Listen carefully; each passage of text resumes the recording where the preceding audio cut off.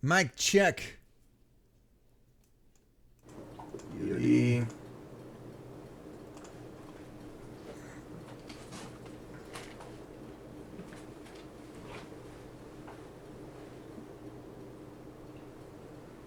Looks pretty good in there.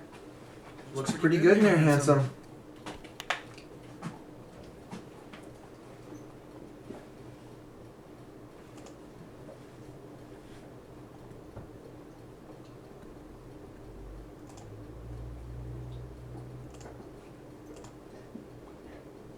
I'm offline. What are you talking about?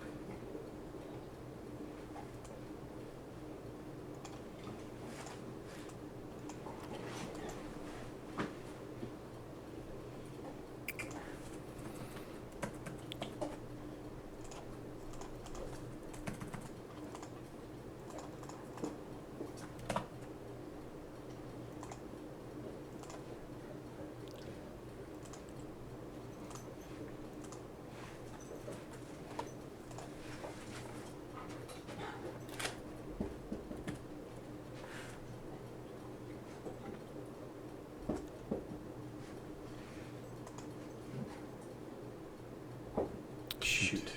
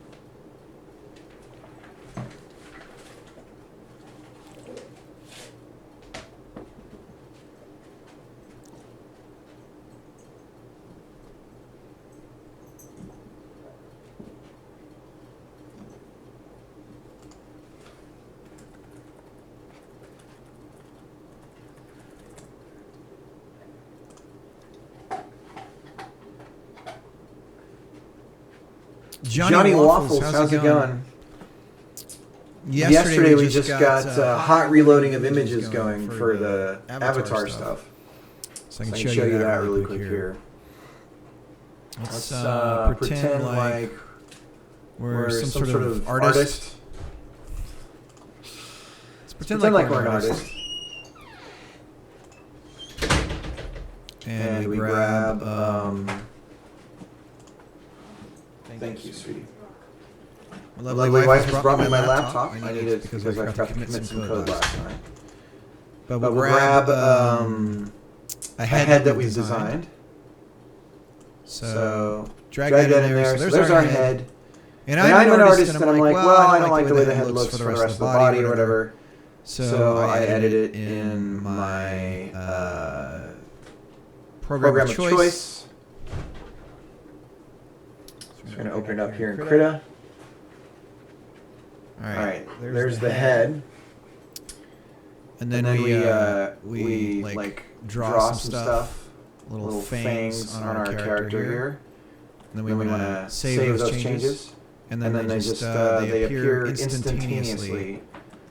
As if by magic, they appear on our character over here. So it's constantly checking to see if the file has changed. And if it has, it updates the image, the texture, reimports it as a texture in our avatar. So cool. Very cool.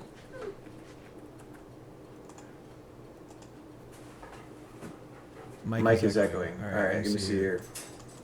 You're echoing. Oh yeah. Camera mic's up. Sorry about that. And the music's not going. Nothing's working right. There you go. Thanks for letting me know. I pumped up the wrong volume. Pumped it up a little more. I wanted to get people's bodies on the dance floor. So that was the goal. Anyways, how you doing? Now I got to commit the code that I did yesterday. Give me a second. My laptop with the Final Fantasy Delita and Ramza on there. And then we got the little FF thing. Nice. And then we have on the inside, it's rubbing off. But it says there, it's one of the quotes from the game. If the penalty for a crime is a fine, then that law only exists for the lower class. All right, let's see.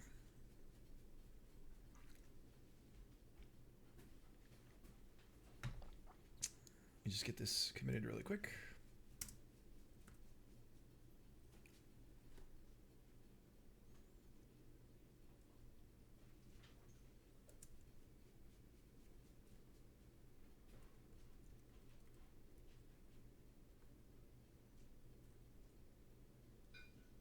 So right now what we're going to be working on is the ordering of things.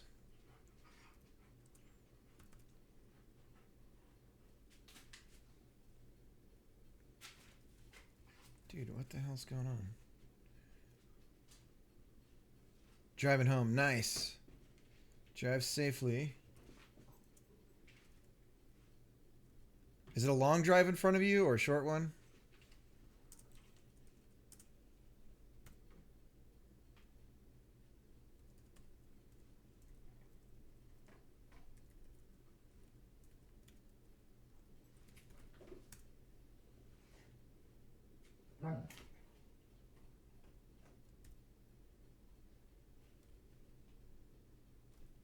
Okay, that's pushed. That's pushed out. What is the dog doing? He's got his conch. We call it a conch. It has a different name, but we call it a conch. Speaking of conch, I was thinking, my daughter's 6, almost 7. I was thinking about reading her Lord of the Flies. She's pretty mature, like advanced in her reading stuff. So I thought we could read it and talk about it.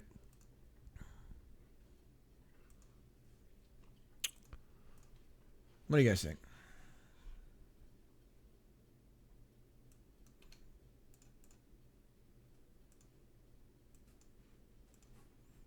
Did it not push?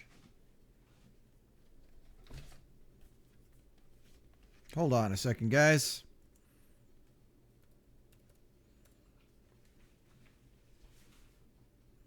It's committed. Did I not pull it properly? Let's go back to our code base. Here. Pull.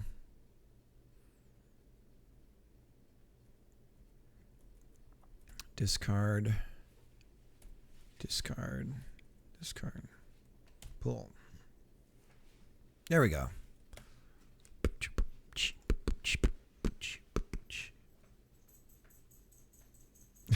At least she'll learn that boys without adult supervision are a mess.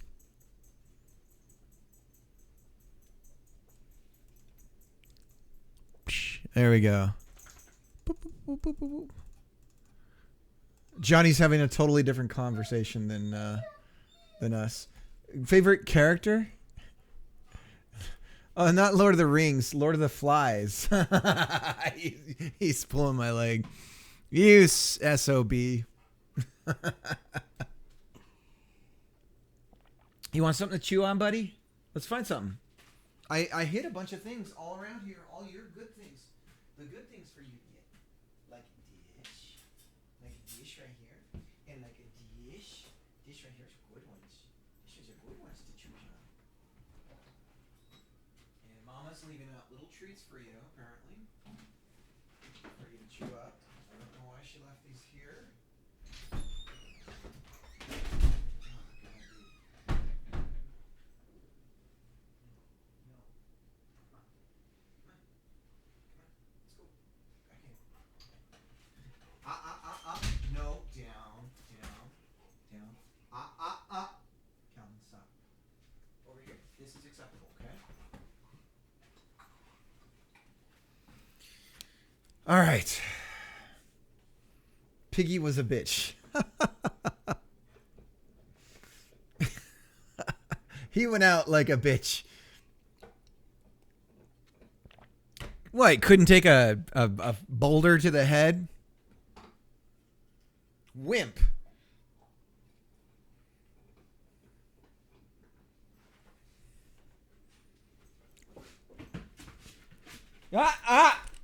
No!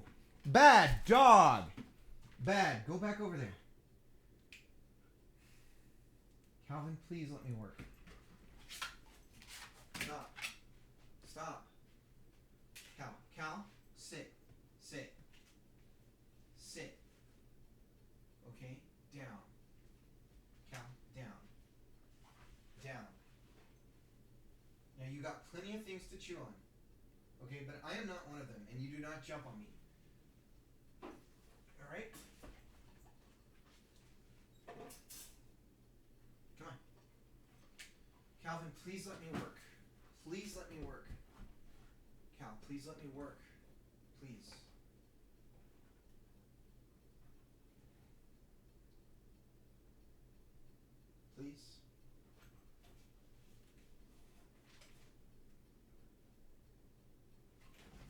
Calvin,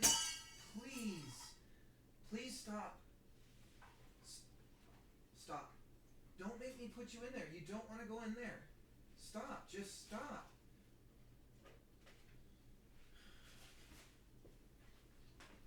Man.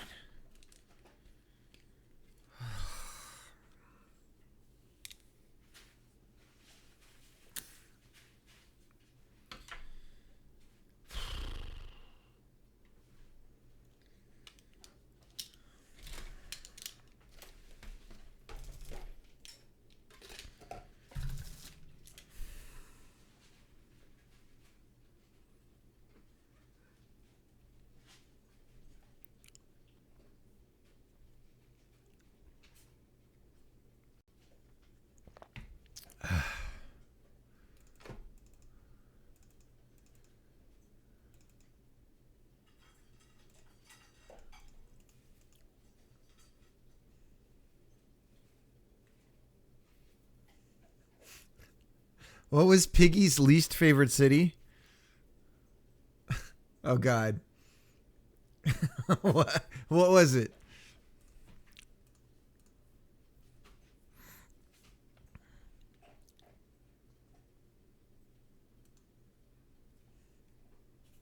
I feel like there's a joke coming.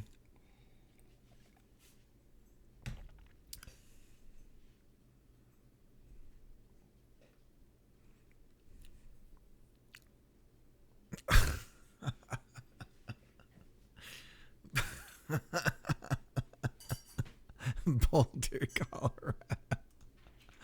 Oh my God. Bad form.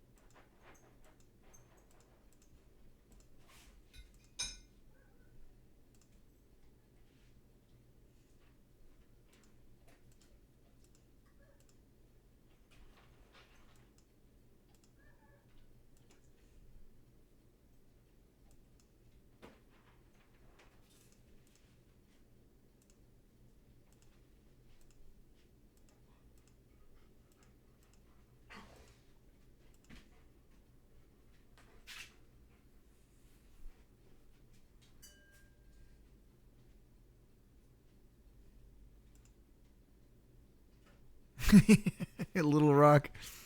Oh, God. Johnny. No. Calvin, I don't like it when you get behind me.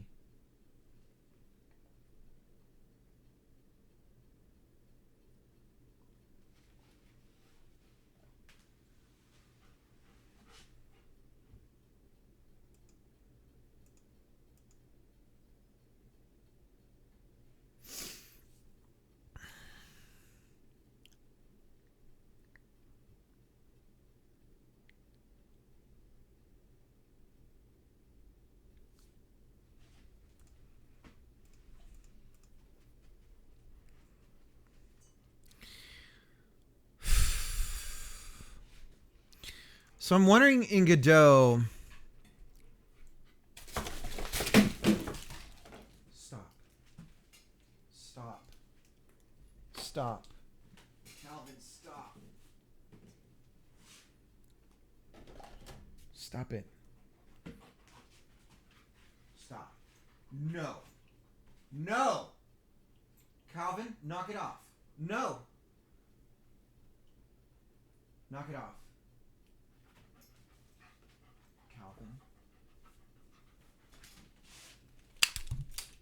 Go to your room. Go to your room. If this is how you're going to be, you have to go in your room. All right? It's real simple.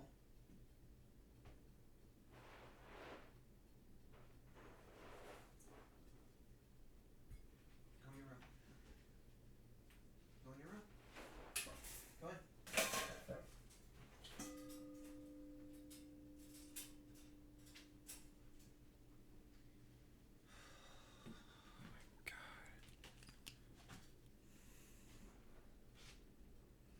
What yearly profit would you be happy with coming from this tool?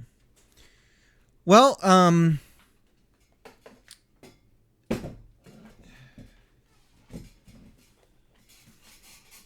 I've figured we only need about a little over $1,000 a month to be doing good with this. At that point, with the take home from my wife's business and everything, we'd be doing really well. So I would say it's really not much. That's the thing about this is that's why I'm focused on it, because I really think I can hit the numbers that I need to hit. If, so we're looking at, 12,000 a year. You consider, let's say we're selling it at $15 a pop. That's 800 sales in a year. I feel like I could probably hit those numbers.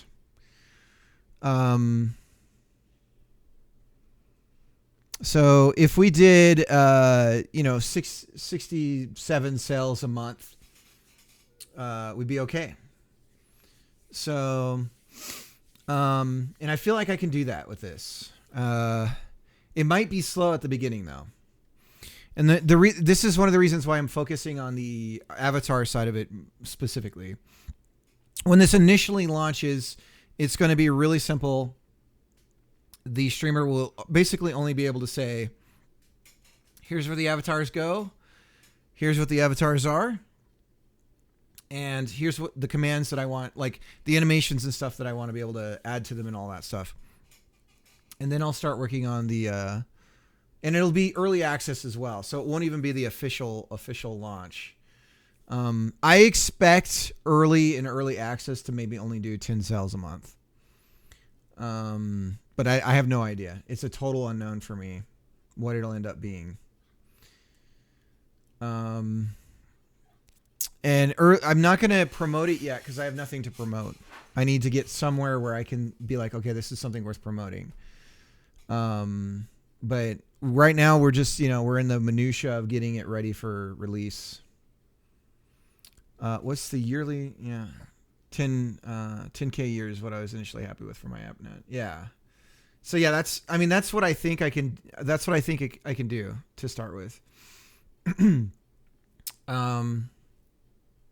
So starting price is going to be sort of critical to figure out, when I actually release this thing. But at first we're going to be on early access. And hopefully we get through Steam workshops and all that stuff, we get people to start creating their own avatars for it and publishing those, and then those will be available in the game as well. Or in this, I don't know what you want to call it. So that's kind of where we're shooting for, or I am. But like for me, it's like, no, I want all of the monies, is how I'm thinking about it.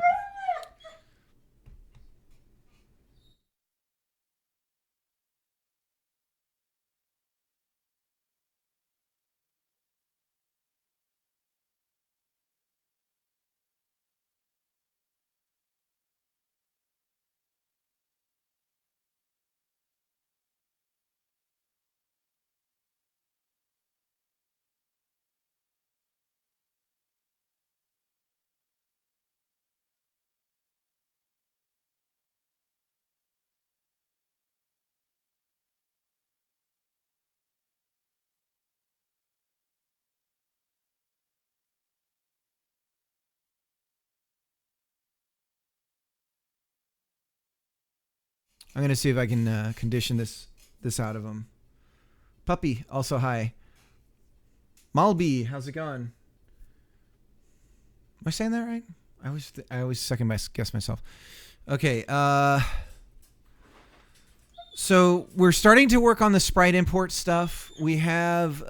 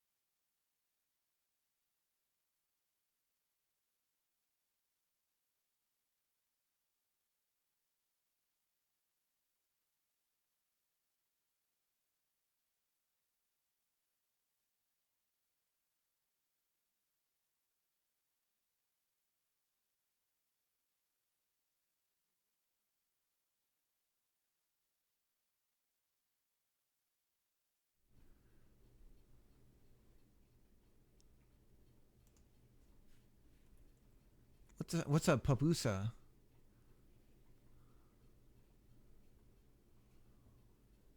Ooh. Ooh, it looks yummy.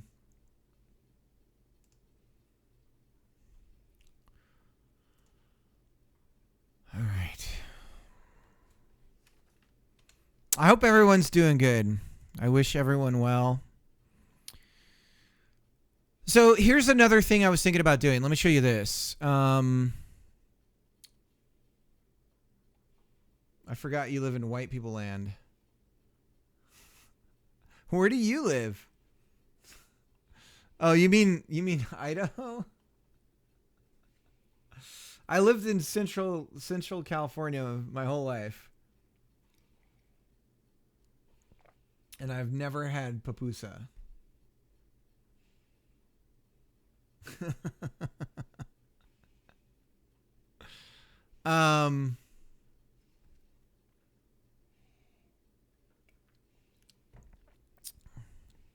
So one of the ideas I had for this view is we have the avatar right in the middle.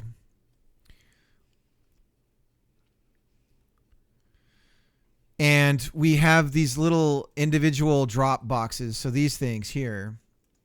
We have these drop boxes, and it's more like a Mega Man cutscene when he gets like a new ability.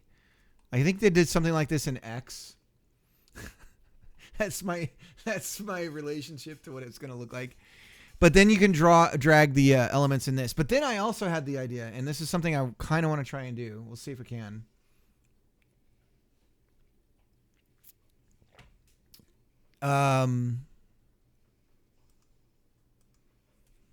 Which is when you just drag an image onto the avatar and he goes into a T pose. I made some chestnut rice and baked potato, and it had the spot. Oh, and it hit the spot. I'm really ready for autumn. Totally. Yeah.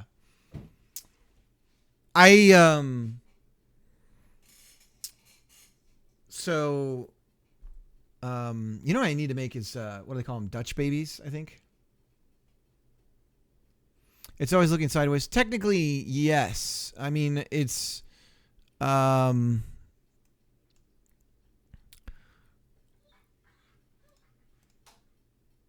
if we go to,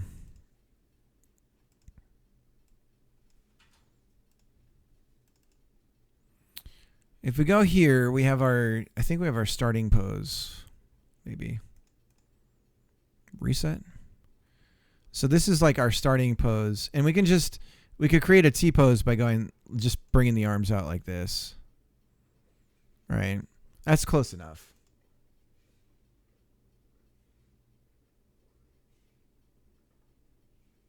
That isn't a thing here, by the way. Yeah, no, it's, a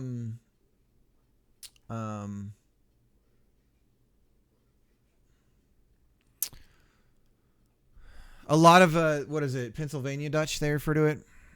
Like a lot of the foods that I know are like immigrant foods, where they change it based on the region, what's available and whatnot.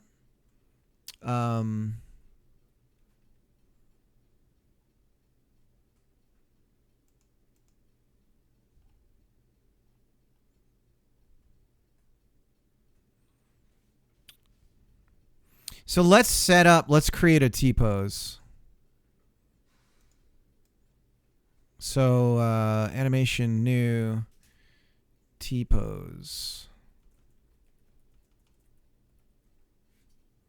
T pose. Should we have a strict rule about naming? I think we'll do camel case.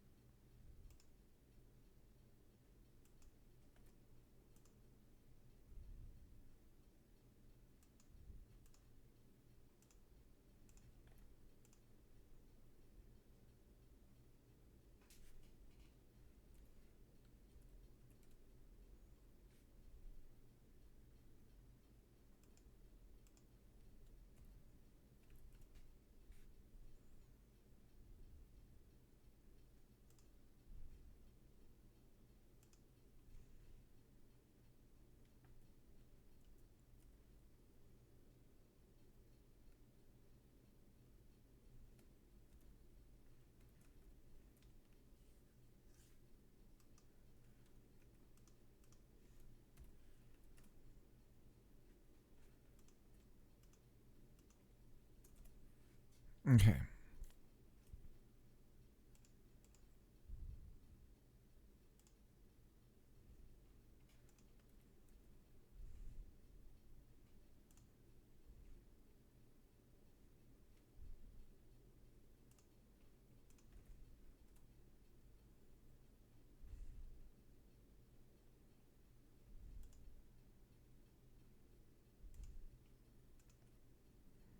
The doggo is being a good doggo right now.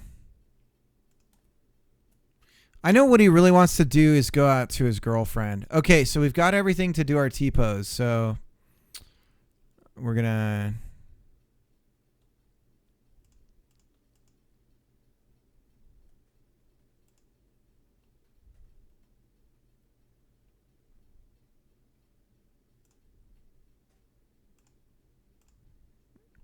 There's our T-pose.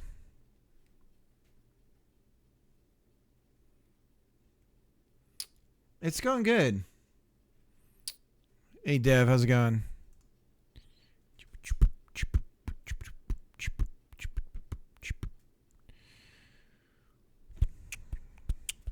So let's add this to our animations.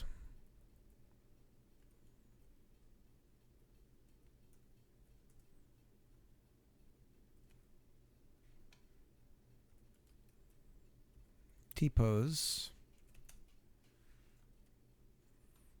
And if we go to, we got to export it. Animation player.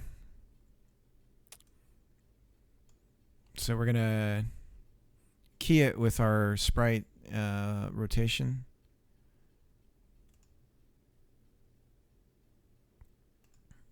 So we only key the torso sprites position. The rest we do their rotations only. And there we go. So now we're going to duplicate the animation. And we're going to put it in runtime.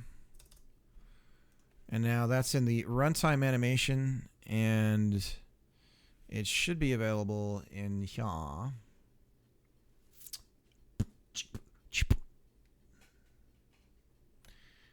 There's T-pose. There we go. All right. So the idea is when we detect that a file is being dragged into this window, we're going to put the avatar, no matter what it's doing, is going to go to its T-pose. And then the artist can just drag the asset into the element that they want to change. And we'll highlight it when they're hovering over it or something. So, and the other thing too is that it'll go back to the poser sprite and it'll fade the sprite that we're actually changing is going to be Nalith. How's it going? We're getting a squad going. It looks like we got ourselves a convoy. Let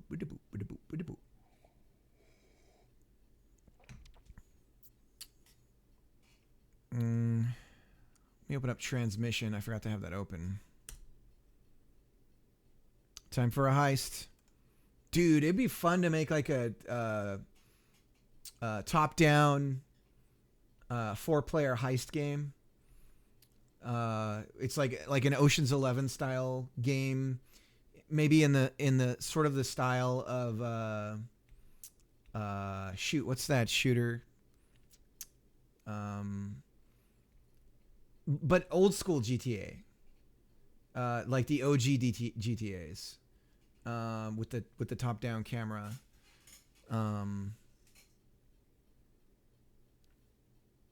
That'd be fun.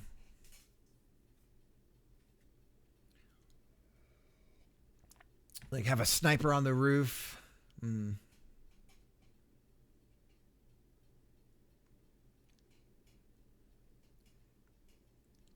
For now, it's one single thing. But I've considered, recently I've talked to somebody as well, and the head, what we could do is do animated sprites for each component of the avatar. So that is a possibility where... No, I'm not using Spotify.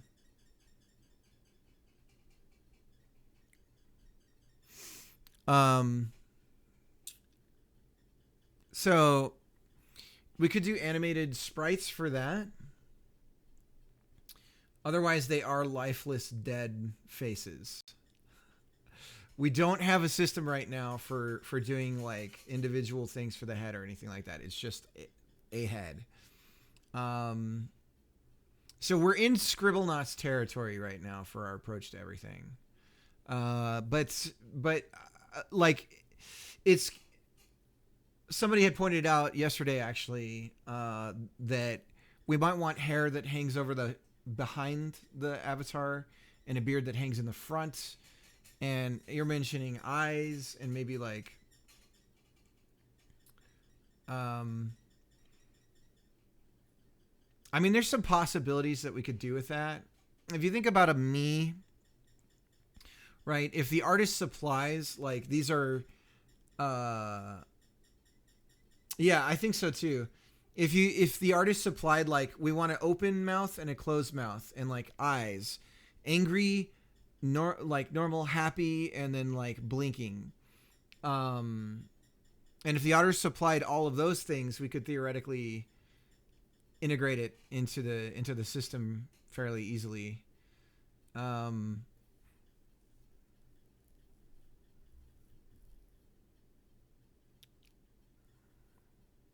We'll get there. That's something that I could do. It's just, I think getting this going, like how we're going to do all this, is kind of phase one. As a matter of fact, let's. But I really appreciate, because that's some good insight.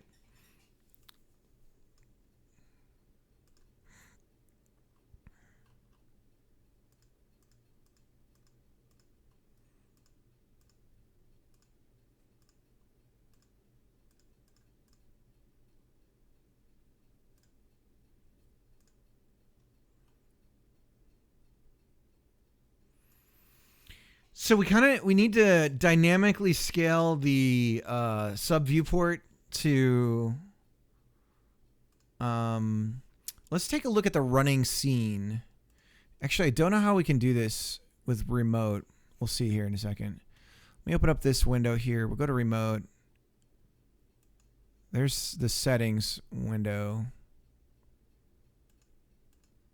And if we look at avatars, let's go ahead and open up that section. And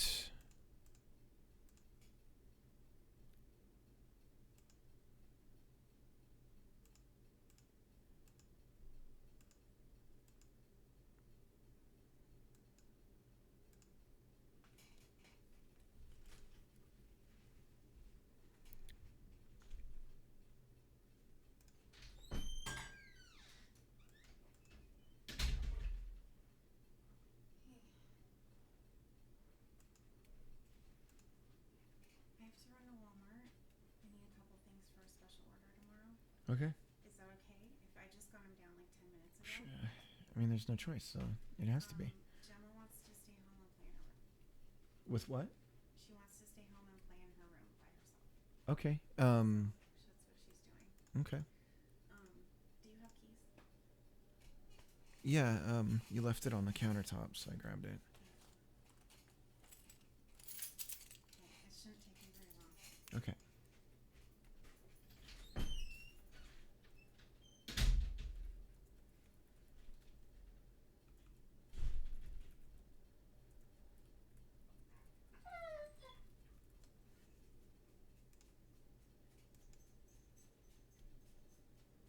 I'm just saying this as an artist. As first, if an artist has the possibility to make any object body part animatable, that would open up creative gates for sure. Yeah. So one thing I am going to expose is we're going to set up a system for keyframing your own. So we're going to have this system here, the animation avatar, and we're going to create our own version of an animation player. Very, very simple version of it. And you'll be able to manipulate the Nearmax, thanks for the follow. You'll be able to manipulate these points here, where the right arm kinematic points, the right leg, left arm, and left leg kinematic points, and then also the torso position, the rotation and position of the torso, and that's it.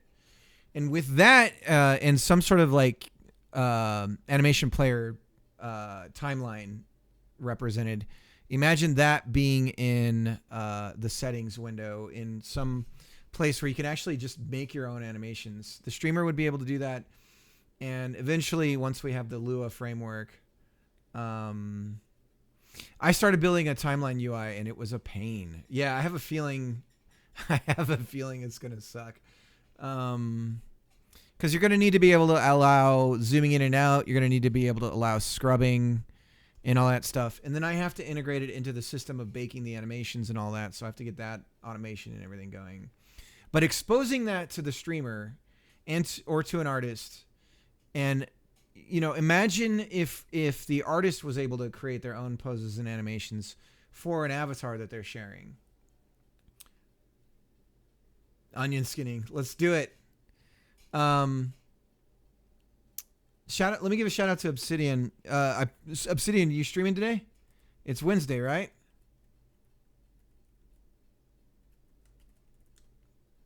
Yeah, check out Obsidian.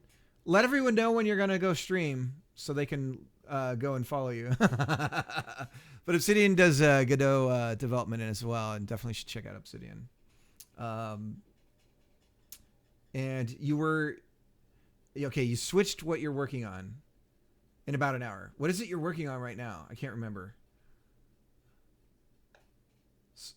Obsidian is searching for the game. You're doing a jam right now? That's right. You're doing the mopping thing. Obsidian's doing like a spooky mopping game. So it's like Luigi's Mansion, but mopping.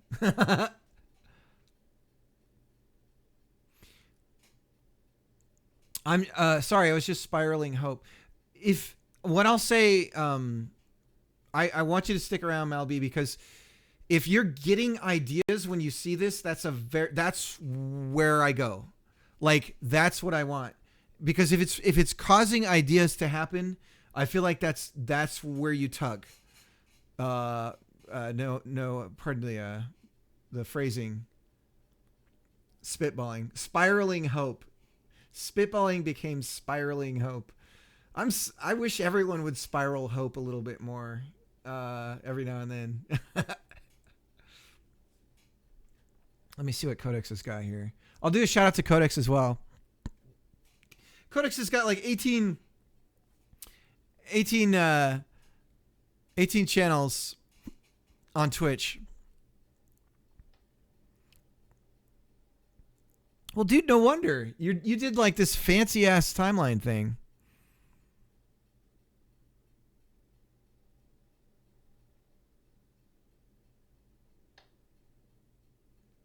Your gig is ending. Should be returning to streaming hopefully next week. Gotcha.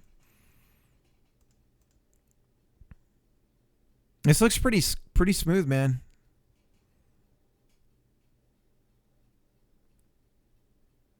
Oh, so you're zooming in and out. You're doing, is that mouse wheel?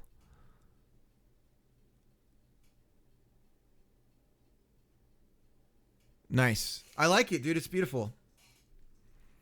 That's clean.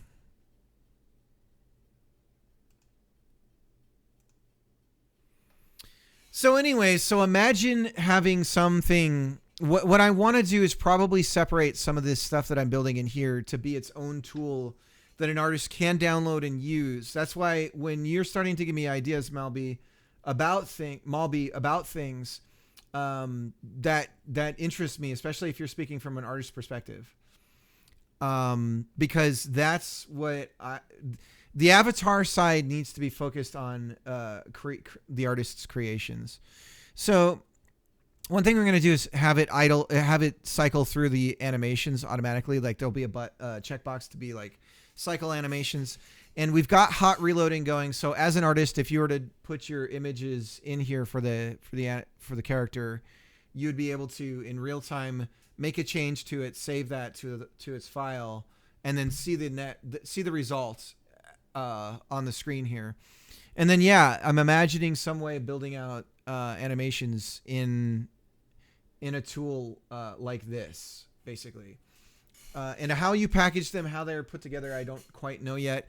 I was initially thinking that the streamer would be able to keyframe a couple animations or keyframe an animation and add it to a command.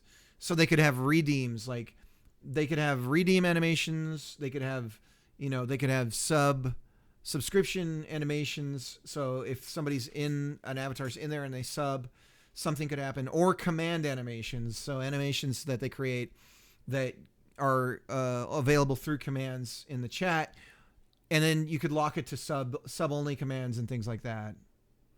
No problem. I'm a 2D artist at first, beginner 3D artist second. Hopefully maybe in the future, somewhat game dev third. Gotcha. Last, an observation. In the walk-run cycle, there is a bob in the body. It would be a sine wave. Yeah. Yeah. We could probably get that in there actually pretty easy. I'll look into that. I have to rekey everything anyways, Obsidian, because of how I'm doing the animation stuff now. So I have to key everything to the kinematic points again. But yeah, I noticed too the head is fixed for anything. I don't have a running pose right now, but even falling, there's no head movement. The torso doesn't move either. And then same with the idol. The idol, the head does come down. But it's not much. It needs to be more exaggerated. In random FPS games, they'll randomly offset the sign. If you want to pick my Brian, I'm always open. I'm not gonna make fun of you anymore. I'll slide into your DMs. Let me get the Discord command going. I don't have a Discord command right now. I need to add one. Give me a second.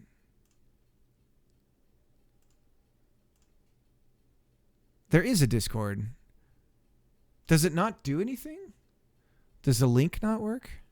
Somebody said it didn't work. It should work.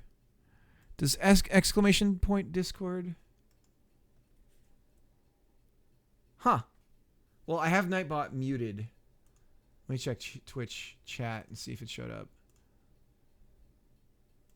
Oh, it does. Okay, let me follow the link.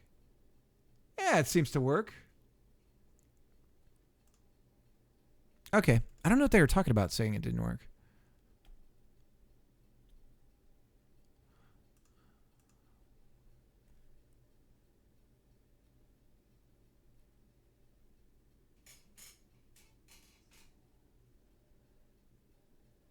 Sometimes don't work for people. That's because they're losers. Ah.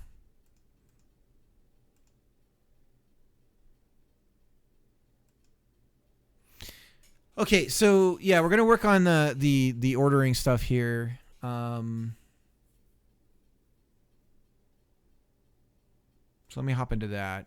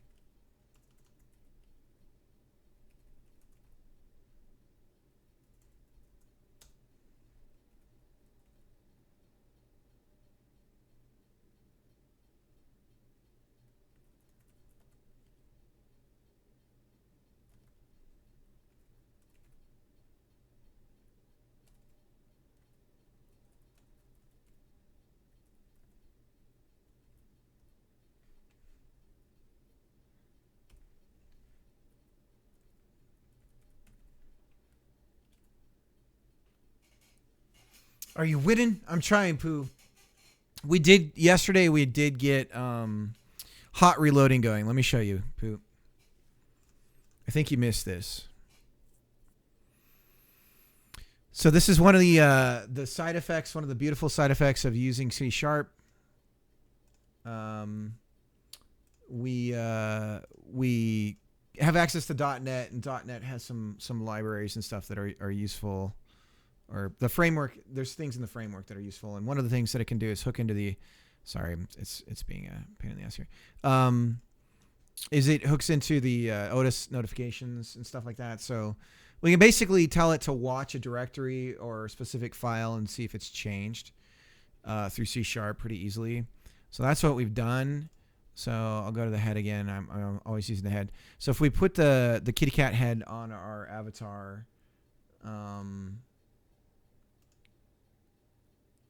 .NET Watch or something else. It was somebody in the chat had recommended that I use, what was I using? File System Watcher. .NET Watch. I haven't heard of Watch. Is this even easier? Don't tell me this is easier. Restarts hot reloads a specific application when changes in source code are detected. Nah. So we're looking for a specific file. So we're using something called File System Watcher. So in this case, if an artist puts the sprite in here and then they go to change it, and they save their changes, it'll reload it instantly. So if I show you here, we have the kitty cat. Here's the kitty cat in the window here. And then I put a little top hat on the kitty cat like this, right? And then we save that. The top hat appears on the kitty cat. I'm 90% certain it uses File System Watcher under the hood. Yeah. So, and then we could put a little beard on him. Right, and then save that, and then the beard appears. So for an artist, this is probably, hopefully, going to be a very useful element to be able to see what their changes look like in animation. Right now the head is dead, though. It's not moving, which is a fair thing that was pointed out. Shoot, you know what? I think I just saved the... we can discard it through Git. Yeah, so hopefully that's like a useful thing. And it's dynamic, so it just remembers where the file was at that you dragged in, and it just is looking at that file to see if there's any changes. I can get a notification if it's been...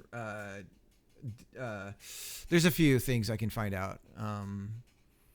I haven't set any of that up.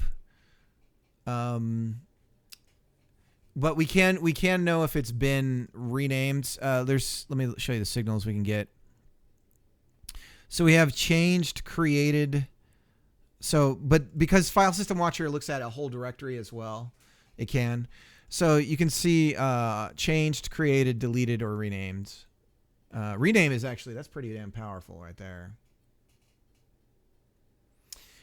This wouldn't be this. So the thing that I'm building right now is the tool to package and create an avatar. This would not change the running avatars in for the streamer. So this is the tool that we use to create the avatars that we then hand out to people either through Steam workshops or whatever their mod library thing is called.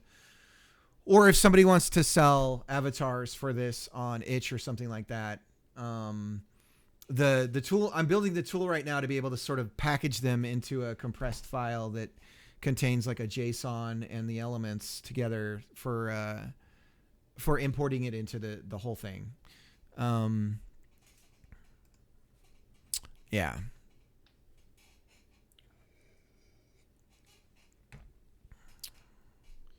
I'm only guessing Godot does cache the resources. Yeah, so right now the way that I'm refreshing the texture, we call update texture here. And basically we just we build a new image, load the file, we create an image texture from that, then we get the node, in the scene for the texture, we replace the we find the sprite, we replace the texture in the sprite.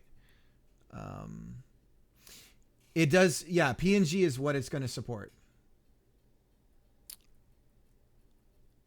So, and it's actually the resolution is crazy high.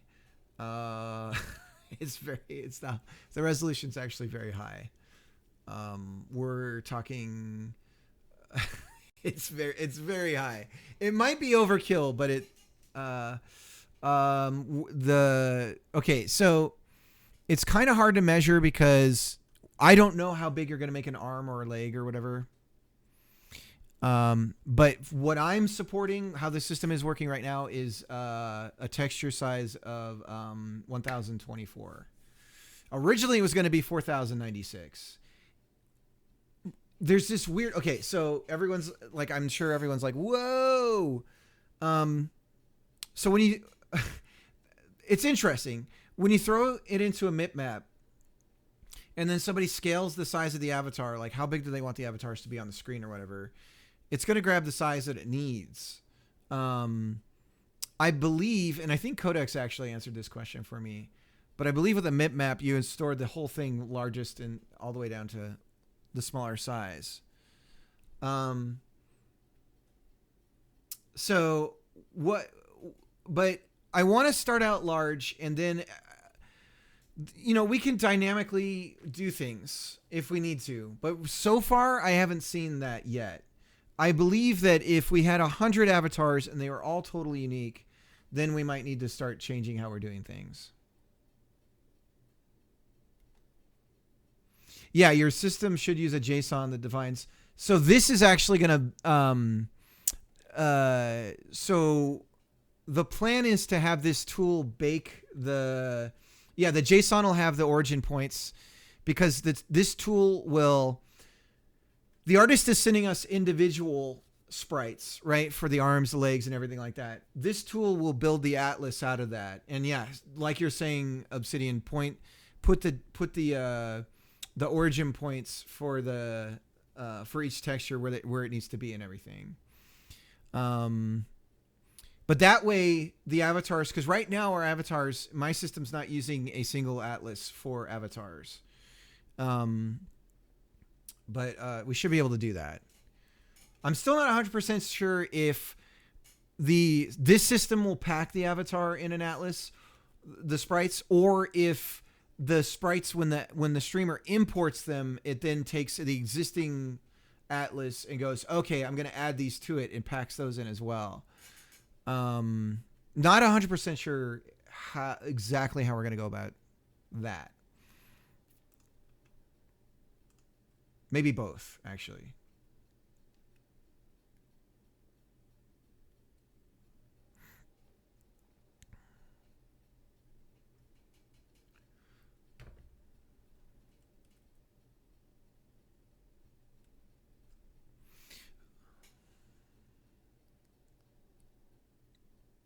Want to make a 2D character sprite sheets, one on the front side, and for 3D there.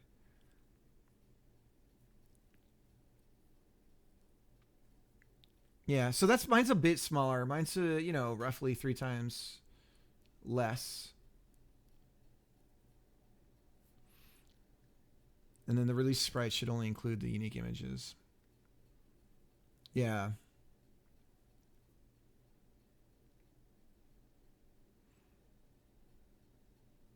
One of the reasons why I like them crispy lines. Dude, tell me about it. That's one of the reasons why I want the pixel count so high, is because imagine recreating, okay. Imagine making this.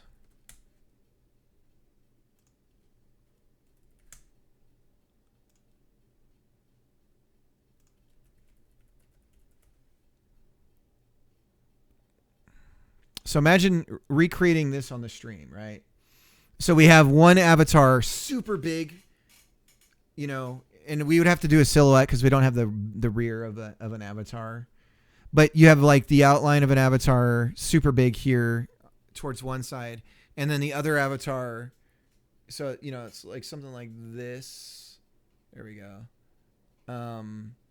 So the more resolution we have to work with, it'll look a little bit better.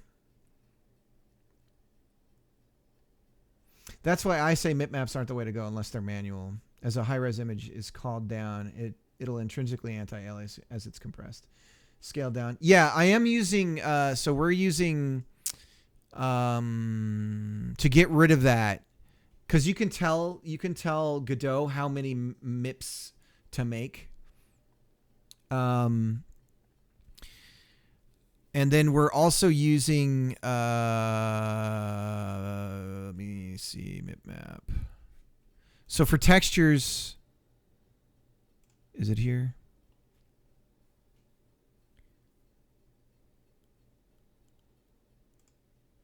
Nearest mipmap. No, this isn't it.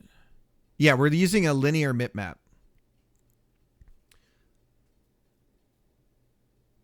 I'm thinking of jumping from Unity to Godot. Interesting.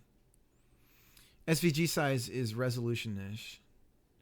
You could use an SVG and have the system rasterize at runtime. Then we could get really high res.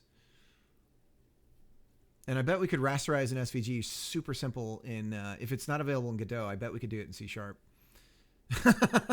I bet there's a library in NuGet to do something like that. You should try it out, Codex. Is it all the uncertainty with Unity? Or is it just like Godot seems like more fun? Like there's a party in Godot land? Godot supports SVG. That's right. It'll make a MIP out of it. Or it'll make a texture out of it. That's right. I totally forgot. But so we rasterized the SVG, but could we, I misunderstood what you're saying, Obsidian. I wonder if we could import a PNG, turn that into an SVG so that we can then rasterize. Or I suppose we could do it with a PNG anyways. Wouldn't really matter. Not just that. Godot seems like it has more of a user focus. Like the actual developer experience. That's how I feel about it.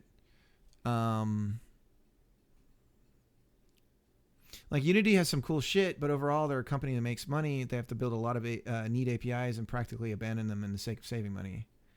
There's no point in PNG, SVG, PNG, huge conversion, little gain, right? So if we just have a really high res PNG and then we sort of bake the size in, if we presume that we're never going to go over a certain size, like for, all right, Dev, let me give a shout out to Dev last week gave me a crash course in Blender for the tactics game. I want to do stuff in Unity, but now that it's stinky, would you recommend Godot to an absolute beginner? So Devro is doing stuff in Unreal and Blender. I need to look into multi-threading in Godot. It's really good with Unity Jobs API. The multi-threading stuff in Godot is pretty straightforward. Let me send you the docs real quick. I'll send you the multi-threading page. Multi-thread. I mean, you still have threading. You still have all your concerns that you would worry about with, here you go. So this is a walkthrough on that.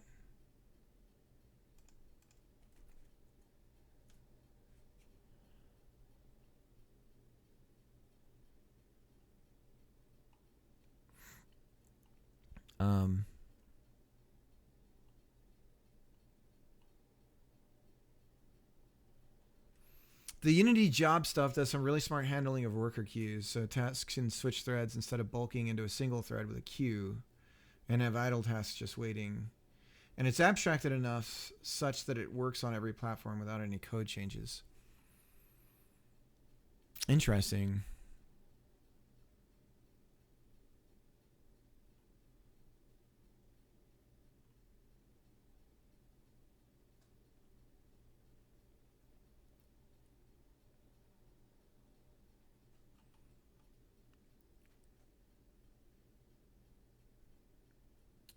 So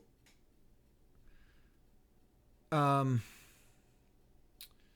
so the codecs, there's only one issue when so you need to get back on the Godot thread depending on what you're okay. The minute that your multi-threaded C# or C++ thing needs to talk to the Godot API stuff, you have to get back on the Godot thread. And I know of two ways to do that reliably, and if you ever start doing that stuff, I can show you how. But you just need to make sure that you you wait for the frame process step, or there's another way to do it that I found. And so then you hop back on the Godot thread when everything's ready. So that's the only thing that was kicking my ass. I didn't realize that was going on, but that was kicking my ass with the, I'm using, a library for the, Twitch chat stuff. And it's got about 4 threads open at any given moment. 'Cause it's constantly repolling things and everything. And things would be working, and then they would just like mysteriously say, I can't find something that's absolutely in the scene tree. And I'd be like, what the hell's going on?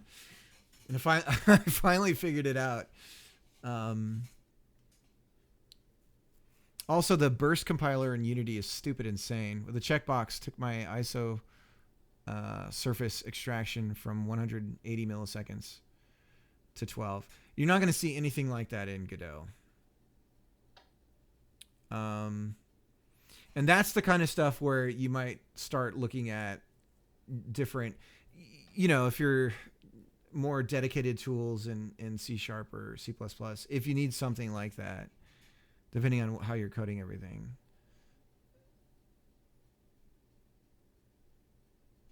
Even Unreal doesn't have as nice things. Yeah.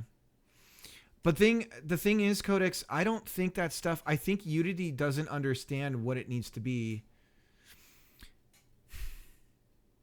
I think there's probably some term in like a religious context that I could draw from that I can't think of. But Unity is shaping up to be, it's getting milked. They're like taking out as much milk from the stone as they can. They have no interest in actually. It really feels like the direction of Unity has nothing to do with making a better engine in its future. I joked, but I wouldn't even doubt that there may be like the that there might in the low end Unity IDE that they might start putting ads in the damn thing. And that if you have the higher subs for the professional stuff, they remove that stuff. So, well, yeah, I mean, it depends on how long you want. If your short-term vision is money, then yeah, you destroy the thing and there's no future. Eventually it dies out. This is what Disney's doing with every IP that it acquires.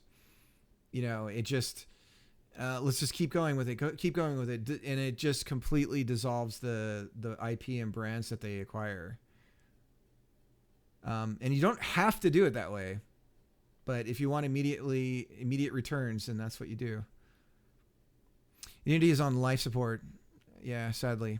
See, I feel like Unreal is on the other end of that, where they're like, well, it's almost like Unreal is like going the premium route. Or they're trying to do something like that, I suppose. But the thing is, it really does feel like Unreal games kind of have the Unity effect where they all are kind of the same. They all kind of, it's like a certain style of look and everything to it. But I think that's just the market, the gaming. All modern games kind of feel like they all look the same. The real popular, like AAA ones.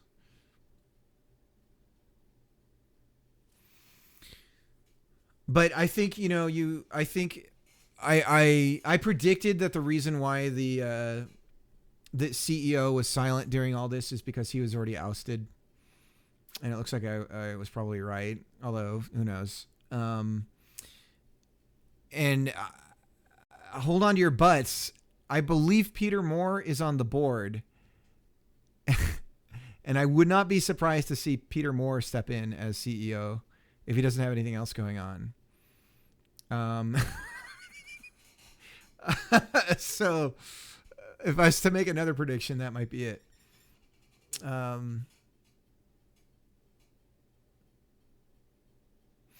have a relatively finite user base. You're not going to get millions. Yeah. Once those users are already brought into them, all revenue stops coming in. Can you mix languages in Godot? Like if you want to do threading with their mutex stuff and set it up, but have the core be in C#? Yeah, you can. Yeah, you can mix it. Talking back and forth between GDScript and C# isn't too difficult.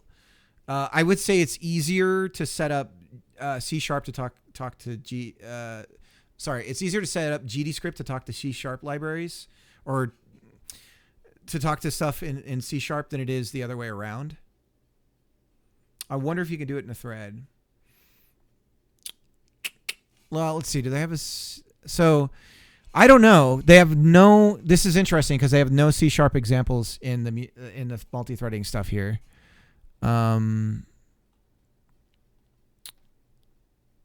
So, I don't know.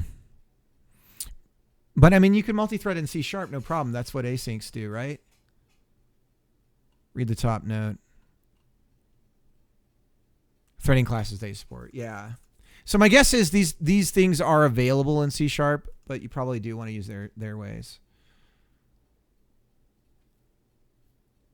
Async is a share pool. Interesting. Okay. Yeah, for some reason I thought that would open up threads.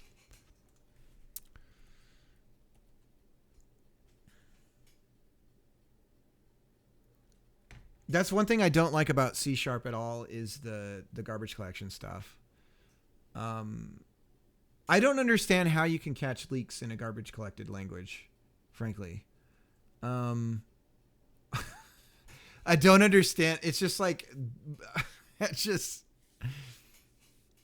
weirds me out. Easy. They are collected.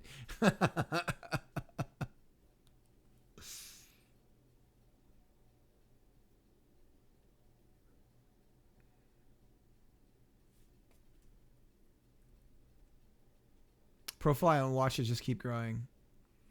It's hard to do that when your application, when you're trying to test something that you're scaling it to see how, like when it gets to a certain size, like is each instantiation of a thing that I'm doing of an avatar, is there a leak in there that I don't know about? I don't know. I guess what I'd have to do is queue free them, like get rid of them as objects and see if our starting object count, you know, what we end up with in the end isn't the same as kind of the starting count, then we'd know something's leaky.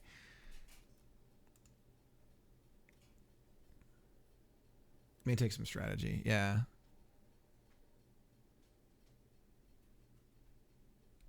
Technically trust the language. Yeah, it's just, it feels weird. And frankly, it's, so resources in Godot release immediately in GDScript, right?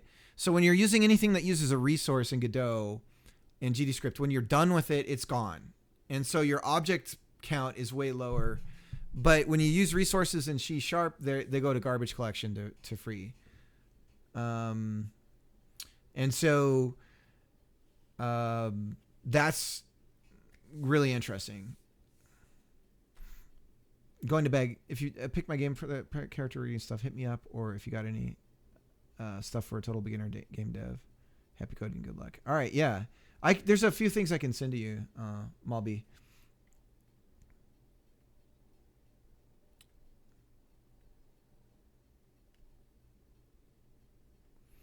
I don't know, Colt. I'm very new to it for C#.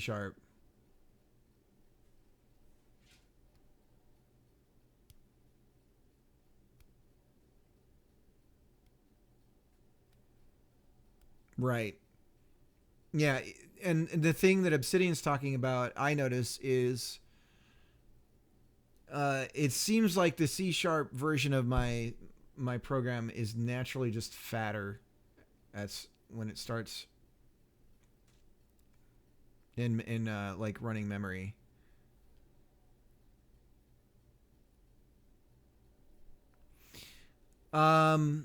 Initially it was for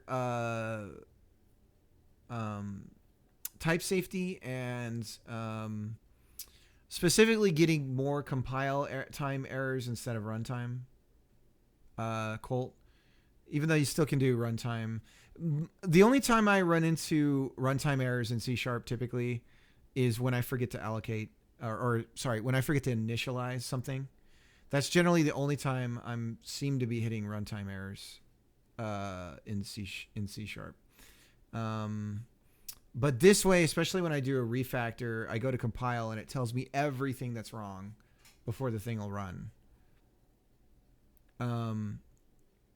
But what ended up happening was it was access to NuGet and like external libraries that suddenly became extremely useful in C#. And for instance, this hot reload stuff in this file system watcher in .NET is really fly.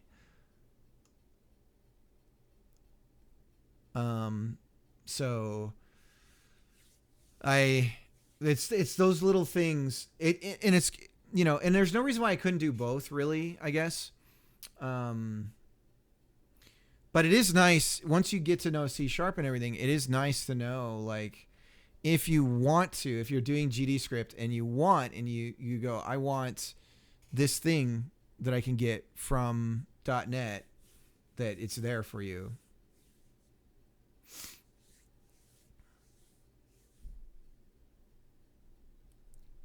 So, but yeah, NuGet saved my ass because the class, there's a plugin for Twitch support in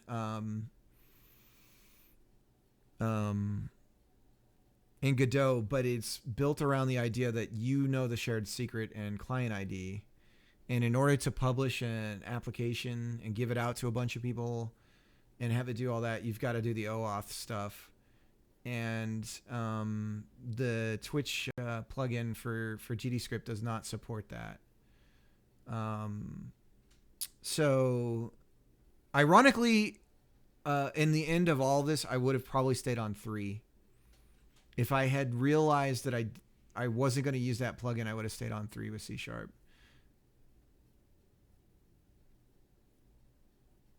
I'm always loud against C# and Java. Yeah, I'll admit the like OOP nature of it sometimes is a little like you can start to fall into certain pitfalls of thinking that you don't necessarily need to be doing. But GDScript's object-oriented, or at least if you think about the Godot API, the entire Godot API is OO. Anything that requires indentation to be accurate to work is ridiculous to me. I hate Python, so GDScript is something I'd avoid heavily.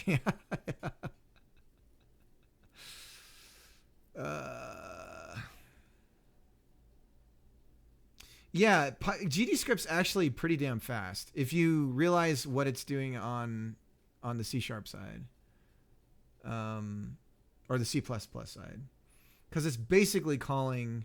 And actually, I believe that Juan has mentioned that he wants to do a JIT compiler for Python. I've seen his tweets about it where he's talking, or for GDScript, where he'll do a JIT compilation down to C for GDScript.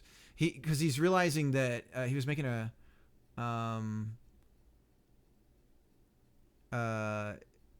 he was talking about there's only like a few things that would really need to happen in order for that to be possible. And I think it's revolving around variants specifically.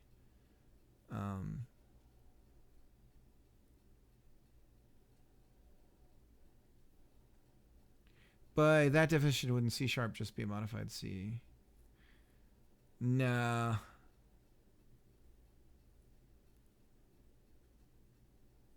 Oh, you're talking about the Python stuff? I don't know enough about any of that to be able to say for sure. Python has a GC for starter. They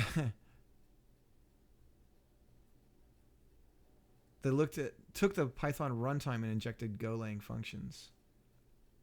Is that what it's doing still now? I don't think that's how it works now. Godot. I don't think that's what's I've got Go laying on the yeah.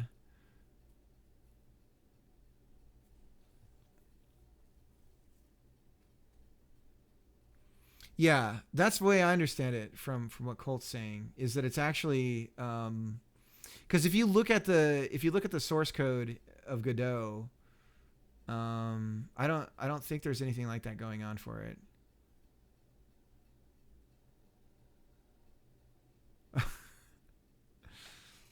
All right, let's get let me get to work on what I was going to do here. I enjoy the conversation for sure. So we want to iterate on the children inside of here, and what we're going to do is set up connections to a bunch of signals, and we'll use a lambda to talk to know which up button was pressed on which part. Most of the stuff I'm doing is all algorithms and data structs, but the multi-threading portion of it is pretty important to me, so I'll be diving into that soonish.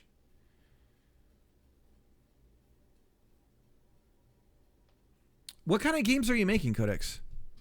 Or is it apps?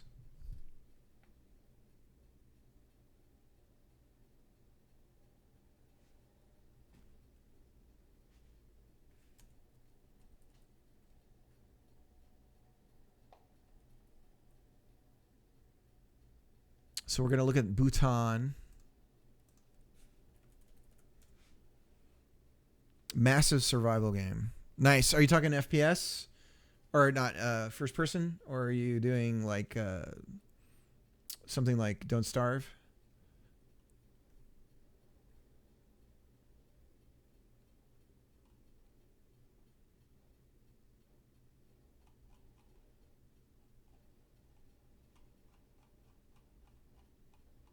Different tactical advantages. Nice. There's that Xbox zombie game that I always wish it was something it isn't.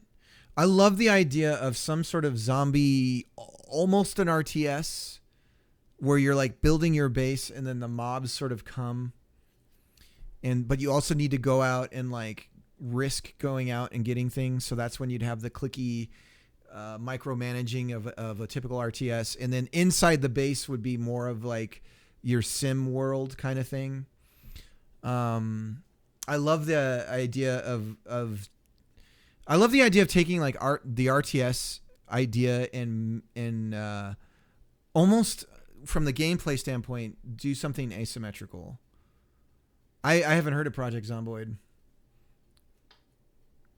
But I think that the RTS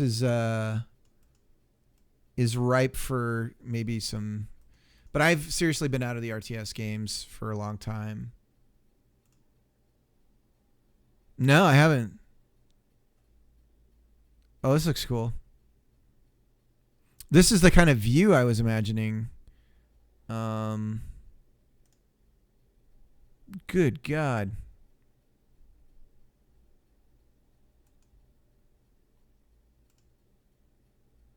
Where's the player? Or are you the hand of God kind of thing? Oh, there's you. It's a pretty cool game. Yeah, I'll check it out. But this would be like you'd go out and rescue people and things like that. It looks like you're solo in this.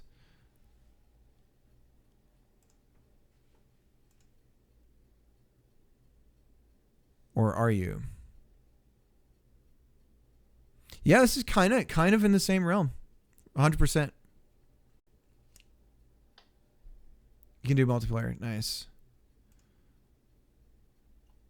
It looks cool. Oh, this is Minecraft. Now we're getting into Minecraft. Thanks, Microsoft. That looks cool. All right, so base button down pressed is what we want. So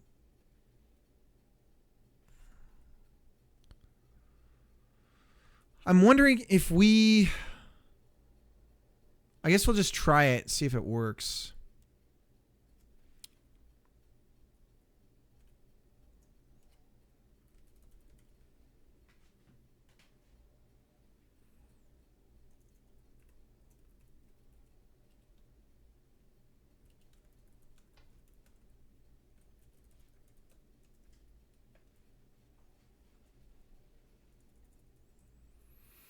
See, we can't do it by... So we do need the relative path. So let's copy. How do we get the node path? There we go. Paste that in like so. And actually, let's undo that.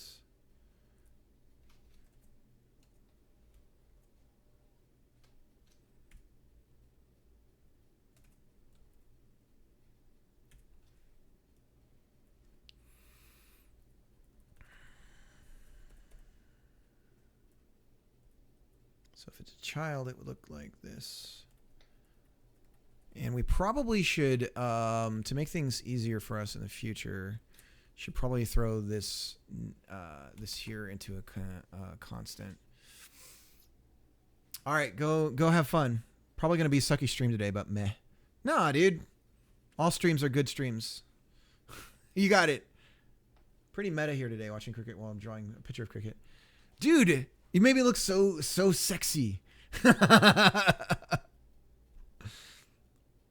Took me a few weeks to be able to survive with the dam. Haven't played it myself in about a year. I'd be rusty. Definitely not an easy game. Interesting.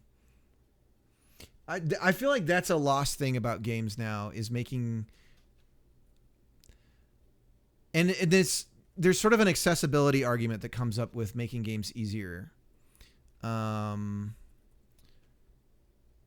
I think it's not... I personally don't think it's a very honest argument to say, how hard is it to have multiple difficulty levels and stuff like that? Because if you're not designing around a particular, like, I don't know. I don't want to get anyone upset. But I feel like if you're not designing around a particular, like, this is the game, and it's like, well, we need to be able to scale everything, then I feel like, what is it you're actually making? And I feel like that's how you end up with, like, your Assassin's Creeds and everything. Where it's like, well, we'll just stick a bunch of stuff in a game and give the player a bunch of things to do.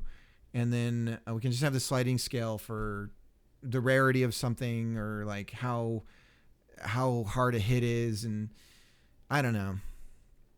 I think Dead by Daylight is an example. I don't know if they have a difficulty on that. But maybe that's one that does that kind of thing really good.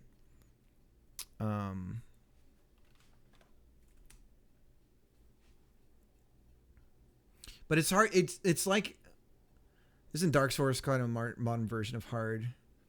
Yeah, that's the one everyone points to and says, well, it's an accessibility issue to make a game that only certain people can beat. And they'll point to a Dark Souls or something like that. How much do you want a wizard hat? Let's do it. Now the question is, do we want a pointy wizard hat or a droopy one?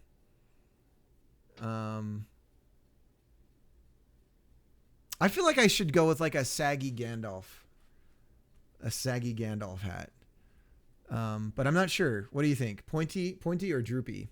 Do we want a limp hat or a pointy hat? PC has a lot of cool factors in survival. Cutting yourself, falling too often. If you're a smoker, alcoholic, fat versus thin. That's interesting. So let me guess. Does it have like a roguish type thing where you kind of roll your character every time you start? It like rolls the dice and you're like an overweight smoker. You're like, crap, this run's going to be over in 5 minutes. Or you can create a profile. Interesting. How do they roll their hat? I feel like a single bend on the droop. So, but that's kind of going into Smurfs territory, isn't it? What is it? How do the Smurfs look?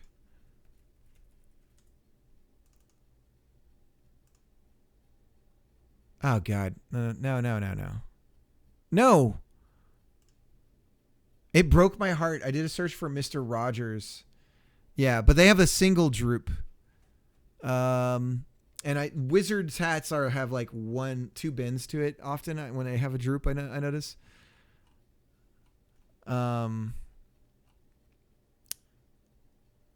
What's under the hat? Don't you wonder? What's under the hat? What's going on under there?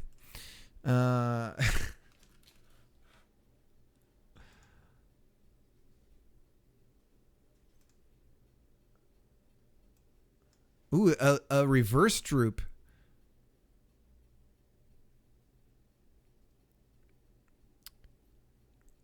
Is this Kirby? Is this from Kirby?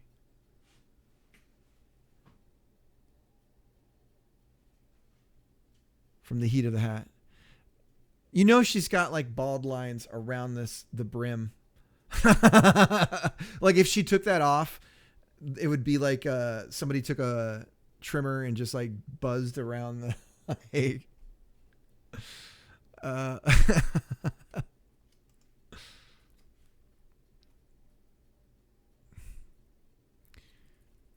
all right, so let's see if we got it, and then if we've got it, we're going to make the connection. So we're going to say pressed. So move up.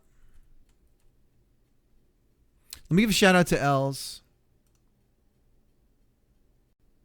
You look so much like your friend as a drawing. Is that what happens to couples over the years? They start to look like each other.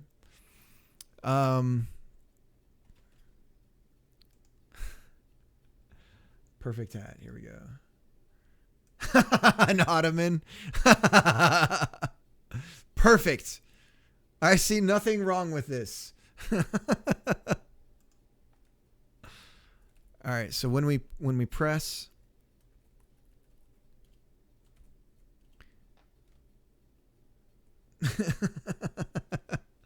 let's do it. I could see something like that could work.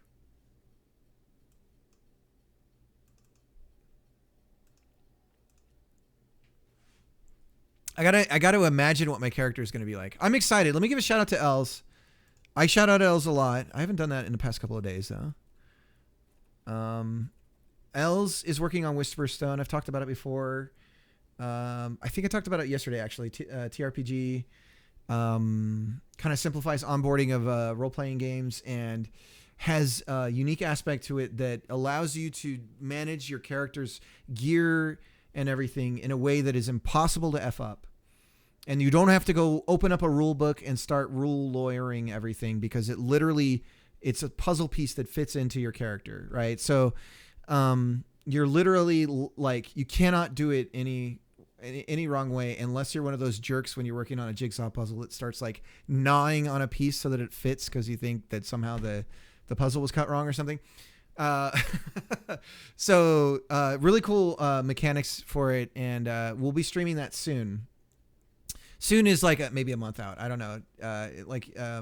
But it'll be soon, and I don't know if it's going to be a try stream, but Els might be streaming his side.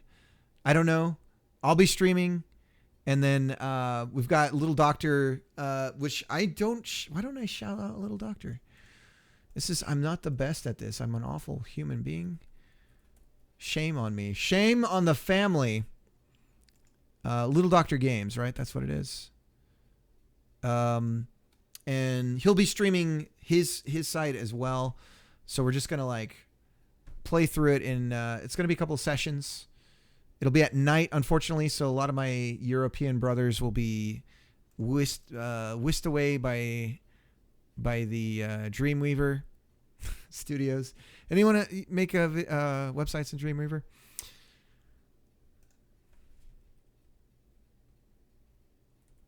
So I think we go like this, and then we put the lambda. I remember front page. I don't know. Yeah, let's go with the standard issue wizard hat. One fold wizard hat. No problem. I don't know. I don't know if there's a way for you to be able to see if it's doing anything. That's right. And there's nothing wrong with a static generated HTML. Like, and I feel like the modern tools like Hugo and these things, Jekyll, they go about it the nerd way. But where's our damn equivalent of Front Page and Dreamweaver for regulars, for the normies, so they can make their statically generated website and throw it on S3 and pay 5 cents a month for their website that nobody goes and visits? What happened to us? Back? All right. There's a dead bird on the right in front of the front door. So I'm gonna get rid of that. Do you think he is a present? Yeah.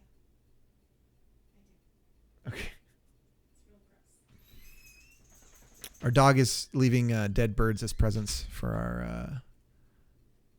So we're going to make a function called move up, and we're going to pass into it a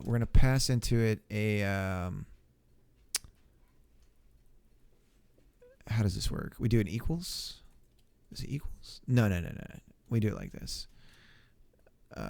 We need to give it the name of avatar sprites. No. Avatar section name.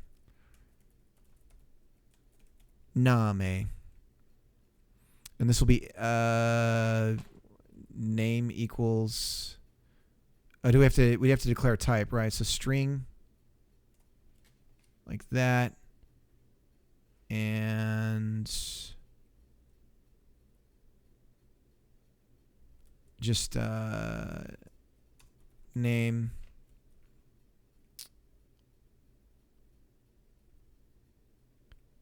And then we do string. We don't have to cast. So we say name. What is it? Avatar section. Ooh, I got something to show you if you're still here, else. Action does not take. Delegate action. Well, hang on. Let's make the section.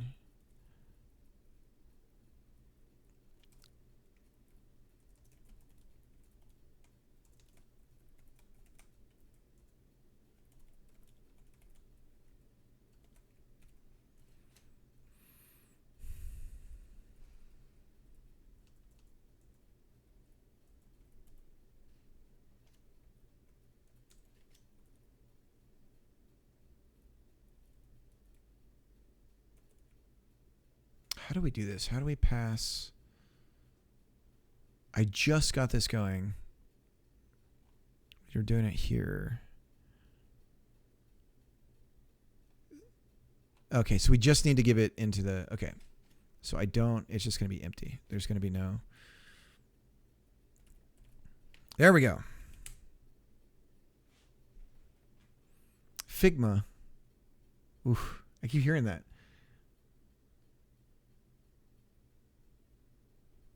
I think I can dump a lot of stuff. But also, that's what Wix and WordPress is these days, I guess. Yeah, and probably Squarespace, most of all. I am so mad, guys, because when I graduated high school, it was like 3 years later, 2003. I hate to be the guy, but it was like I had the idea... And I was going to work with a friend on it, and that's never do that with business. But so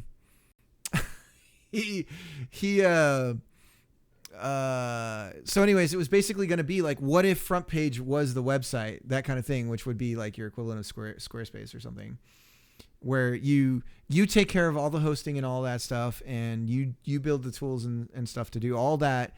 So that the person doesn't have to think about that. They create an account and they could just bust out a website.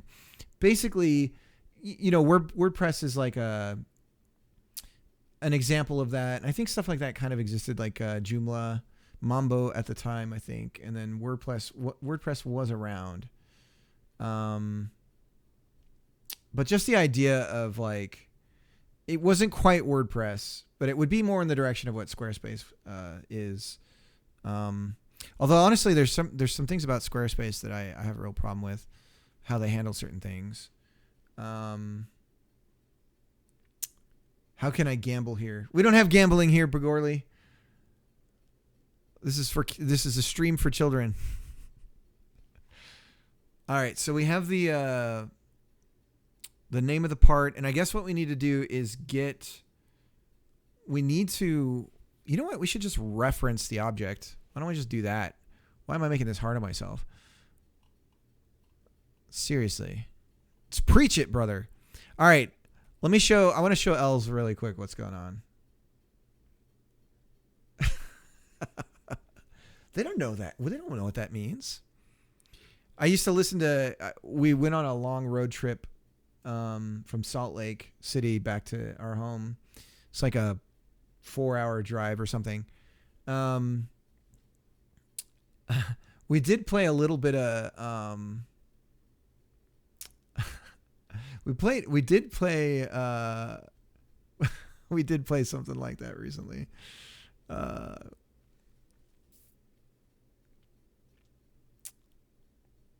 Anyways, let me show Els what's going on here. So we're busted. Our animations are busted right now. What's going on? What do we break? Null pointer. So we're dealing with nulls.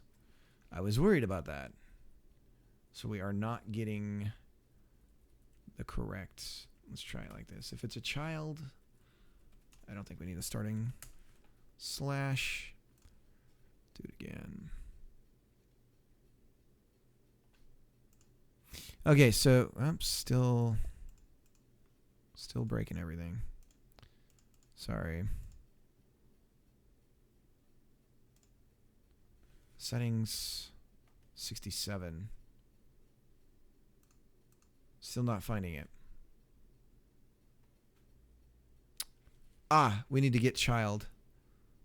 So this would be avatar section. Get child. Get busy. Bhutan.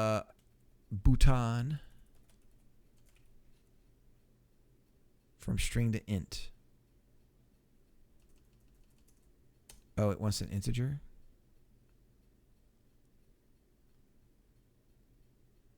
Get node. And then Bhutan. Bhutan. And then same here. Avatar section. All right, let's build this bad boy out again.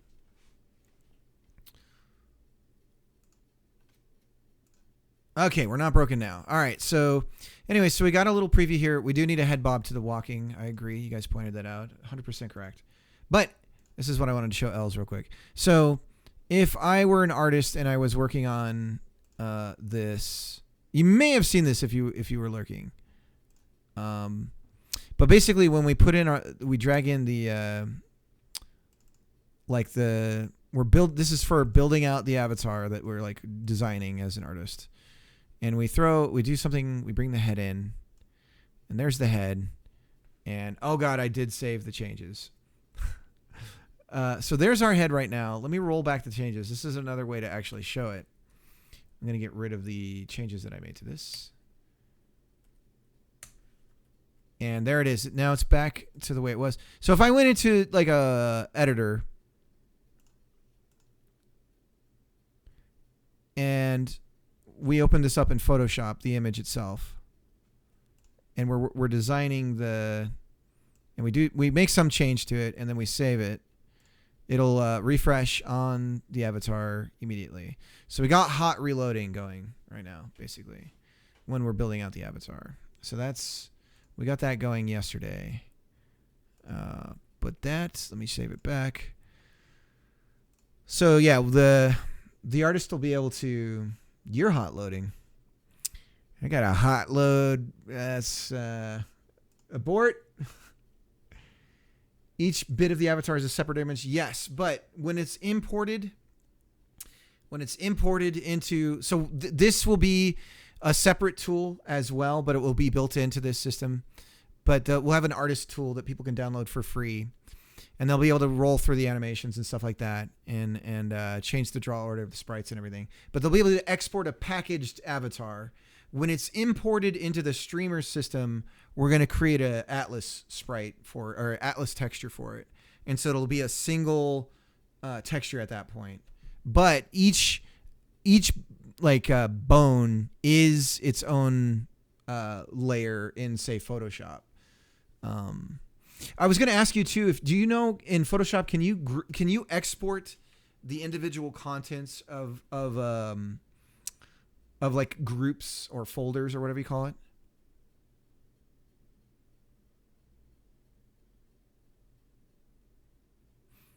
Why you make me export like that though? So you don't need to. So as a streamer, you'll have this tool. So there'd be an export option, but there'll also just be like create avatar from sprites that you have here. So there'll be some button down here that'll just be like add avatar to, whatever, and then it'll just be an available avatar from however many other ones you've got in it. File scripts, export layers to files. I'm not sure. You can do a lot of stuff with Photoshop, but honestly, I'm a relic stuck in CS6 because I refuse to pay for Creative Studio. I'm not sure what is available in the latest versions. You're smart. Imagine how much money you're saving doing it that way. SAS, I could go on a rant about SAS. SAS is like a poison pill.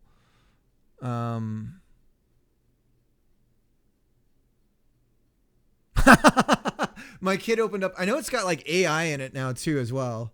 My kid just opened up Photoshop in his school laptop and he had like a 3D modeler in it. My God. Yeah, I hate the subscription model for software. It's awful. It's all cloud-based, right? Then you got mega privacy concerns with that.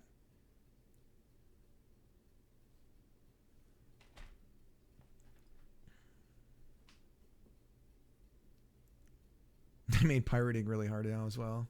Yeah, if it phones home. I would imagine they have like components to it that it literally has to download in order, because you have to have that stupid thing running if you have an Adobe product. My whole first job in high school fixing old photos in Photoshop, it was like literally been turned into a single button, could do now free in an app. Yeah, a lot of phones have it like built in now too. It's really creepy now too when you take a photo on a lot of phones. It pre-processes taking out like smooth skin and stuff. And so you'll take a picture of like, oh, where's my wrinkles? Why do I look so good in this photo? And it's like, it's happening before it's writ to an image. It's really creepy stuff. What was Piggy's least favorite pro wrestler? Oh God, The Rock. It would be, Johnny, is it The Rock? Is that Piggy's least favorite pro wrestler? Piggy's, damn, you made me think of another one.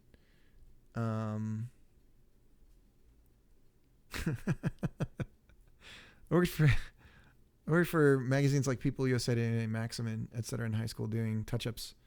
Learned lots of Photoshop. In my early 20s, I worked at Adobe Consultant and got more into all the tools. Meanwhile, school photo companies are still trying to give you $25. Right?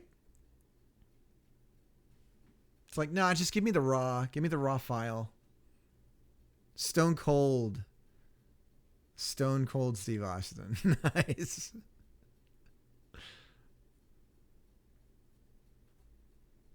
Are we allowed to call El Dragoon a boomer?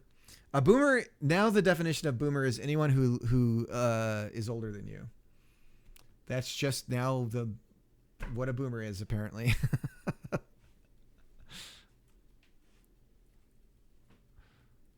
I'm not bitter.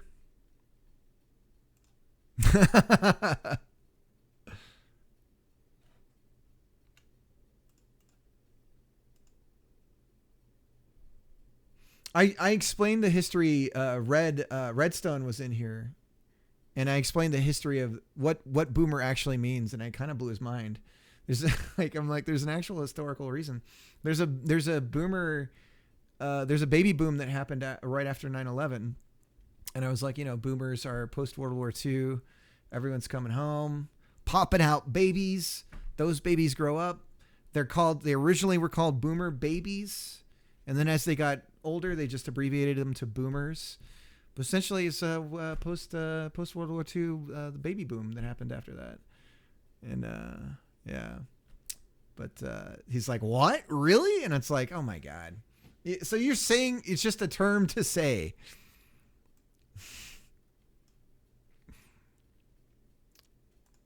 You're a boomer. I'm a boomer baby. Well, actually, no. My parents are boomers. My parents were really old when they had me.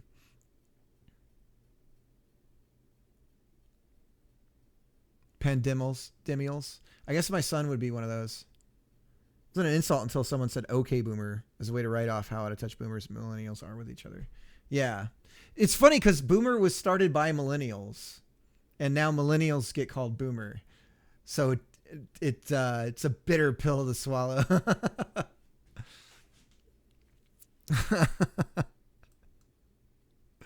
All right. Let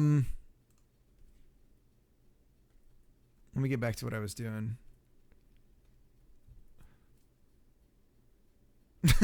He's called me one too. He knows it gets our goat. Don't let it get your goat. Embrace the boomerism. This is how the turntables. Exactly. So then we'll have a move down.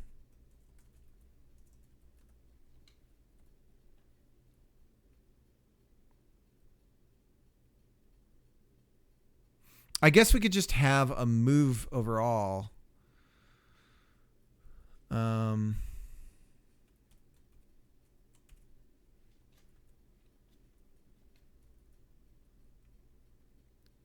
So would you throw this into a single function with a bool to determine if you're moving up or down?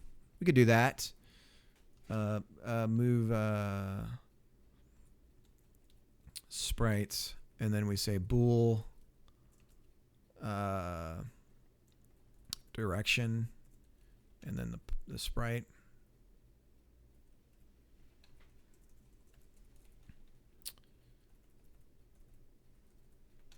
There we go. So this is just getting everything now. Move sprites. And then we say, since we want to go move up, we're going to say true for north. Or we'll just say move up. We'll call it up. And actually, let's make it the last thing we say. So we'll put the Boolean at the end, and then that way it'll be default to up. See, this is, I kind of hate doing this stuff. I don't like this. False. False. And then we'll say down. And then over here, we'll go back down here, and we'll move this 2 words. Paste. Bool direction equals true by default. Or should we say down? And then by default it's false. Up.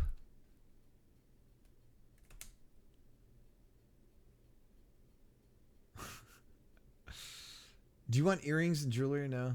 Heck yeah. I want to be bohemian. I'll be a bohemian wizard. So give me some. I'll have like rings, like just 3 rings on one finger. Could I have like a hair braid that maybe like tucks back in, like it goes down and then back into my around, like loops around my ear or something, or goes around my ear. Is that Princess Leia, or was that Padme? Padme had something like that. Maybe no. Let's not do that. We could do the. What's it looking like right now? Should I? Oops. I don't want to expose. Oh my God! There we go. Oh, there we go. That looks nice. Now he's just showing off. That's when he went to Europe.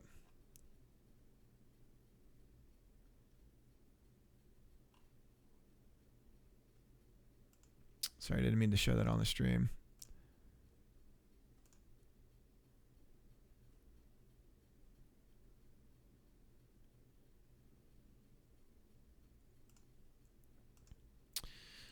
All right. Move sprite. Okay. And then what we've got to do is, and it should be sprite. We're gonna actually move the whole thing, which is a control. It's a panel technically, right? No, it's just a container. Yeah, it is a panel. Okay, so the whole panel is gonna go up.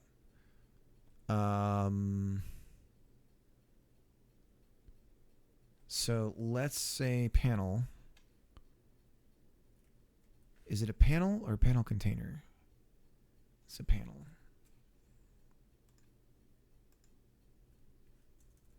And I guess we just call it panel. Why not? And then instead of getting just a name, move the whole section. Okay. Cannot convert avatar section. So we have it as control, but it's really a panel. Panel. There we go.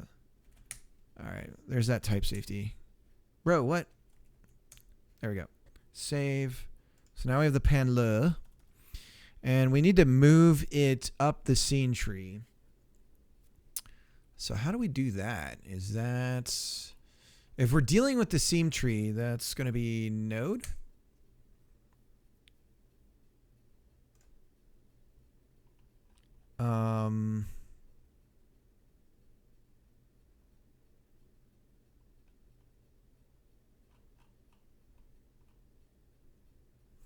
Is there like move?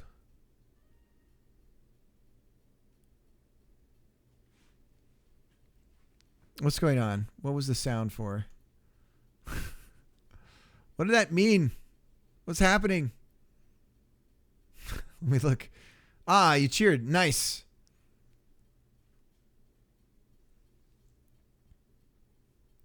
All right, what do we have for the... We got a GIF.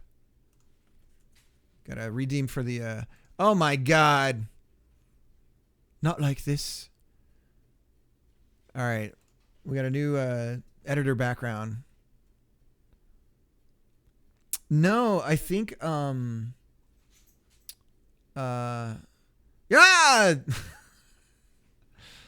Thanks, Els. Yeah, I think Proton Fig came in and swiped that away at a certain point. All right, let's change the editor background here.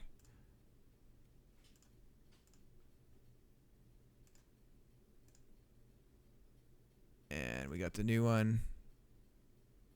Is that not it? Date.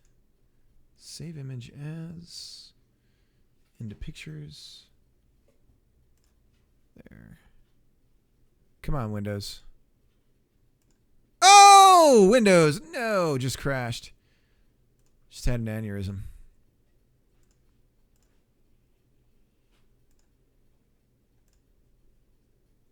There it is. All right. We should make this fill. No, we got to do uniform fill. There we go. Oh, my God. No. You're going to make me hurl. Oh, no. No. No. This is like that Punisher meme. Oh, God. No. No. Too bad we can't make it tile. Oh my God. All I see is blonde. This is definitely... Yeah, I should never have tested that we could do... This is making me like... This is like vertigo. This makes me have a sensation like vertigo where you feel like you're leaning towards like a direction. Oh my God.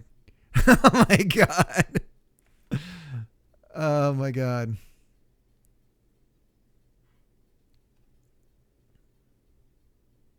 Tile it, make it the size of your font. Somebody did a redeem that was a screenshot of my stream on the code I was working on. And so I had to put my code as the wallpaper. Oh, is it changing the oh, I got to see the encoding. Is it that bad?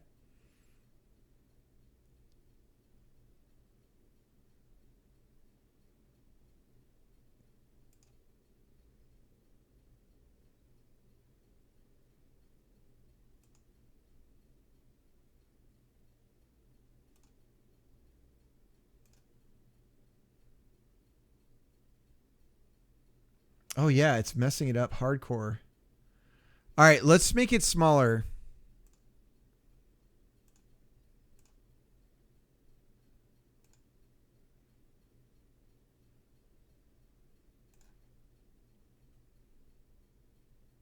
Yeah, it seems okay now. Hang on. I don't have any torrents going. Give me a second. No, there's nothing there. Let's do uniform so it's just a small portion of the screen. Is this better?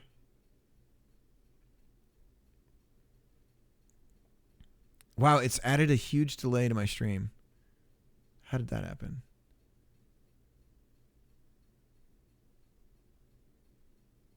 It's got to be an encoding thing. I don't see anything on the outbound. All right, I think this animation might be overkill. But we'll leave it in the middle. This seems to be okay now.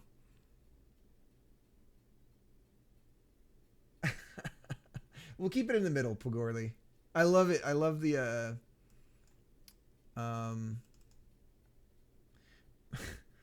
man, the Twitch recommendations. Like Twitch is like, "Are you sure you don't want boobs?" I'm like, well, but I got work to do. All right, so do we have to know the index? Can we just do up or down? So we have to do it from the parent. So get parent, move child to index. So we need to get our count. What would we be? What would you do?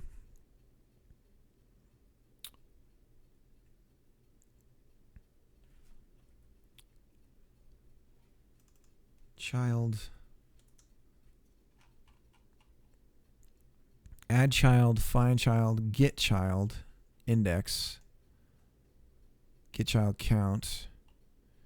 Is there a way to get index? Yes. So we can get our index. Returns the order in the scene tree branch. Okay, good. So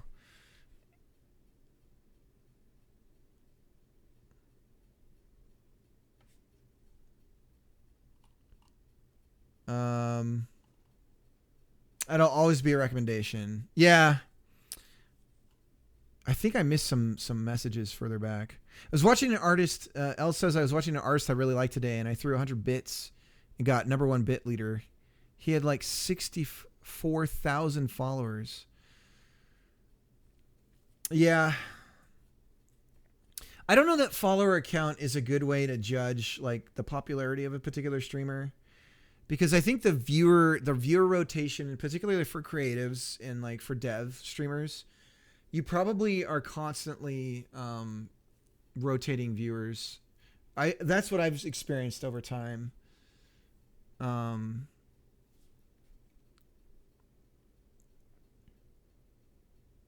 don't know. Colt says, I don't know who or where. I heard him mention a GDC talk about understanding the Unity dev mindset from a Godot dev perspective. Do you by any chance know anything about this? There was a GDC Godot talk, so that might be it. There's only like 2. So there's the one from Juan.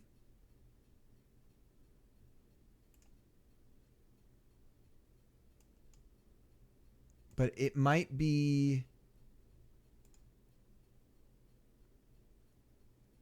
It might be the one from Nathan. It might be this one.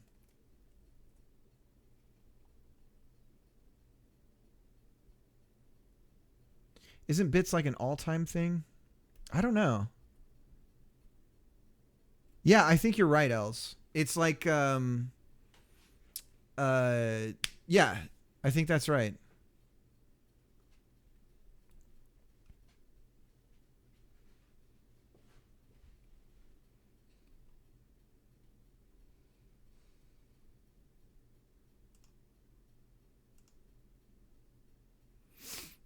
Well, I appreciate the bits. Thank you so much. Yeah, I think you outbid Proton. I think Proton did something like 100 a while back. He had some questions. He was working on his game. He actually popped in and started asking some questions and how would I do something, which was very flattering. I don't know that I helped, but I did talk about it.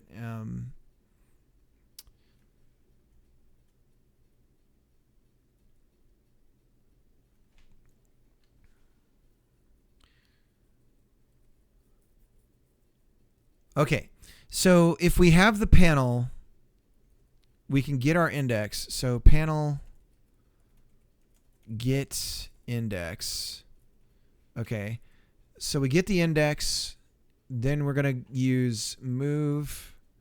So then we get parent and we use move child, and then we take the child node and we essentially just do a plus the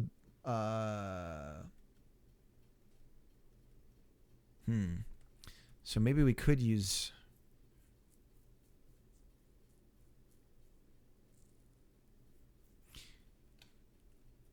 all right, so what we'll do is if up, then we do one thing, and we'll just repeat that for the other one. So get index, move child, the node to index. So in this case, it'll be get index -1 unless we're 0. So let's throw this in an integer. Panel. So index equals panel get index. Because if we're 0, we can't go any higher anyways. So if up and index is less than or equal to 0, 1, less than 0, sorry, greater than 0, then we can do this, and this is going to be inside of move child from get parent. So get parent dot move child, and then we need the node for the child. Wait a minute, to index. Okay, and then we don't need get index anymore. We say index, and I guess actually we can do this. We just do the math in here. No, because we want to do it in the if. Panel, comma. All right, this should work. If our, wait, we need down as well. So else, then we do basically the same thing, but we just change the direction. And also this needs to be an else if, because we want to not get as many bugs. So if not up and, oh God, we got to get a count. Get parents, get children count. So if it is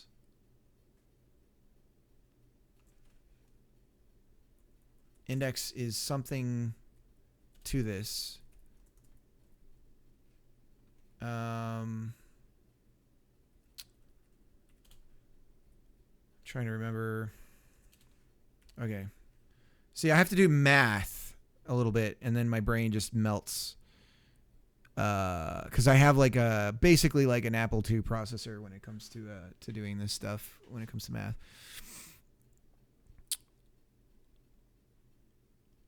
Less than. So if our child count is a certain number, are we starting from 0? No, it's a count. So So if our index position starts from 0 and we're going to move down,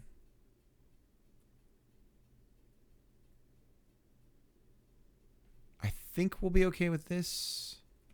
We can always test it. Cannot be applied to operands int and method type group. Get child count is a method call. There we go. Okay, so it's not a property. Come on, save. There we go. All right, let's see if this works. If we have our signals right, I think we'll be okay. Negative, Ghostwriter. We have an error. Let's see.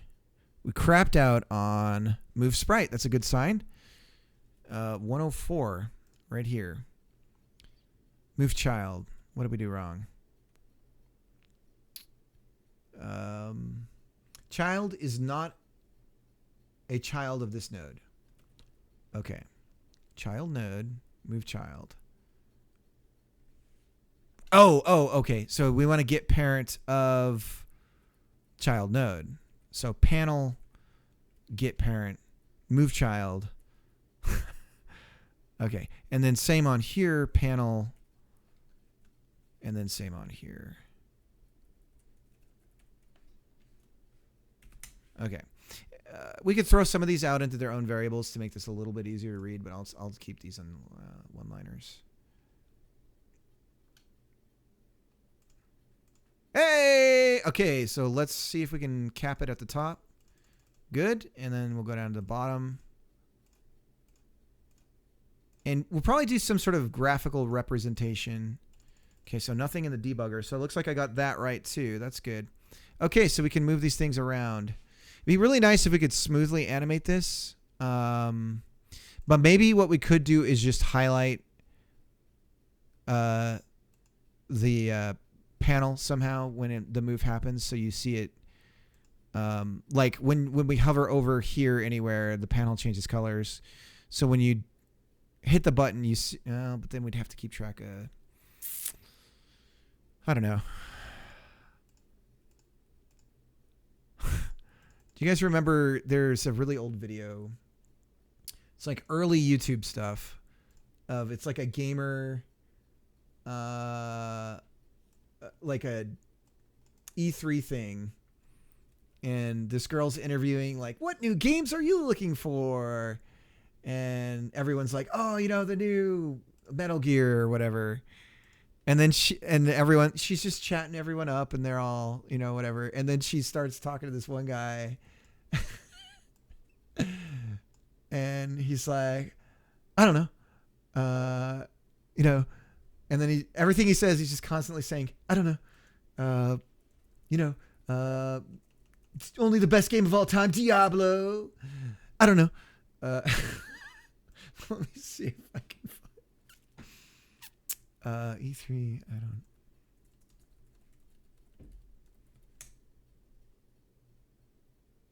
Here it is.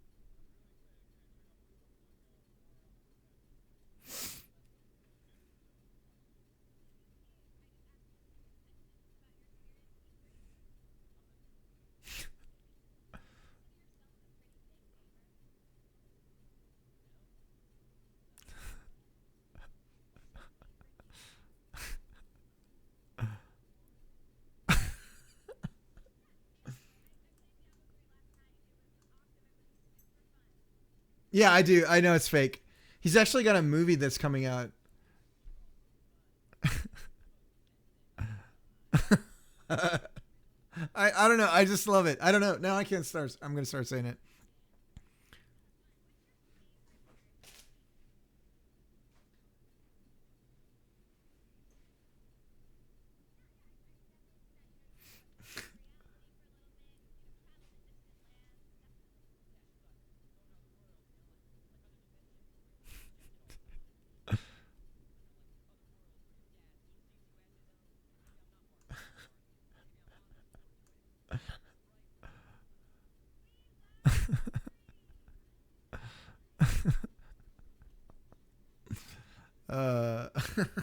It's stupid.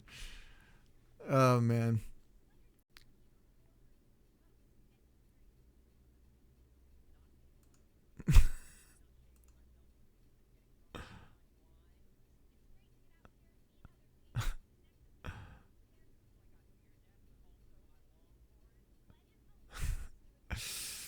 I think the thing that would have sold it more to make it seem like it was actually real is if they had filmed it as if it was live. I mean, this is actually comedy. Well, because we all, like, if you've ever walked into a comic shop to like buy a comic, there's the guy that's always there that doesn't, might as well work there, but he doesn't, but he'll never leave. You know, if you know what I'm talking about. Something like that, where it's a very socially awkward person who's trying to get out there. And it's very reminiscent of, like, there's certain idiosyncrasies and maybe traits and stuff that you notice. So, but if it had been filmed as though it was live and she's going and interviewing everybody that comes by, and then he just shows up, it would have sold it way more as being real. And I think it would have been very confused. Like, at first, people would have probably been like, "Was that guy?" Like, I think people would have bought it more that way, like Mall Rat or Arcade Rat. Yeah. I was probably the arcade equivalent of that. I was desperate to talk to anybody else who knew anything about video games. Like, as a kid, I was like, please, for the love of God, like, do you play games, please, so I can talk to somebody about this stuff? Like, I'm desperate. So,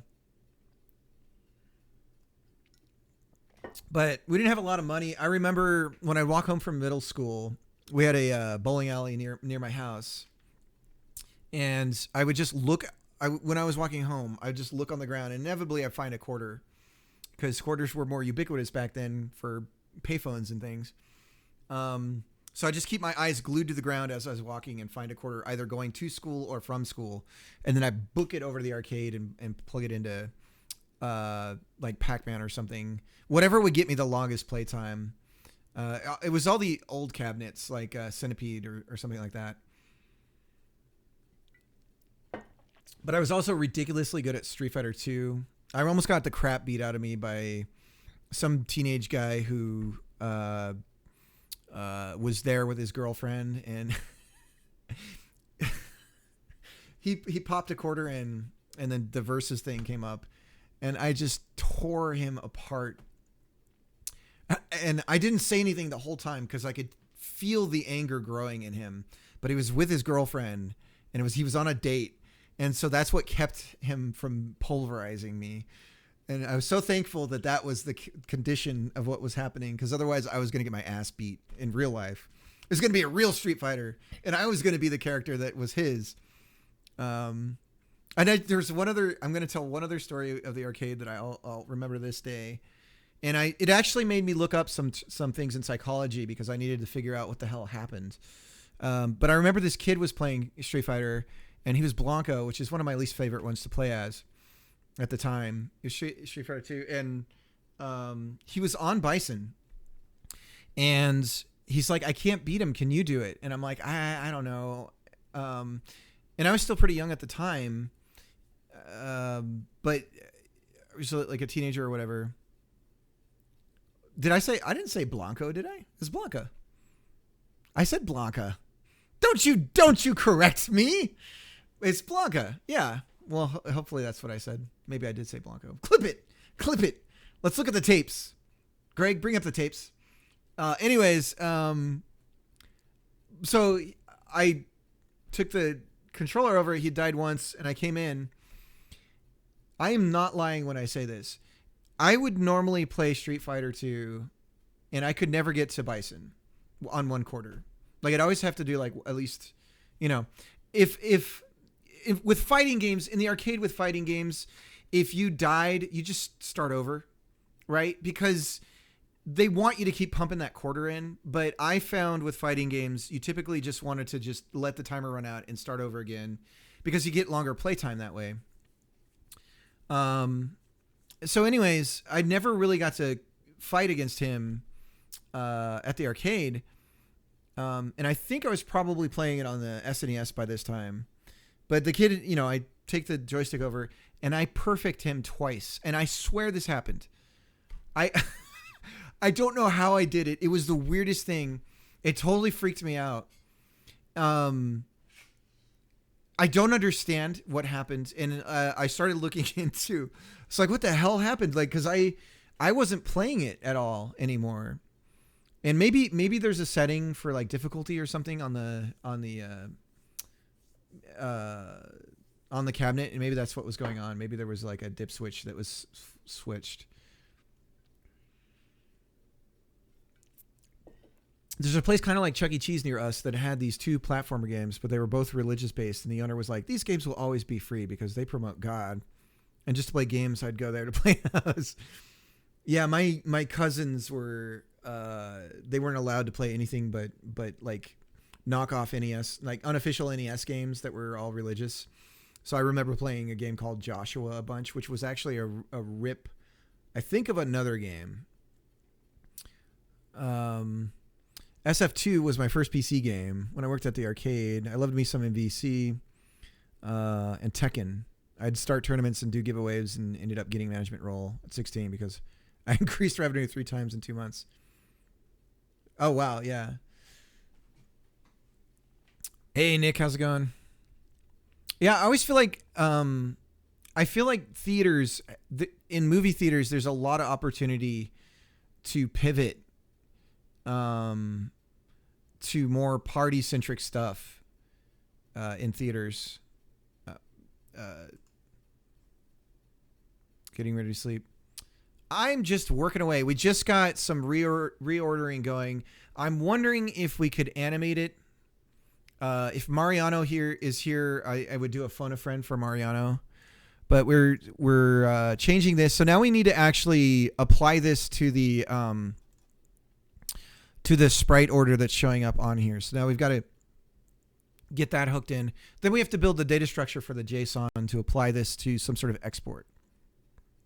So I would say overall for this system, we're probably 50% of the way there. Presentation needs a lot of work. The avatar size needs to be bigger. We need some export buttons and stuff like that. But I think we're getting pretty close. We also want to have a have it auto run through, like it'll play animations and there can be a checkbox to auto play. So we need to add that as well.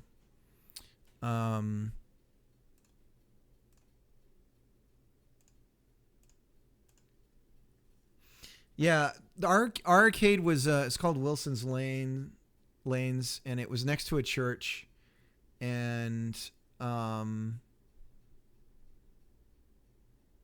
there was, when you came in, there was double doors on both sides.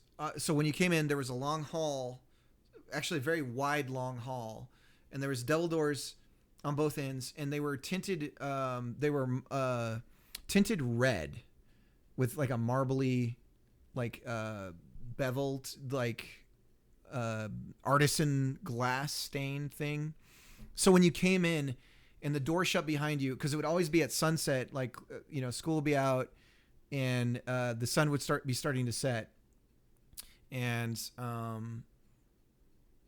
it was like you were entering hell. The doors would shut, and you'd just be bathed in red light. And then to the left was the bar, and back then they could still smoke in it. I don't think you can even smoke in bars anymore in California. I'm not sure if that's the case anymore, but the whole building reeked of cigarettes, right? It didn't matter that there was the bar and that's where you smoked. And then to the right was the bowling alley, and then further down was the arcades. And that was like my respite from school and failing. You can smoke in the arcades in Japan still. Nice. Yeah. Oh, I was going to ask you, Els, did you get to they all have ice cream vending machines. Wonder what the culture behind that is. Yeah, there was like a food thing there, but I would never eat the food at the bowling alley. There was no way in hell you're going to make me eat any of that. and carpet. It was like everything. There was carpet everywhere, and it was that nasty like brown. It had some sort of like Western textured thing on it, but it was like brown and red and yellows. And I think if you actually studied it, it was like some sort of like cowboy thing.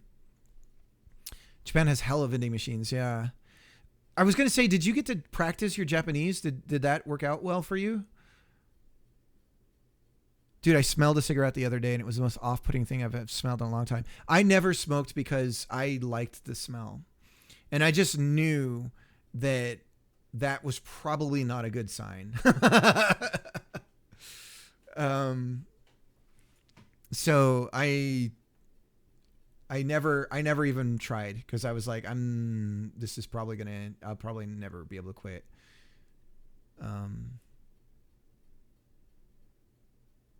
You never went to Wilson's Lane, Trish?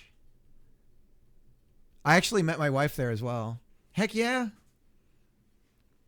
Yeah, there was like in the bathroom, in the men's bathroom, there was this rickety looking condom vending machine. It was like the most disgusting thing. It was like, who would do this? Who would buy something? There's no, like, it looks like whatever's in there is like 100 years old. My Japanese was pretty useless. Combined with how much everyone there speaks English already, you rarely use it. Yeah. I imagine if you're outside of Tokyo, if you go to the countryside or something, you're going to need to be able to use it more.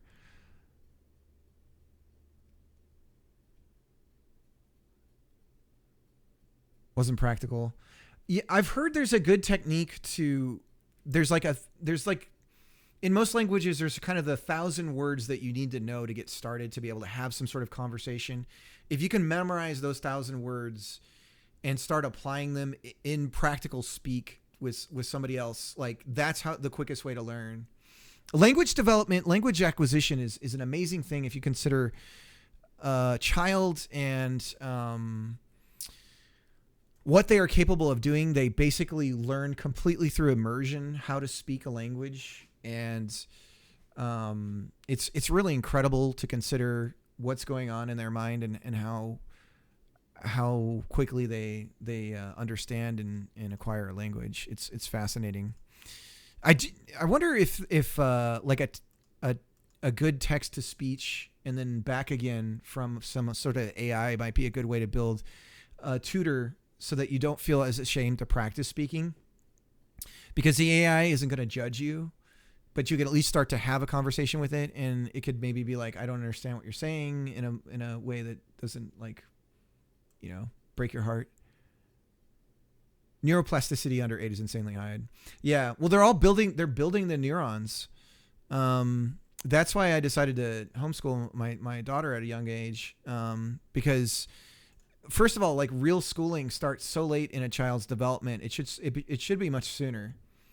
But their ability to learn at a young age is extremely high. The more you give them, they can take it, and the more you can lock in at a neurological development level, it will never go away.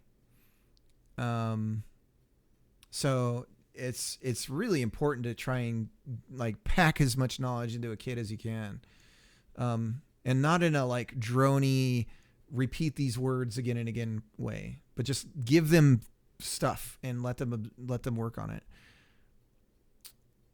I think the Duolingo stuff is a good foundation from an educational point of view, but actual dialogue and slang has nearly zero overlap with the words I'm learning. Right. That's the same with Spanish. A lot of times people will learn way too proper way of speaking, as I understand it, with like Spanish when they're taught it. Neuroplasticity. Yeah. I think it's more important to have Japanese culture primer than it is language primer.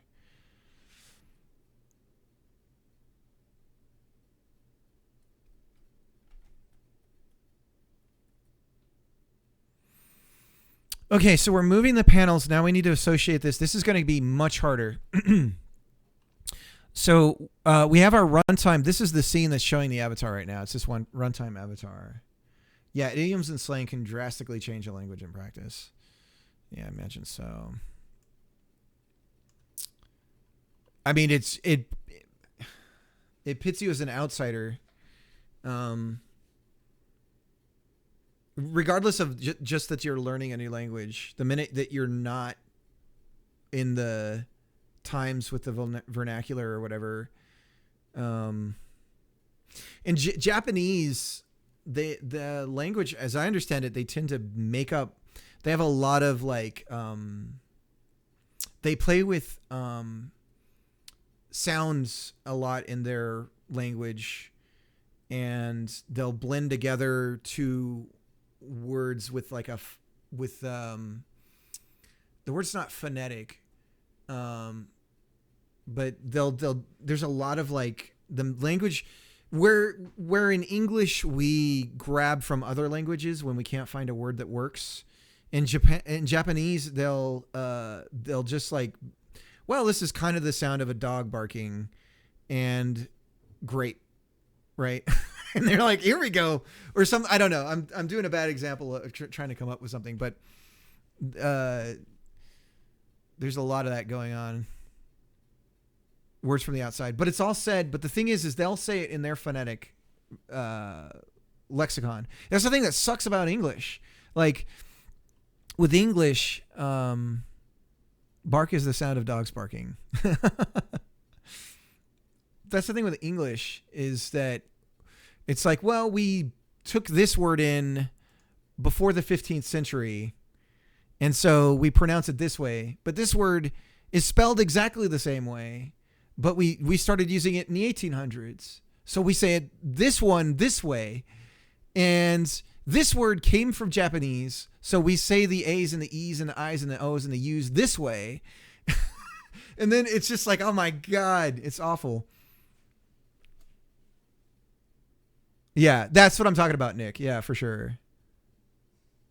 Though you're right. Though tough. See, I'm even struggling with that. Thought, thou, through. Yep. They abbreviate a lot. Yeah. Yeah, there's a lot of words that are foreign words, but they use their phonetics. Sometimes you can't tell what it is. Yeah, like if you tell, I was listening to a podcast and somebody's mentioning they were talking to somebody who spoke English and they were Japanese, and they're telling them, oh, my favorite game series is Final Fantasy, and they had no idea what he was talking about. And because you've got to say it in their phonetics, and then they'll get it. But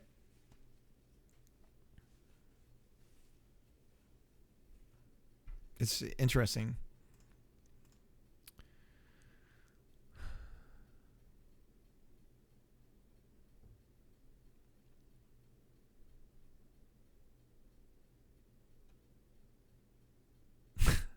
Colt, were you the one helping me with the Japanese, the exclamation points for Japanese? The different UTFs for that?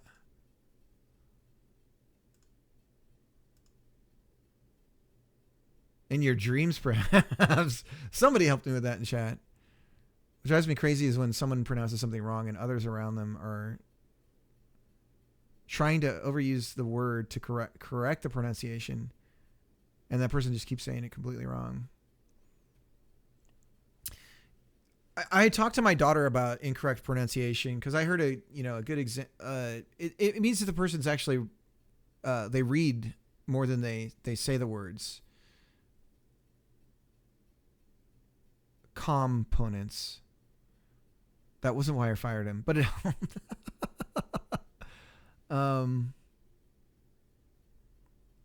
There are weird local, I mean, even in the States, there's like weird localities to saying certain things, like Mario. If it's a more sophisticated word, I agree, but not components. Gotcha.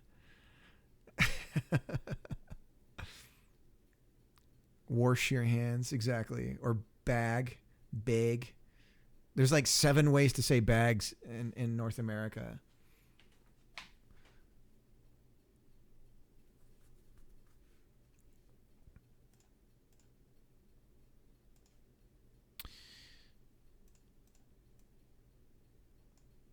arm right.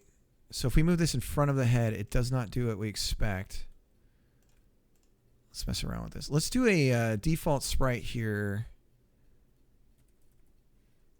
Sprite 2D. And what is our ordering settings on here? Z is relative. Okay, so if we get rid of relative Z, what happens?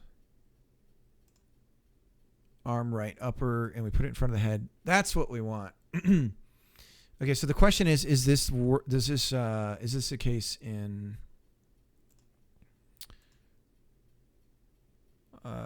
let's see. We'll spawn a bunch and see if this breaks anything. So right now to confirm, we're doing Z as relative is off. And then let's turn on the testing stuff here. We'll spawn a bunch of avatars. It's awful. It's an awful language for native people to learn. Trying to teach reading in English is made all the worse because of the language itself. It's awful. Okay, so it looks like our draw orders are still correct. This is good sign. So that means if we do that for the runtime, and then we do something like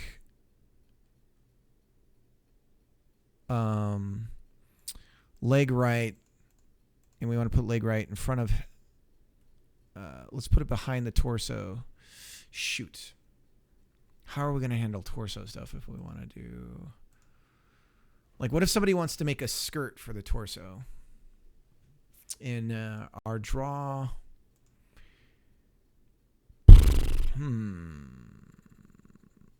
Leg right, upper... If we make it negative. Okay, so that puts us behind. God, there's going to be a lot of work to make this work for... This is going to suck. Oh, we got a double dare redeem from Sean. Get your typing keys ready, ladies and gentlemen. First person to answer the question correctly gets a point added to the score or their name added to the double dare board on the about page of the stream. Here we go. Let's see. Where are we? All right. I am sorry if you are not from North America and really old. Get your Googling fingers ready. I advise you to get Google ready. Here we go. As Long as We Have Each Other is the theme song from what TV show? As Long as We Have Each Other is the theme song from what TV show? Growing Pains is the correct answer. Poostack wins the point.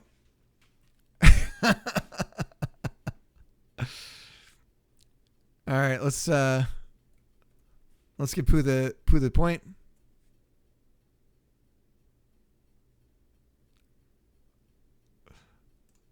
Good job, Pooh. I'll give a shout out to Pooh. Pooh doesn't stream, but I'm still shouting out Pooh. Shout out Pooh, because Poostack, his sister. I should shout out Poostack's sister in the chat. That's what I should do. But she worked on the. Pooh is now made the divide between first. We're now at 9, 8, and 7 points for first. Sean Dewhurst is right behind Poostack. He's going to need 2 points to take the lead. Devereaux is behind. So the race for first, second, and third is tight.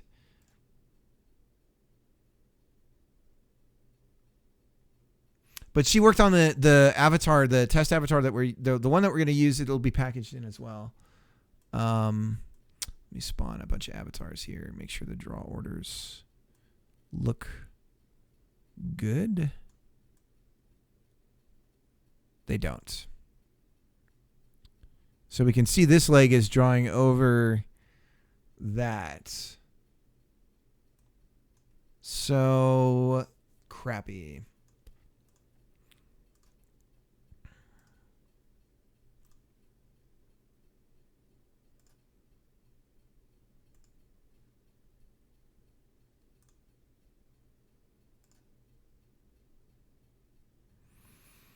So if we do Z as relative, let's see what this does.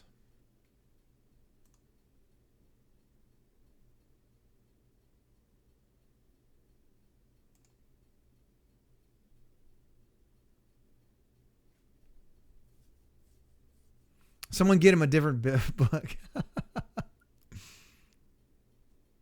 Oh, Sean, I'm so sorry. Are you on mobile?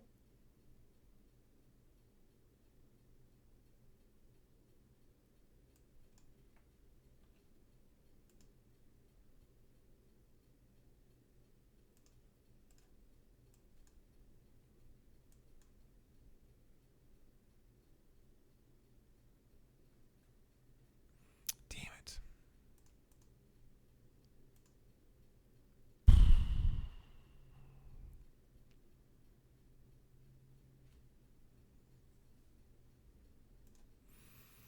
Okay, what if we experimented with moving the z-index of the to a positive number? So in this case, the torso would go over, but then we need to have z-indexing for everything. Well, let's just see what this does. And actually, let's change the stream size window to something smaller. Save that. We'll draw a new area for the avatars to show up in. And oh, this is impossible to tell. Yeah, no, they're drawing over it. Oh, God. How do we fix this? How are we going to have... This is a result. So we're dealing with an issue that has to deal with Z as relative. So what if... Okay, hang on. What if we do Z indexing... Z as relative. And we do it for everything. So Z is relative for everything. Ordering on.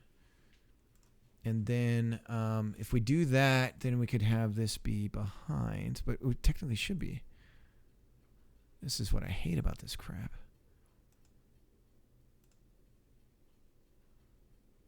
It's because of the draw order.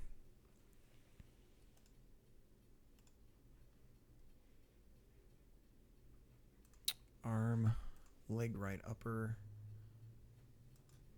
All right, let's see what this does. Enable Y sort. Is that what it was?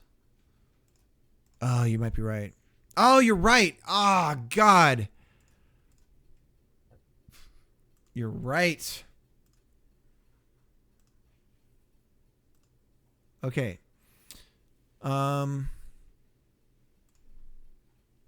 All right, I'm starting to remember some things. It's all coming back to me now.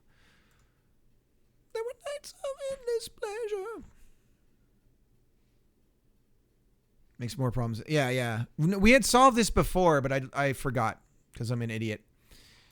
I'm an idiot. We do need this hierarchy, though. I'm going to go run and use the restroom, grab some tea, and we'll be back to party some more.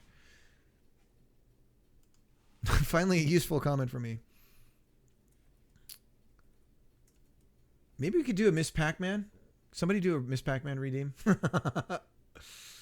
I could use a little bit of a break. And then, no, you know what? No, don't do the Miss. Don't do. All right. Typing test. Pooh's punishing me.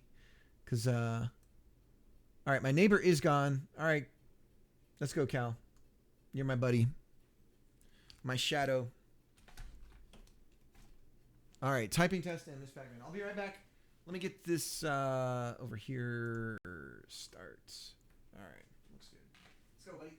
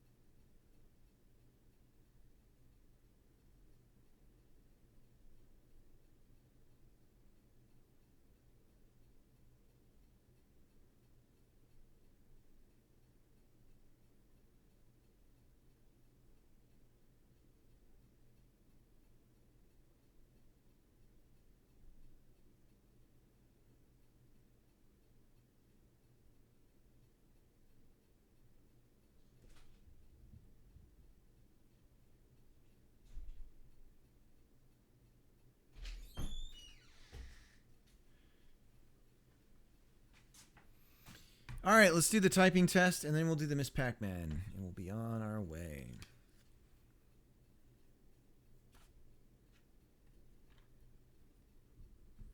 Brought myself an apple.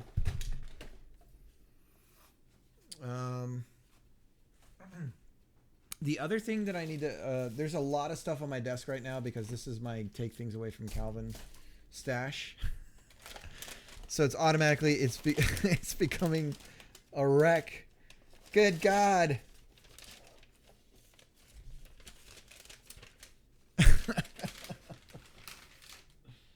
Oh my Lord.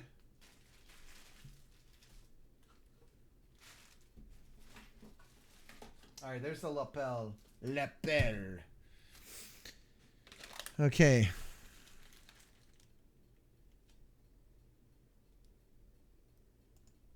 Discord. All right, let's go to Discord.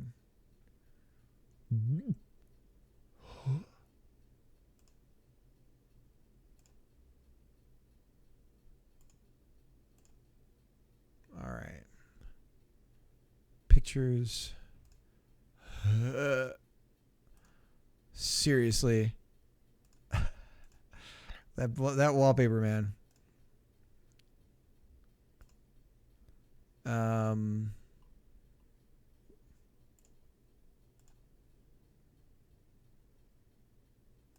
Image.png, this is it. No! Come on, Microsoft. Crashing on me. I need to start remembering. I don't know. Now something's wrong with it. It's just going to do this forever now. There we go. Why is it showing the old one? Hang on a second. Open in browser. Oh, it's as image 1 with a parentheses. Parentheses. This is it. Nope. What the hell is going on here, Steve? Downloads. Yes. Date. There it is.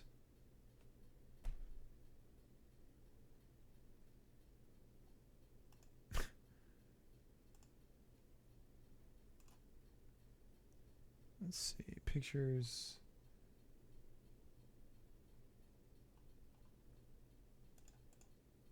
Deletes.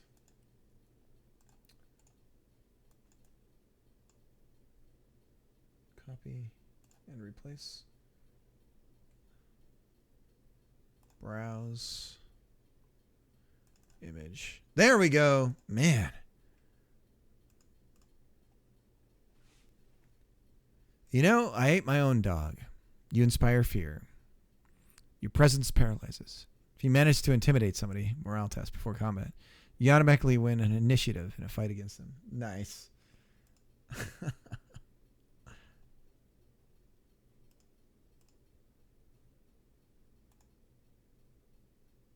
All right, Nick, have a good night.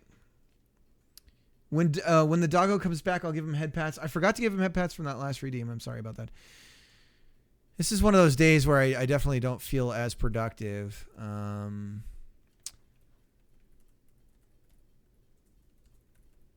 But it happens. Start a competition. 10 fast fingers. This is one of those domains somebody would send to you and you'd be like, I'm not going to click on that link. There's the competition. If you guys want to join, you go ahead and do that. And here we go. While on car about America, it's group, place, long thought, was letter, quickly, sound, away, play, hard, together. Wow, that's like a full-on thought right there. River, walk, girl, who, children, move, around, do these, had, then, put, land, go, come, sail away, come sail away, learn quickly, come on, About example down face most time high that after song watch read. Really trying to stick my fingers here. 53. That's not bad because I am not floating my fingers. I'm not floating my palms at all. They are locked in, and my fingers have to move there where they need to go. I'm not doing my floating hand thing. I could go way faster with that, but I am improving with my current speeds. 53 is not good though. Let's not kid ourselves. All right. And now we'll go ahead and do the Miss Pac-Man deal. Miss Pac-Man.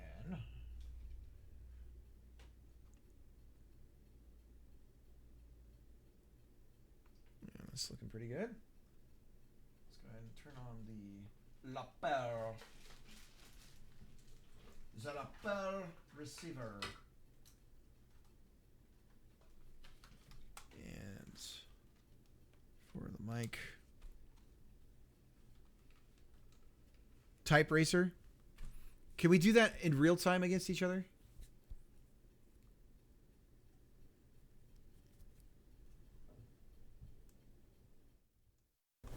Okay. Mike. Mic check. 1, 2. Mike. Bravo. Mic check. Sibilance. Sibilance. Here we go.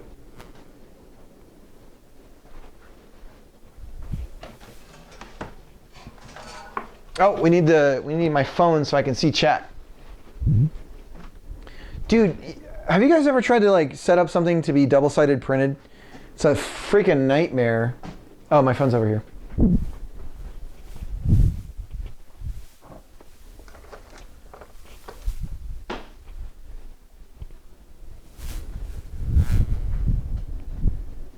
Let me get rid of doggo cam while this is going. Man, it is windy.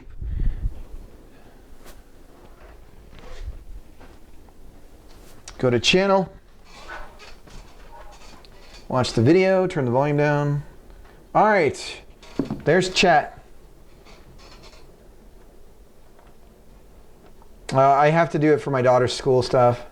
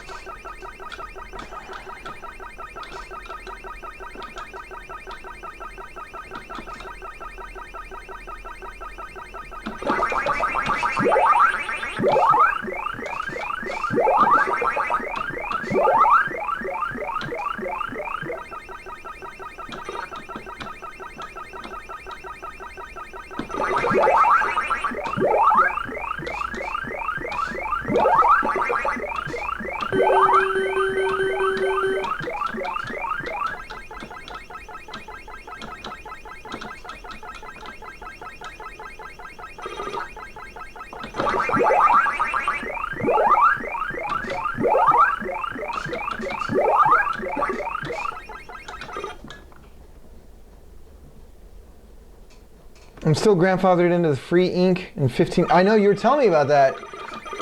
I'm completely jealous.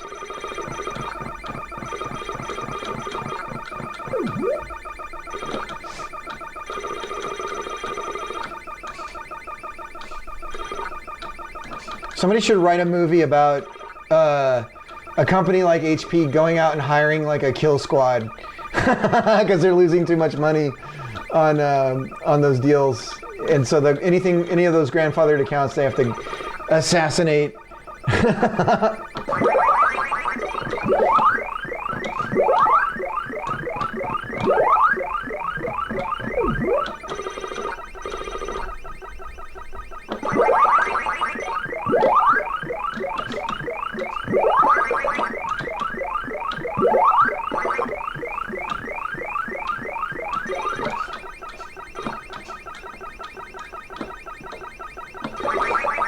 Oh crap! Oh god! He's drunk!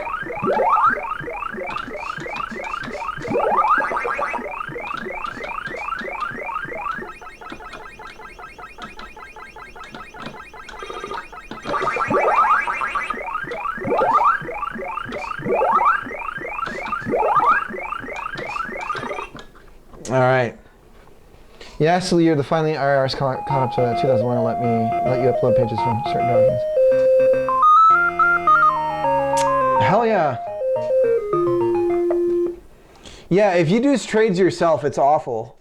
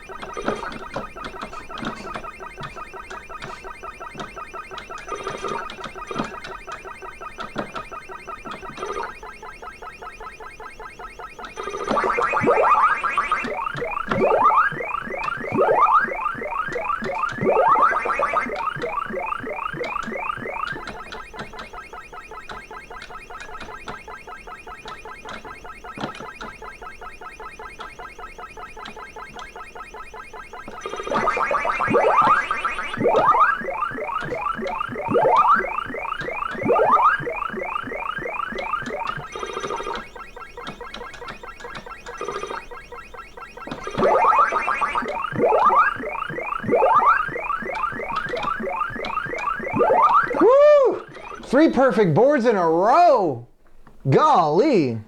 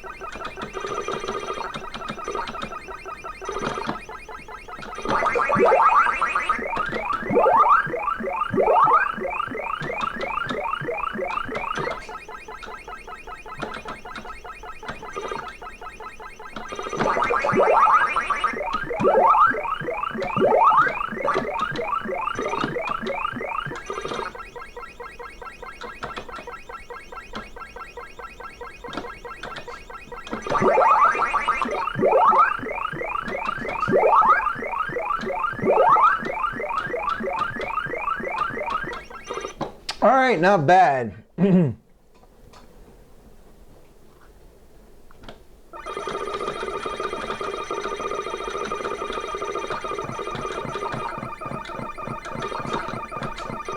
Oh, shoot. I screwed that up.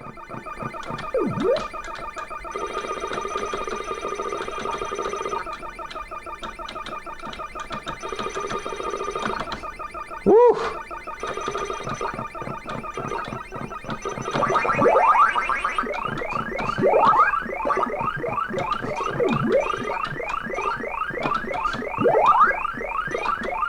Man, I'm screwing up the pellets right now. I'm trying to keep the rhythm going.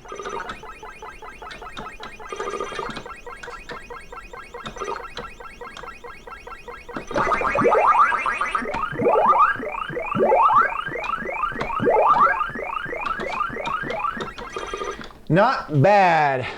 Almost halfway there. Actually, I'd say, yeah, we're halfway there.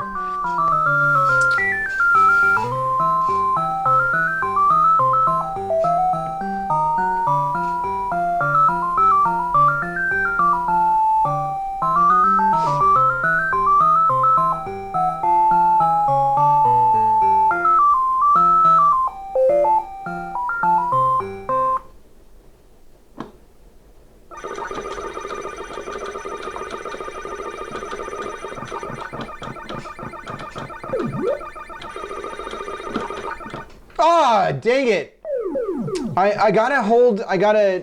That was totally my fault. I didn't mean to go up, but I don't have to explain what happened. It's because of how I'm leaning back just so the camera can show everything. So my like Z-axis or my like center point for the controller is off. Because I lean on the controller a lot when I'm on the joystick when I'm doing this.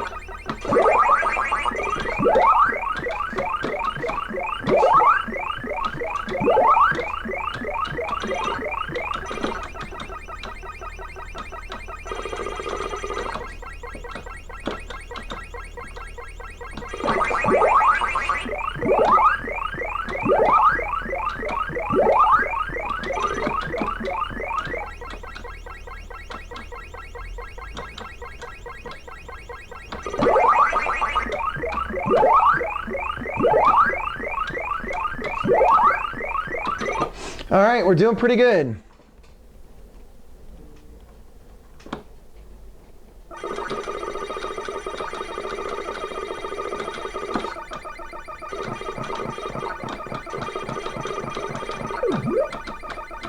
Woo, boy! Oh my God! Oh God, that. Oh man, I could have kept it going.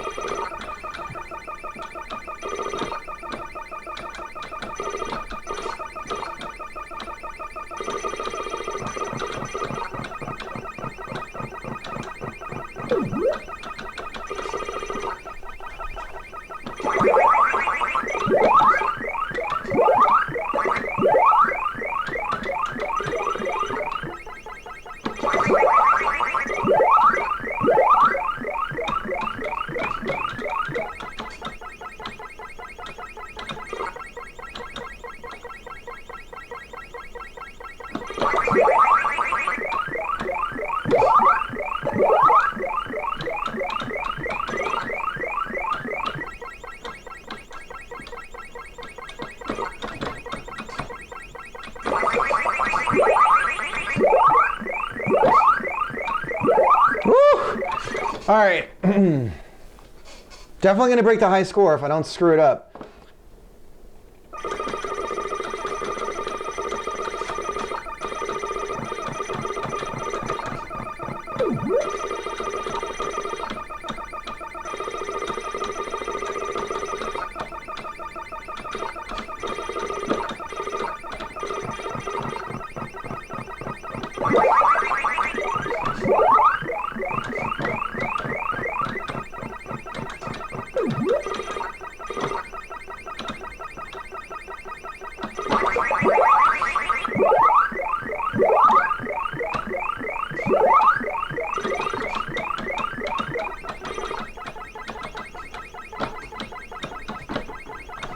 Oh my God.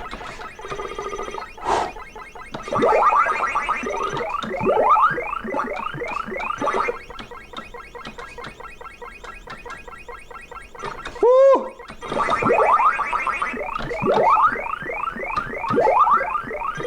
All right.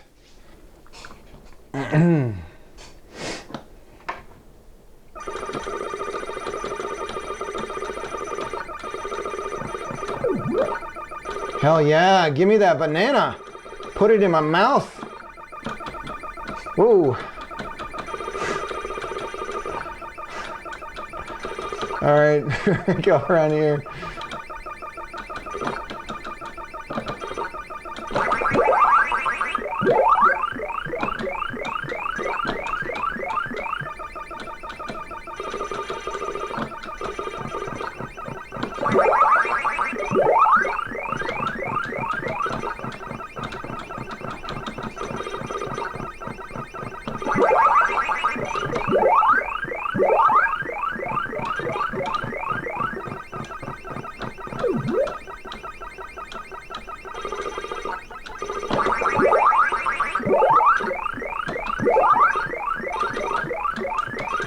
Oh, we're so close, guys.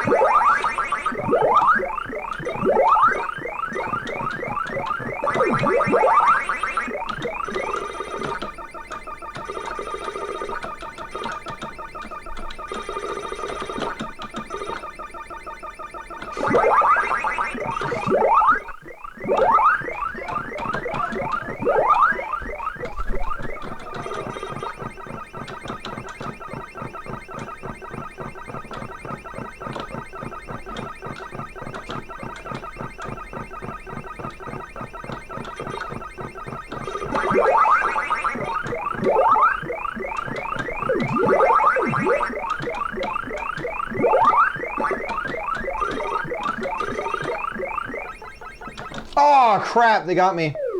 Fair and square. All right, let's pull it together. We got it. What's funny is the last time I got this high score, I went much further along in the boards before I got it. So if I could just keep it together, I'll do pretty good.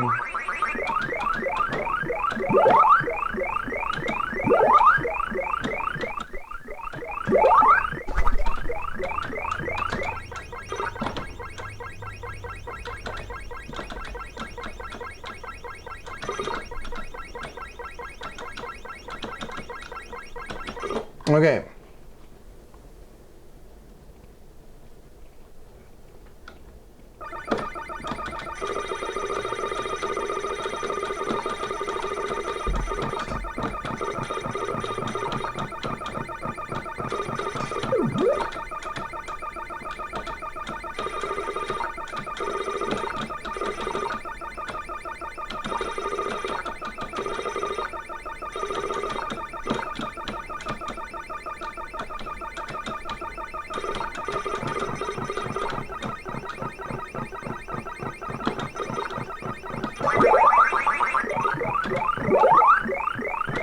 Another big fat meaty banana. Slather that thing up. Get it in there. Yeah.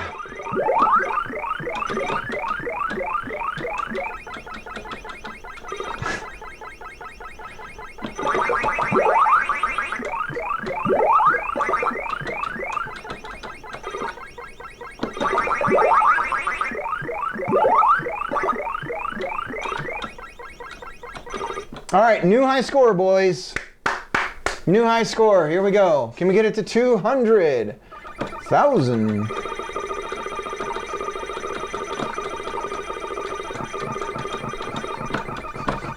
Probably not. Oh boy.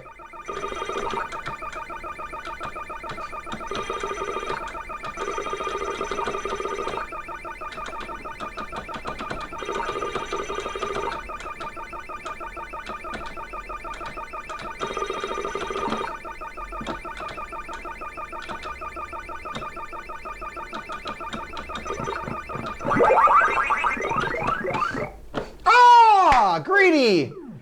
Greed got me. New high score though, not bad. I'll take it.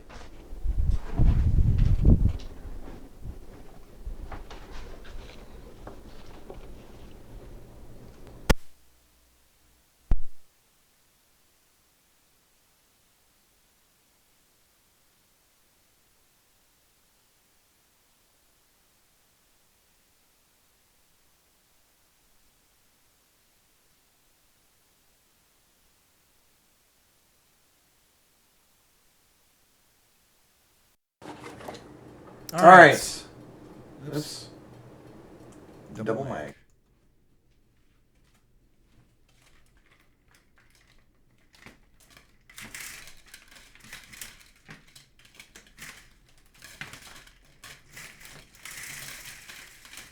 Handsome, you want to come in? Let's come in. Come on in. Good boy. Oh, stay in here. Over here, buddy. You can't go in the classroom. I can't trust you in there. Come on, in here. Come on. No, see? You're showing me exactly why I can't trust you. You're showing me exactly why you want to play keep away with me. Please don't break it. Drop it. Drop it. Drop it. Okay. That's enough. Come on. Let's go in here. Let's go in here. Come on. Come on. This way. This way. Good boy. Good boy. No, no jumping. No jumping. Cow. Cow. Cow. Don't make me kick you out already. Okay. You can be a good boy. I know you can. And you can be a real good boy. I know you can. You're a good boy. You're a good boy, okay? I know you are. You're a good boy. We gotta do the doggo head pats. Get up on the couch. Get up on the couch. Get up on the couch. There we go. Alright, there we go. There we go. There we go. Okay. Here, take this. Give me a second. And we'll get you on the doggo cam. We'll get you on the doggo cam. There we go. And bring this up. Right there. We'll get some head pats in. Some doggo love. Don't get real mouthy. Okay? Don't get real mouthy. Oh, that's my boy. That's my boy. Scratch my belly, Papa. Scratch my belly. Scratch my belly. You been out in the creek? Hmm?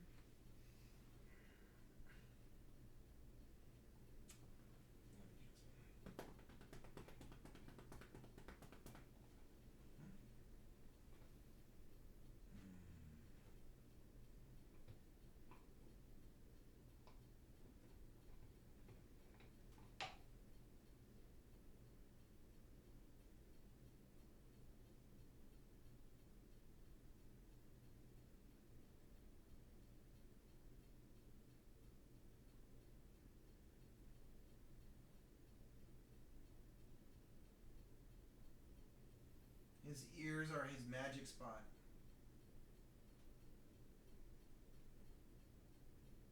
Like his snoot. If you do this to his snoot, he likes this, puts him to sleep. He'll go to sleep if you do this.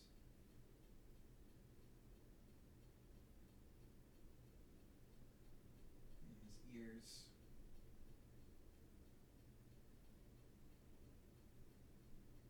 Love you.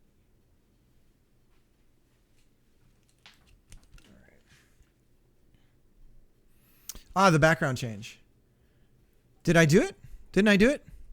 This one? Or is there another one? Is it not showing my other scene? There we go. Is this it?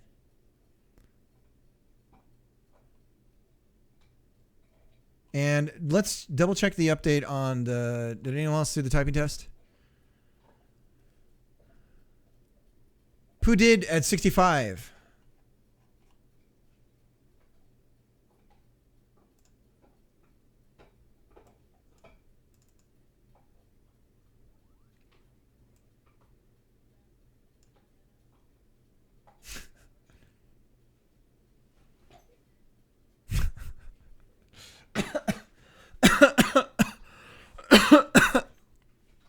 I didn't realize the my microphone clips so much. I'll have to lower the volume. Shameless promotion.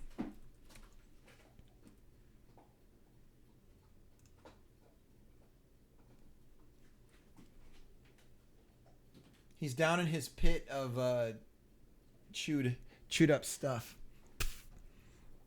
I got dog hair in me because I gave him a kiss. Because I'm a weirdo who kisses my dog.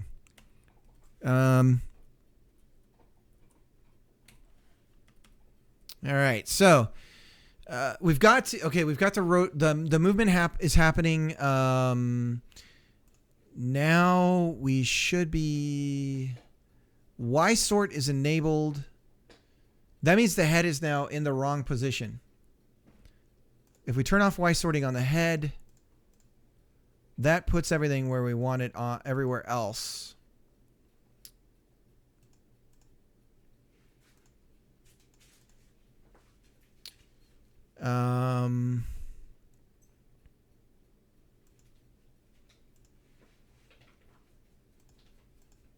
Why does that affect the torso so much, though? The head sprite we can put right upper.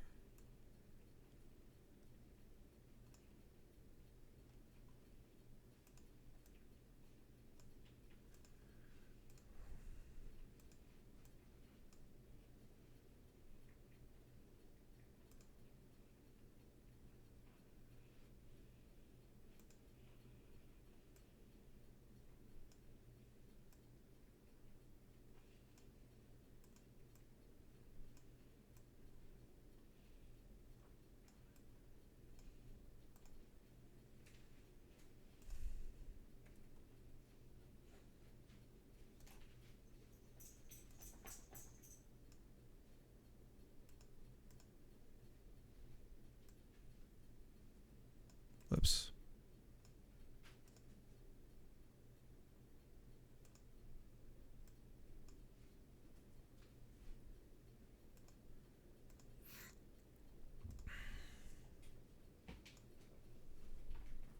Don't do it. Don't do it. Be a good boy. Be a good boy.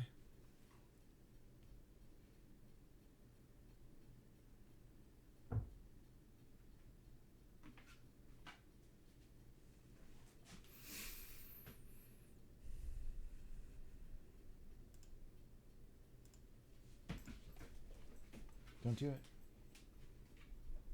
Be a good boy.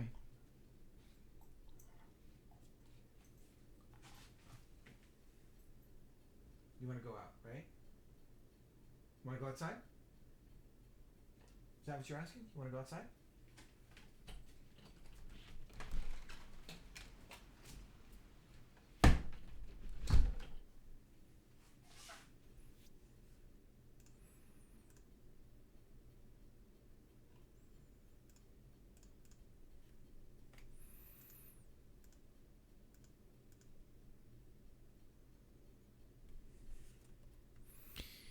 So do we keep the Godot positioning logic for this, or do we do it our own way where we represent it by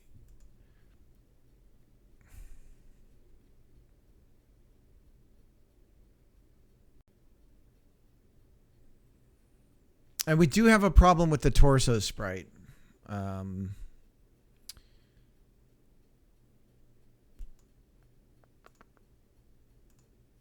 So how did we do this draw order?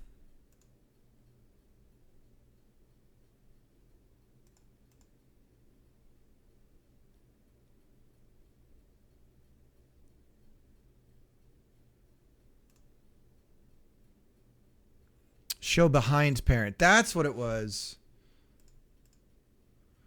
Oh my God. Okay, so we have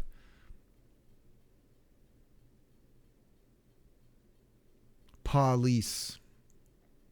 I texted my friend this graphic depiction of Thomas the Train, and Mr. Topham Hat pulls out his a family heirloom of a revolver and is ready to blow his brains out because something about like he lost it all.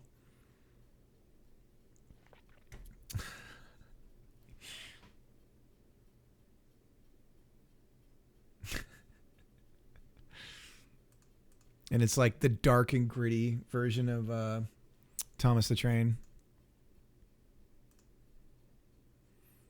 Okay, so to get in front of, we have to kind of do some logic here that's really weird.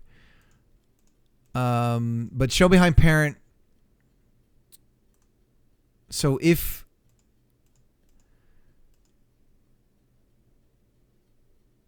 and then this one would be 2.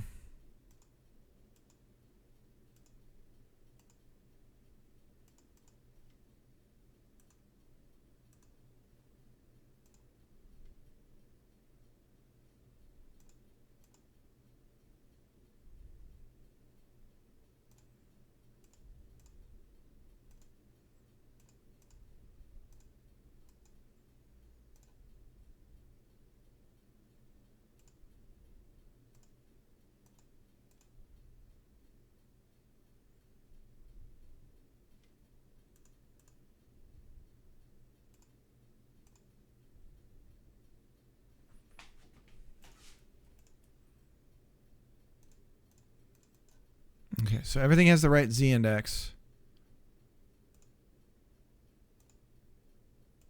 of 0. Show me parent. Okay, so that puts it behind the... Jesus. How do we represent... God, there's a ton of logic with this. Dev, how'd the stream go?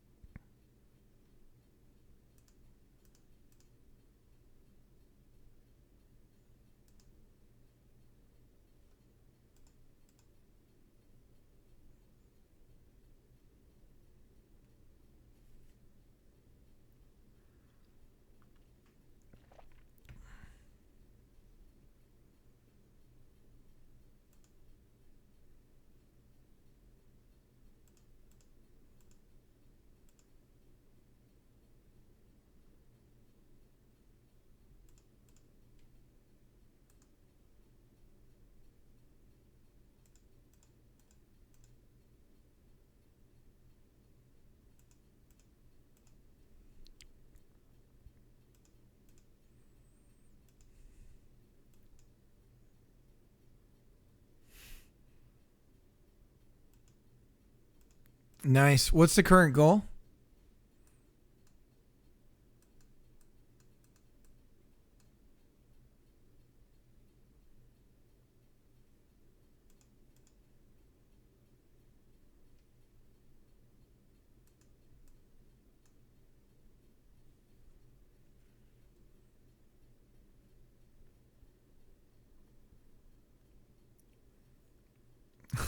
Like a German train schedule.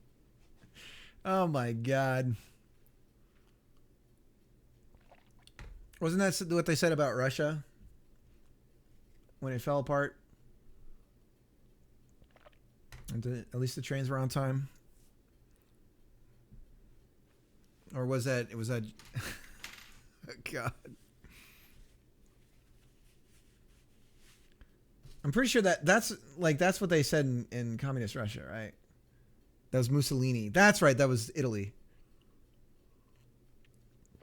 As they continuously did everything you could possibly do wrong to destroy agriculture. What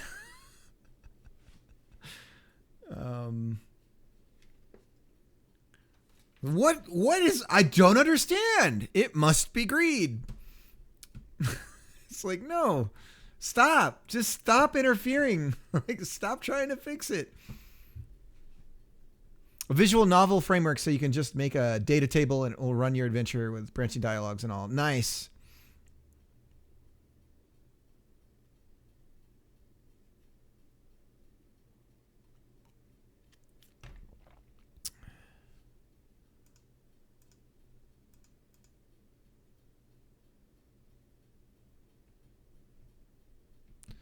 Jump, jump for my love. Jump in.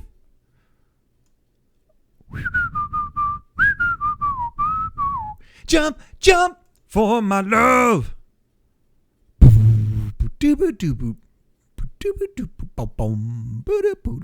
So this seems to be the order that we really want everything here.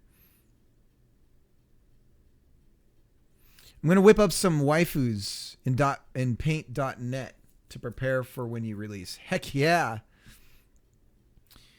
I wonder if we can train a model to use our proportions and everything, and then we can tell it, hey, I want a character that's this. Is that a thing? Can we do that?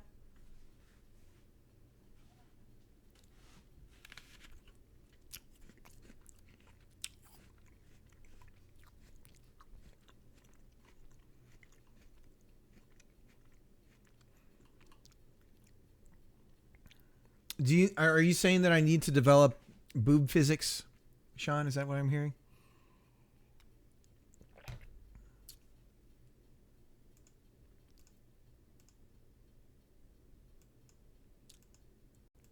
Oh, Pooh. Are you still here, Pooh?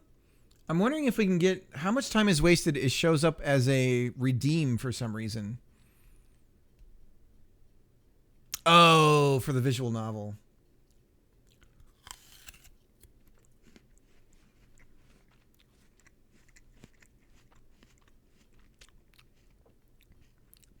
but it shows up as a reward. Sorry, as a reward.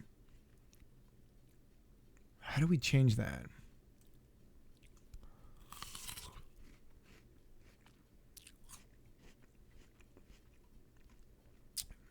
Juno's Crown. Did I miss your follow? Sorry about that.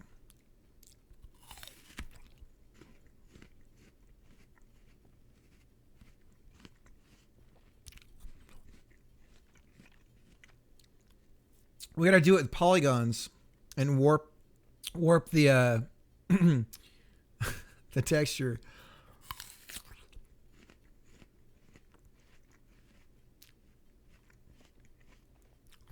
Making a visual novel framework in 8 hours means I'm really good or really insane. The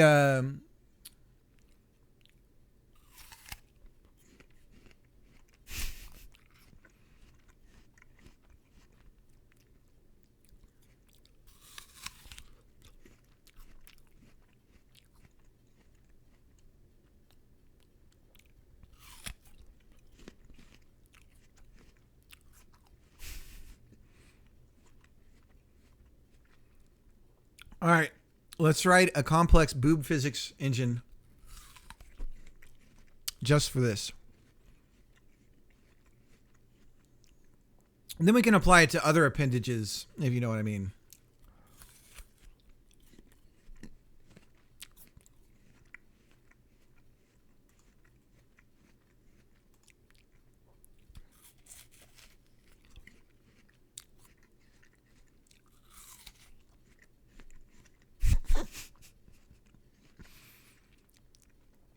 Oh my God. Oh my God, I just thought of something.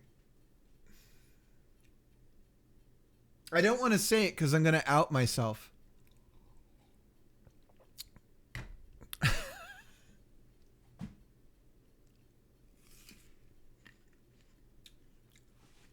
You guys, there's a whole nother avenue of chat that this thing could integrate with, that this talk is heading us down towards. An untapped market in chat avatar games and chat avatar systems.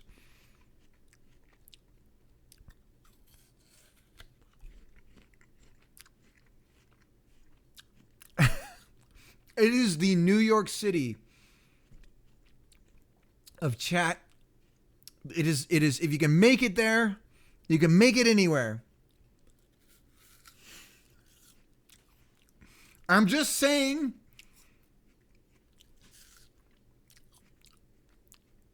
Do you recall the scene in Tropic Thunder when the kid is talking about Blu-ray and what was the other one called?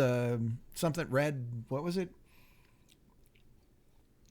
HD DVD and why Blu-ray won. If you recall that. Yeah, HD DVD. My God. Something to consider, I suppose. Something to consider. All right, so I'm trying to wrap my head around the logic on this.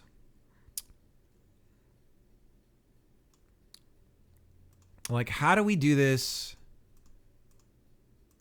Henry was in the chat yesterday, and he got me thinking about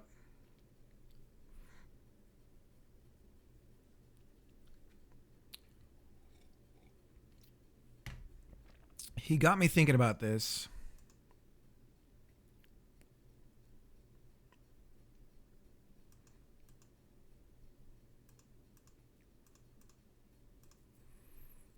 But see, we cannot detach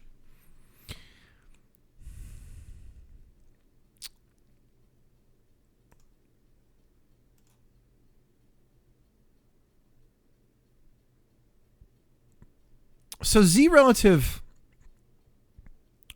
to its parent's Z index. So what happens if we get rid of Z relative on our parent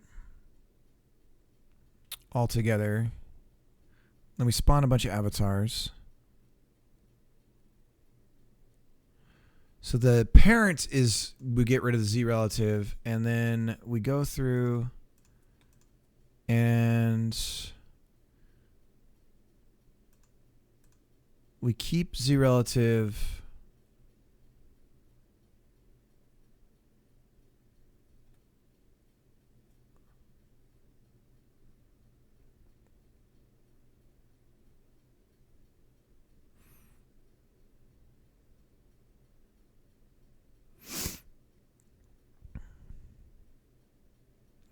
If true, the node's Z index is relative to the parent's Z index.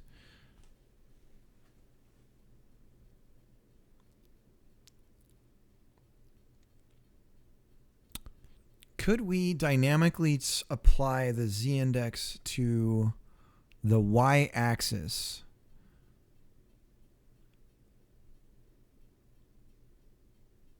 Is Z index a float?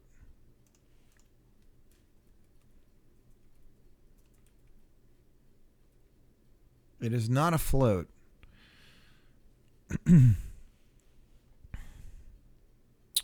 So my problem... Okay, here's my problem.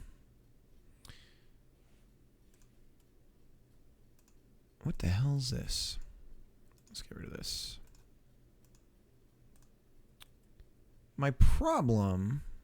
You got a problem? Yeah, I got a problem. I think... I mean, no. No, I don't have a problem. I don't want to know. Let's see. We're going to go. Okay. So the problem is that I'm representing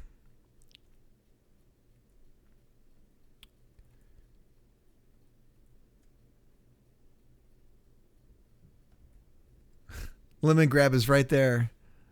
I don't know.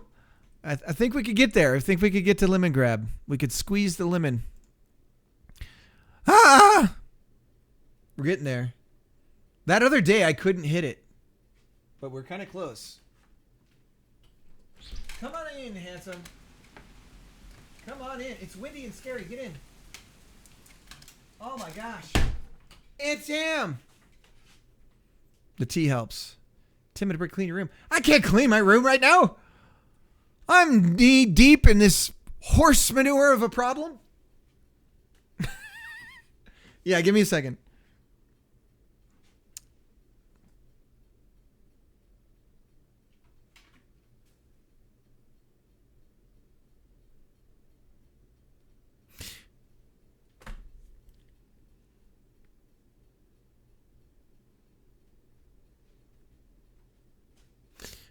All right, here's what I'm considering. So if we look at, let me open this up over on the side here. If we look at, why does it open it up in the script crap? Why does it do this? I didn't tell it to open here. Why does it think that I wanted to do that? And what is it? Anyways, okay. So if you see this collapsed here, we simply have the left arm, the left leg, the right leg, right? So that's our sort order. And then all we do is we say whether or not there'll be a checkbox that says we want the lower limb to draw on top of or over the upper part of the limb. So it's just it's a Boolean. Go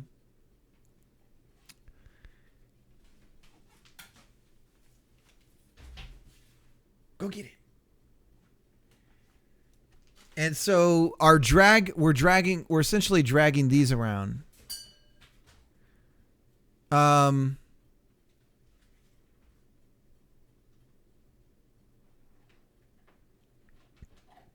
Can anyone recommend a smart advanced battery charger? Mostly AA's. 18. I have no idea. I get the, what is it? The ELBs or whatever from Amazon. The,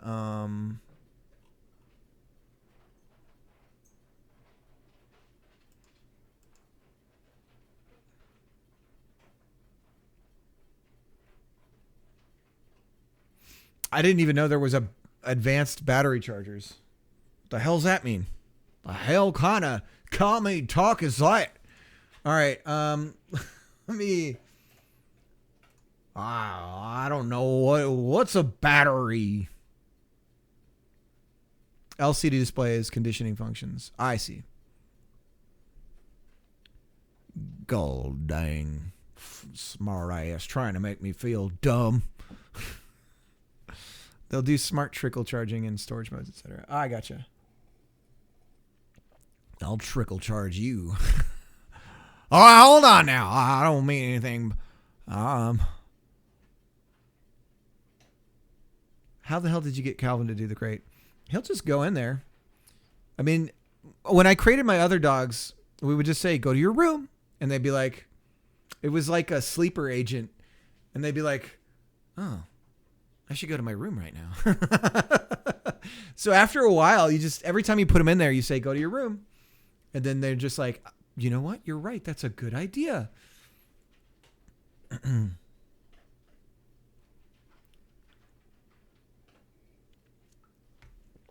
All right. Let's do the cleanup nonsense.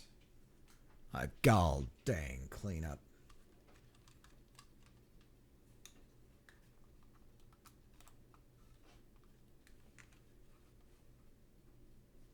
All right. Else. I didn't know you were still here. Ooh, yeah. Can I show it on the stream?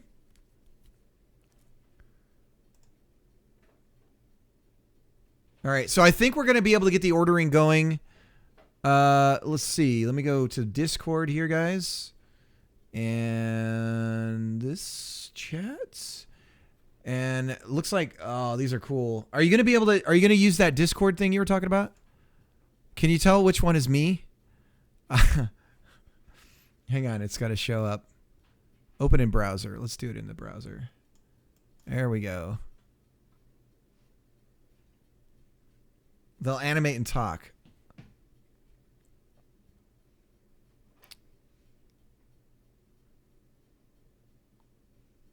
I love it.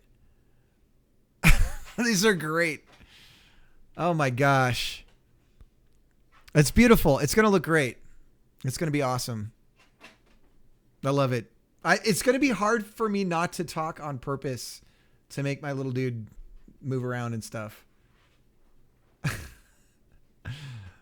Els, thank you so much. That's cool. I'm really excited for this. This is going to be great. Yeah, no problem. Because I was trying to get streamers. for the third, and so it took me a while. I went to a lot of people, and I just kept going higher in my like, well, all right, I'll just try this guy. He's never going to say yes, and I just kept doing it. I do secretly think that Little Doctor and myself could work together on other stuff. So maybe I can finagle that into happening, but we'll see. Cause you were mentioning he's like -1 now. And I was like, but it looks amazing. All right. Well, you have a good one.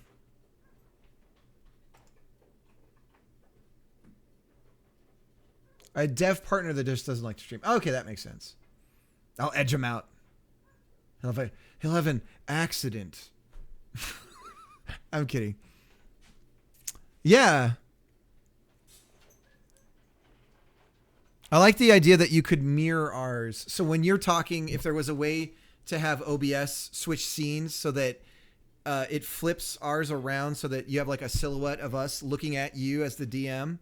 And then if you're talking a lot, like your DM character appears and is like talking, and then if, you know, and then it flips it back to, that's where my head goes for that crazy stuff. But,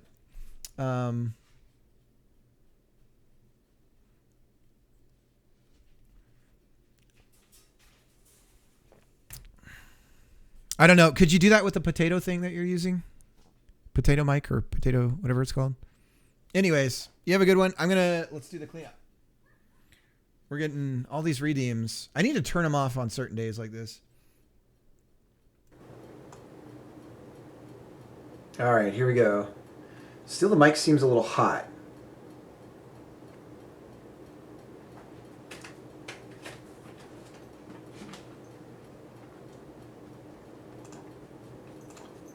audio out here so I can see the chat. All right, buddy. You gonna bother me while I do this, or not? Let's see. Yeah, I didn't know she was doing that. I thought that was something you were doing. It's really cool. Redstone, how's it going? All right. Do I actually have anything I need to clean up in here? A little bit. Oh, you little boy. This is my stuff. Oh, you gonna get that? That one's yours? Okay. That one's yours. I won't take it. I won't take it. All right. That's your Pikachu. I know. That's your Pikachu. I got you. I won't take your Pikachu. No, no, no. I know that's your Pikachu. I got you. Yep, that's yours. That's your Pikachu. So, oh, you little crap.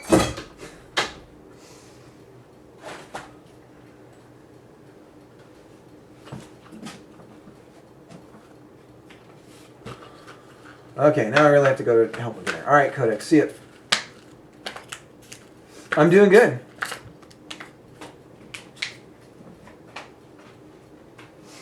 I'm doing good. Are we on the big cam or am I on the little one right now? I'm on the little one. Let me get the big cam going. I feel like the minute I step away from the camera, that's what ages me. It's like, oh, this guy's old. Hey, buddy. Let's come back in here, okay? That's my medicine? No. That is to try and bring me peace and harmony. Do not destroy that. Come in here, bud. Come in here, handsome. Here's some cups you're not supposed to have. Oh, don't take these. Don't take them. Ready? Go catch. Go fetch them. Go get them. They're in here. Ready? Go fetch. Here we go. Good boy. Thank you.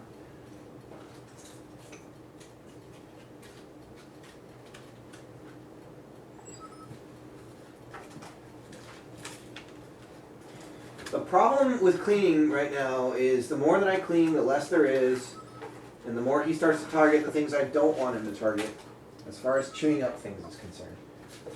Oh, you little turd. Here, take that one. I give up. I'm supposed to tell you what to do, buddy. You don't tell me what to do.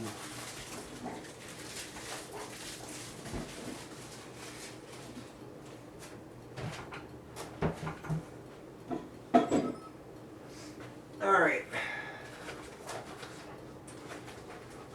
There's a lot going on in chat right now. Hey, I stole the card.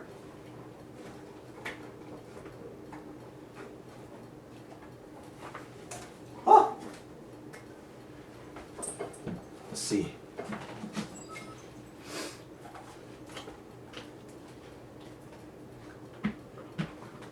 Hey. Stop. Calvin, knock it off. No. No. Good boy. No. Bad dog. Bad doggy. No. Knock it off. Okay? Listen, I know you want to play. Should I kick you out? Should I kick you out right now? Should you go outside? Or you want to stay? What do you want to do? Here, let's get Pikachu. Get Pikachu. There's Pikachu. Pikachu. Alright.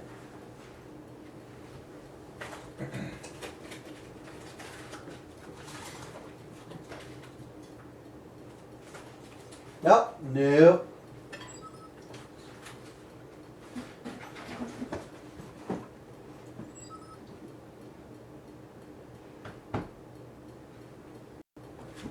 Whoa!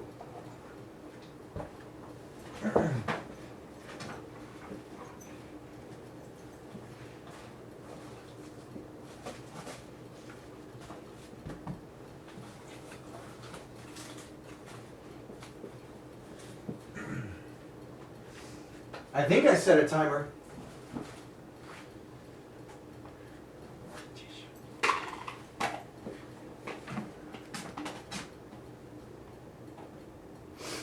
clean your space. I'm glad it helps somebody. It helps me too, I suppose. I just need to be better at it. So the mic thing is coming from... Oh, it's coming from up here.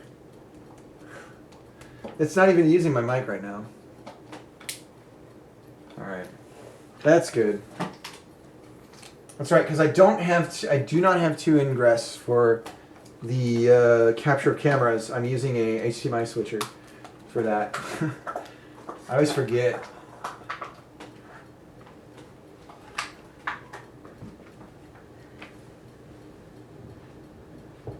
My God, storm's coming. Gotham needs me. So you're not scared of a rolled up paper, right? So nobody's been hitting you with that. That's good.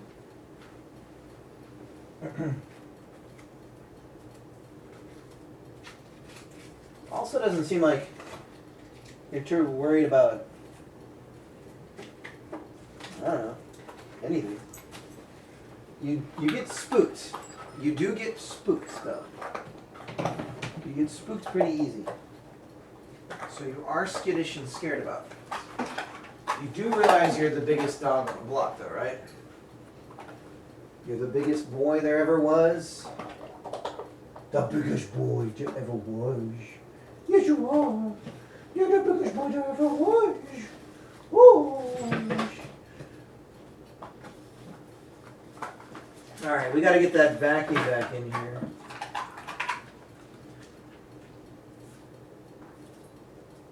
Ooh, that's important. Ooh, it's a lady. Now, hold on now. That's a lady. Ooh, it's a lady. Really want to make something with algorithms and stuff, but I don't know what. Not chess. I find weird in the U.S. to say A for ch, for and not ch. What? Bro, what are you saying? Stress testing debate was banned. What? Redstone's having a stroke. What happened to Redstone's username? Changed for a split second. Now it's back to normal. Thost Northerners. What? What?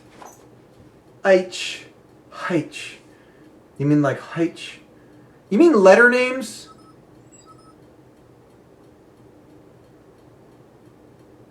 Are you talking about letter names? I have a big thing about this. I could go on a rant. They're just letter names. They don't mean anything. We just, you can call them Zed. I don't care. Letter names are, in English, a really bad way. Why do they teach kids the names of letters before they teach them the names of the sounds of that the letters make? Because they're not thinking. Because the sound a letter makes and the name of the letter are not, it doesn't matter.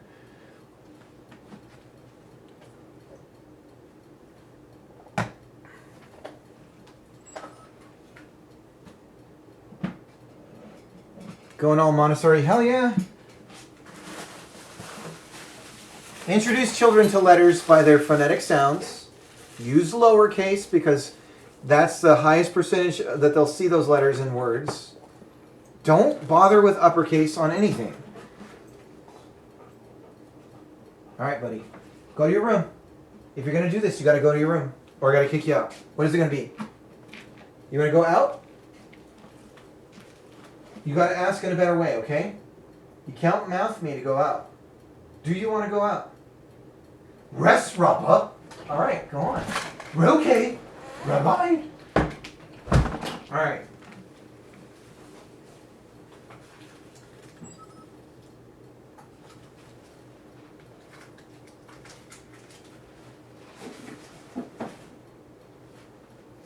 Now there's some obsession with capitalized letters.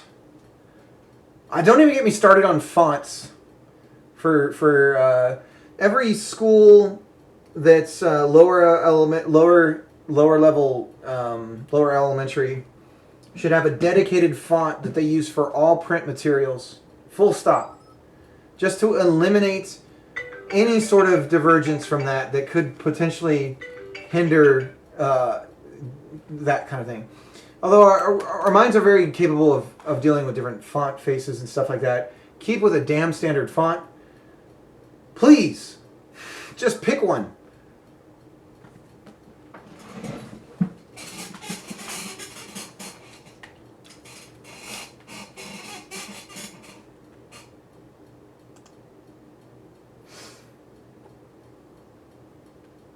Certified homeschool moment. My daughter, I don't want to brag, but she did so good on the, because she did so good on the standardized tests. I was so worried. I was like, oh my God, how's she going to do? And she scored in the 99 percentile for reading, which is the only standardized test she has to take right now at her grade level, but eventually it'll be math as well. But I think she would ace she's already ready for it's like going to be 2 grade levels until she even has a math test that's a standardized one. And she already do really well on it. So I'm feeling good as far as like the machine's system of grading students and all that stuff. So I feel pretty good about that. All right, so onwards and upwards. Let's continue our adventure here. Our plan was to separate things by the arms and stuff. So let's get the T-pose concept going first. So what we need to do is we need to stop the current animation on the, how did you get 2 windows? You got to look up window in the API red. Look up window. Although I'm probably going to have to I need to figure out how to have 2 executables in a Godot. Is there a way, does anybody know, is there a way to, on export, make it so it makes potentially 2 different executables? Does anybody know? Because right now we're running into a problem with OBS capturing the wrong window.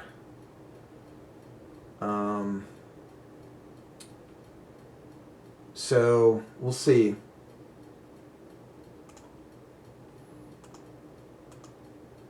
Let's see on export. Because it's looking at the executable. You could script the execute. Right. The export? Okay. I just don't know how to get it to...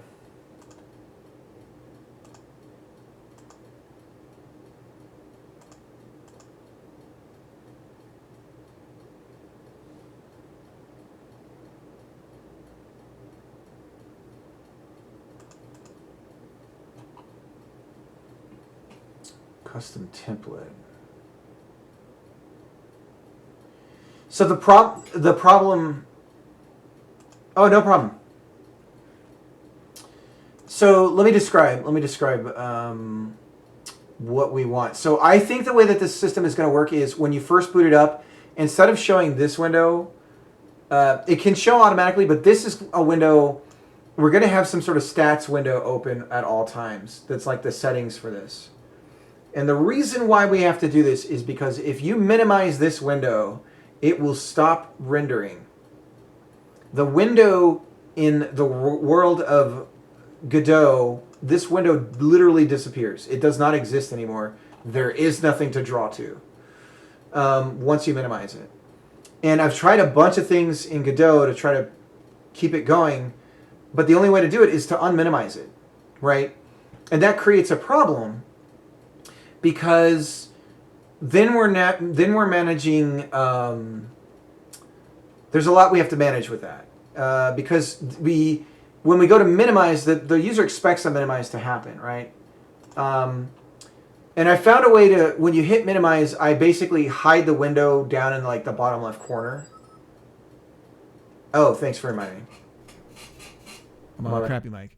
So I found a way to hide the window on the bottom left corner when you minimize, but there's not enough signal information. Wait a minute. Can we get this from C#?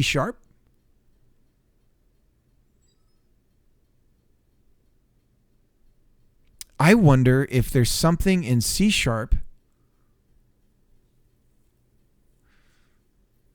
So my problem is I need to know when that window has been opened from the...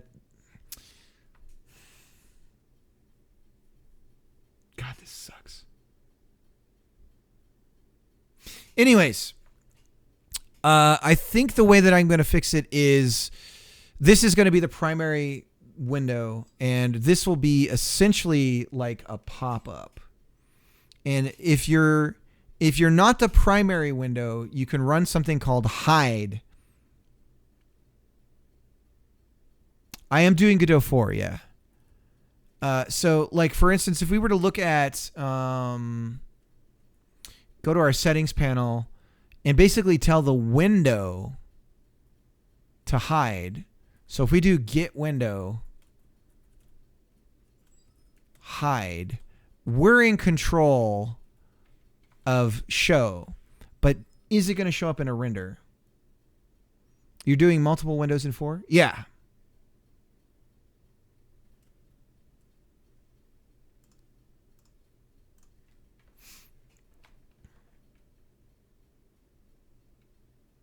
But the problem is that OBS defaults to the primary like window handler.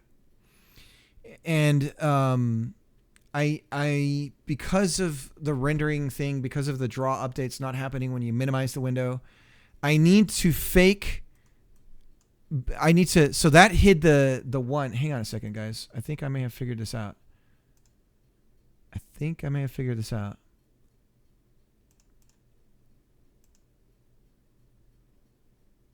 Settings does not show up because I hit it. So that's it. Okay. So,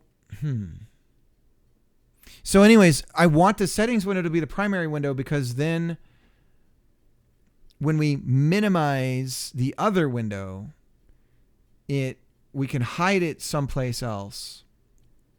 And the minimizing itself, the hide window, will essentially we'll have something called hide window, doing the air quotes. And that will go and do something like this. Move the window down and off to a corner somewhere and make it gone, but still be able to render draw updates and everything. I've tried forcing it. I've tried a bunch of things to get it to force to draw when it's minimized. It doesn't. The scenes and everything's gone basically until you maximize again or restore. I'm trying to remember though why did I want to flip the primary and the secondary? It was mostly so that in the UI in the thing, it would be a button that you press to make it go away. That's right. And it would behave more like a pop-up.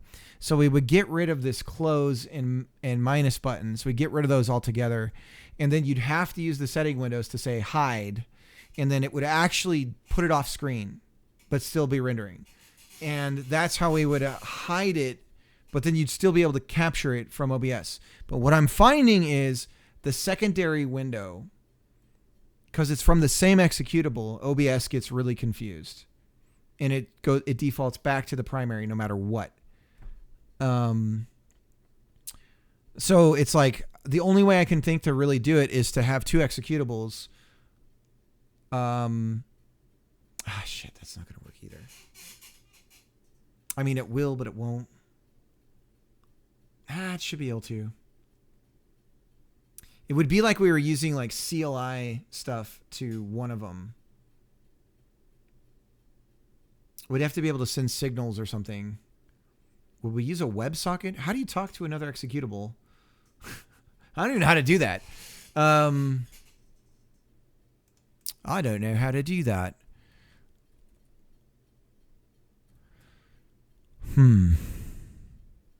I don't know. It's certainly a problem, isn't it?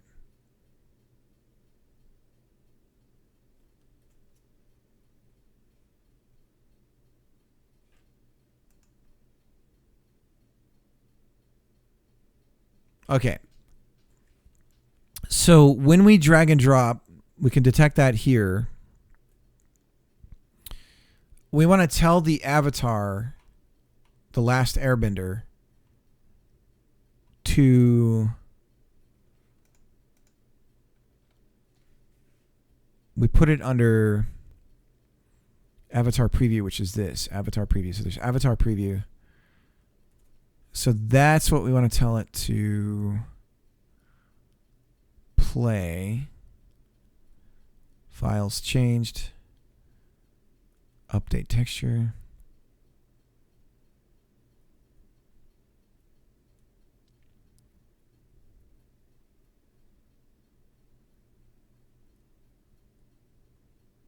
Choose animation. Avatar play verb. Okay. So we can possibly do that while we're dragging, so I don't have to worry about files dropped. Okay, so can we get a drag? Let's see. We're going to go to window.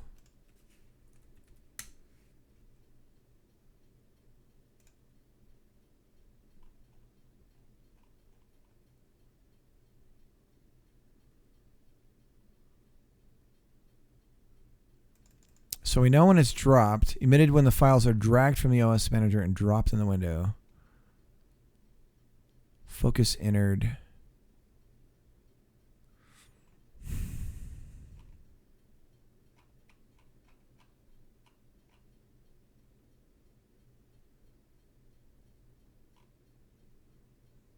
So it uses viewport. Is there anything in viewport we can listen for? GUI focus changed. Size changed. What about node?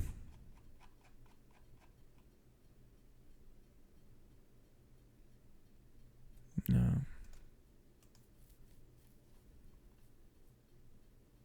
Let's search drag.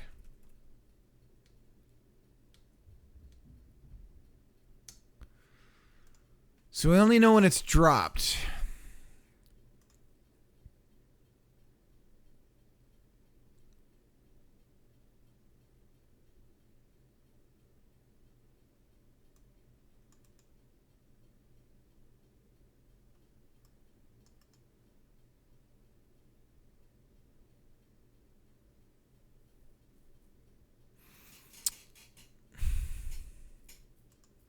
And people can switch their mouse buttons around. Is there on input, can we say...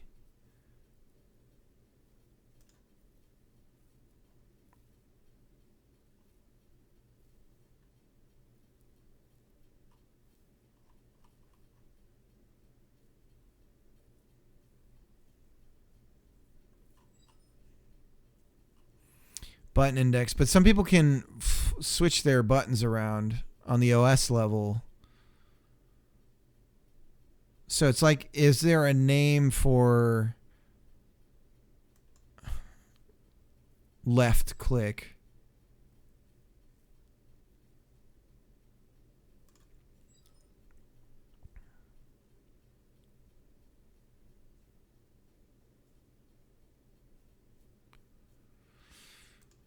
I want to know, what I'd like to be able to do is know when, like if I were to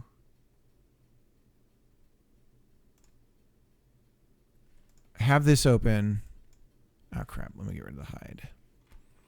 Add that in there as a test. All right, let's do it again.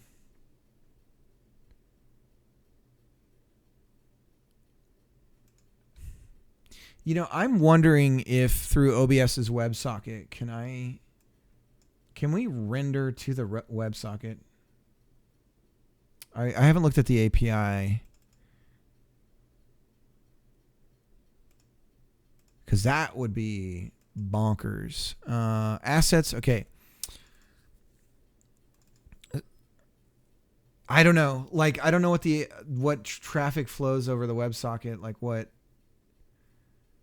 I know there's docs for it. I don't know what you can do with it. I don't even know what I mean. OBS WebSockets. There's the project for it. Here we go. You could use browser source. Oof. Well, the reason we're using game capture because we can do transparent pixels. So that's why my thing appears black, but in OBS it'll matte the transparent pixels automatically, and you won't get any like halos or anything like that. Where are the docs?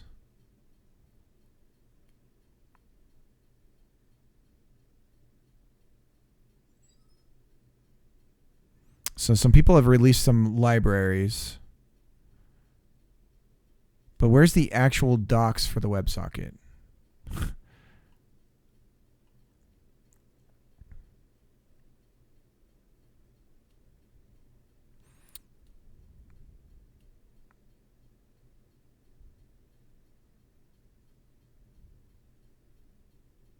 There we go. Protocol.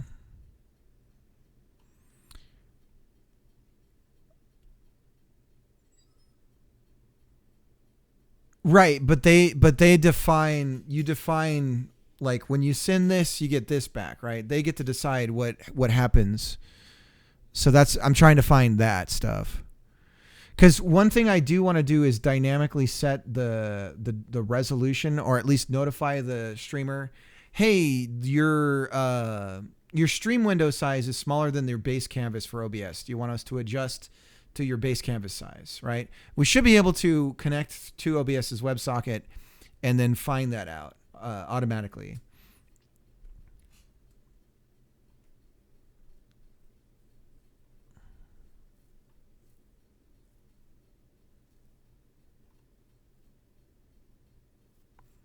So yeah, we create an authentication string. But what can we do with it? Events. Sent from WebSocket. An event coming from OBS has occurred. The scene is switched, the source is muted, etc. Okay. Request. Client is making a request to the OBS socket, get current scene, get create source, blah, blah, blah.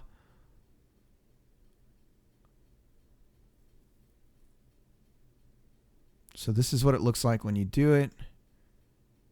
But where's a list of all the things I can do? What can I do? Tell me. Docs. Okay, this is great. I can make a request, but what requests can I make? Enumerations. Here we go.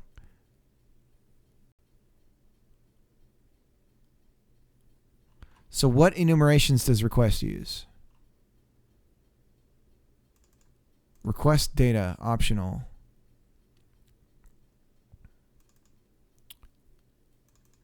Request type.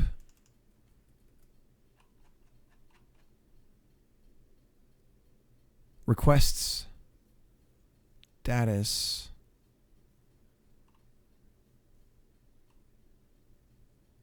Sorry, I'm kind of jumping around right now because I'm trying to find some low-hanging fruit. But we'll get back to work on this other thing.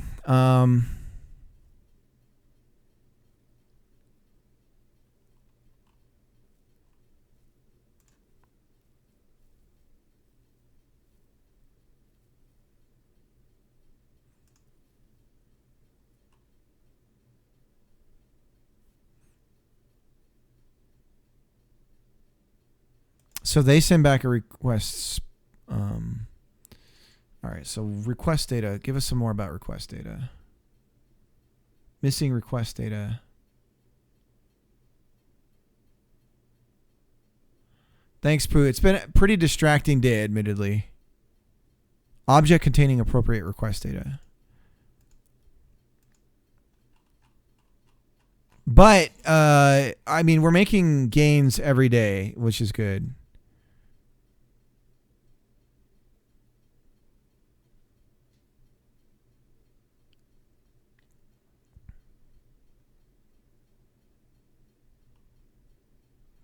I think we have to look at the source code to get an idea of what kind of requests we'd be able to make.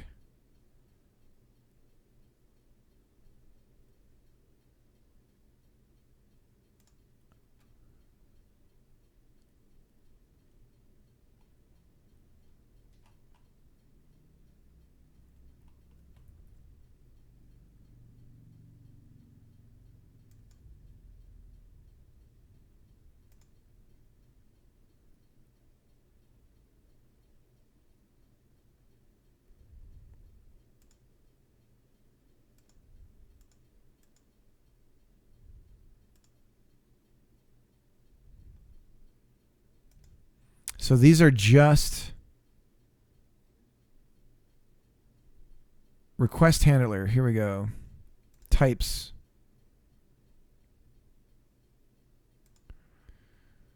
Oh, Jesus. Here we go. There's a bunch.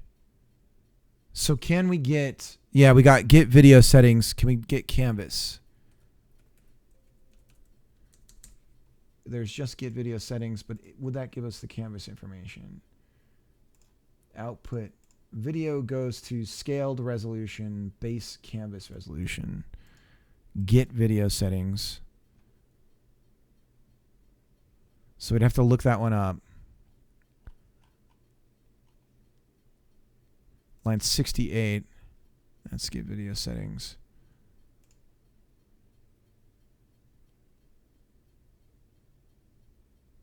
Sign in to search on. I am. Let me go to my... All right, I'm getting distracted.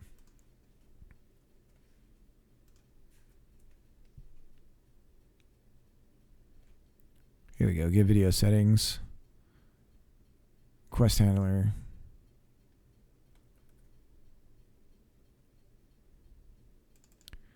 Response data includes FPS, base width, base height, output width, output height. So this would get us, so using get video settings would get us what we would want. So we'd have to form a request saying get video settings and shape the data however the hell it wants it using this request.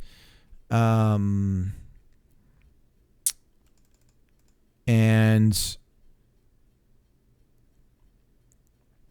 then we would get back a JSON of the following.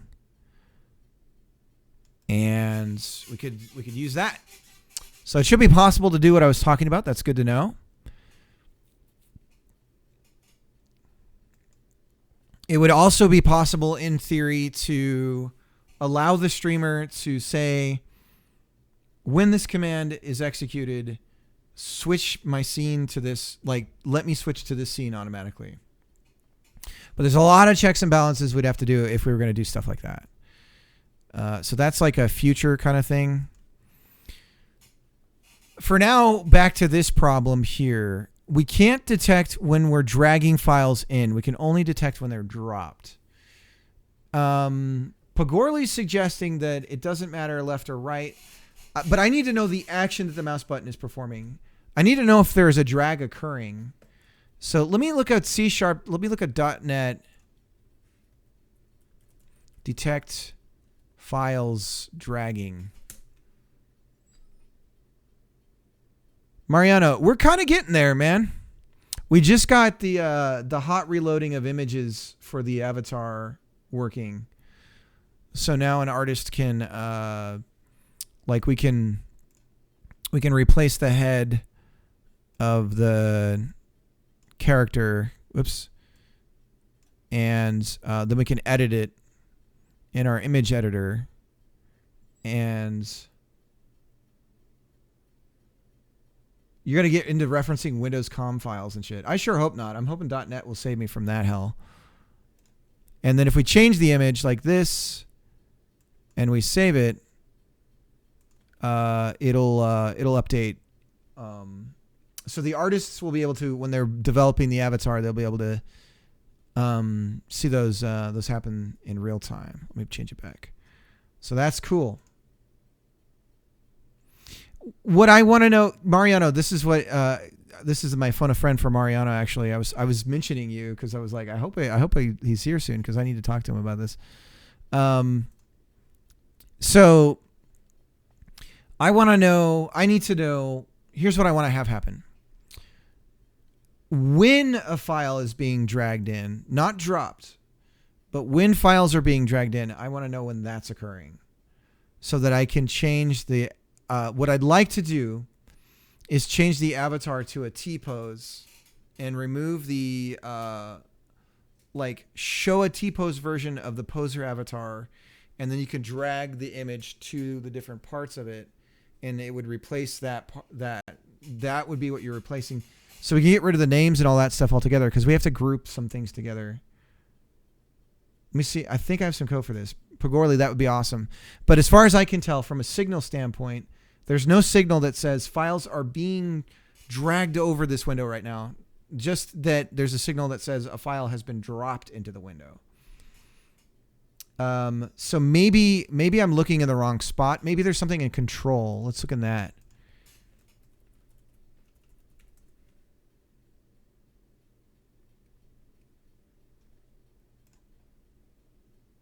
And is there like a draggable space? Maybe there's a control for dragging into things. I don't know. Mouse entered, exited. See, the problem is we can hack this together by saying, oh, they're holding down the left mouse. Oh, the left mouse is over the window right now. Is a drag and drop of files stored in some sort of clipboard that I can access and know that there's something in the clipboard? Is that a way to do this? Is there a clipboard that I can check?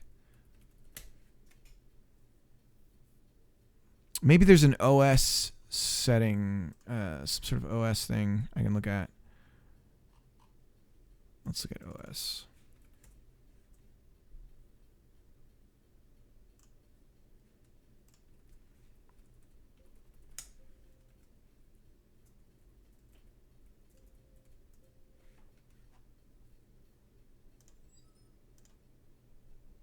Only supports text. Okay.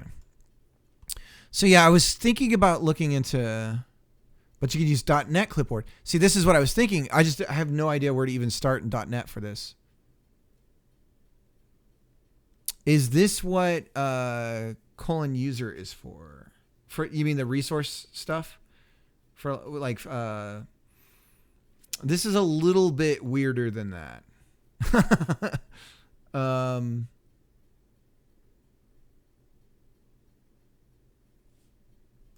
The imported avatars will be stored in that directory, yes. But we still need to know. Recognizing a drag and drop gesture. Drag gesture recognizer. Enable drag on an element by adding a drag gesture recognizer object to. Is this a UI thing though? This is Maui. This has got to be some sort of UI thing.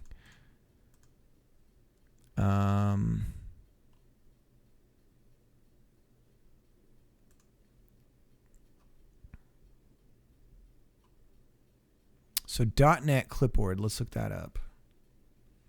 .NET clipboard. So when you do a drag and drop, does it put it in something like a clipboard?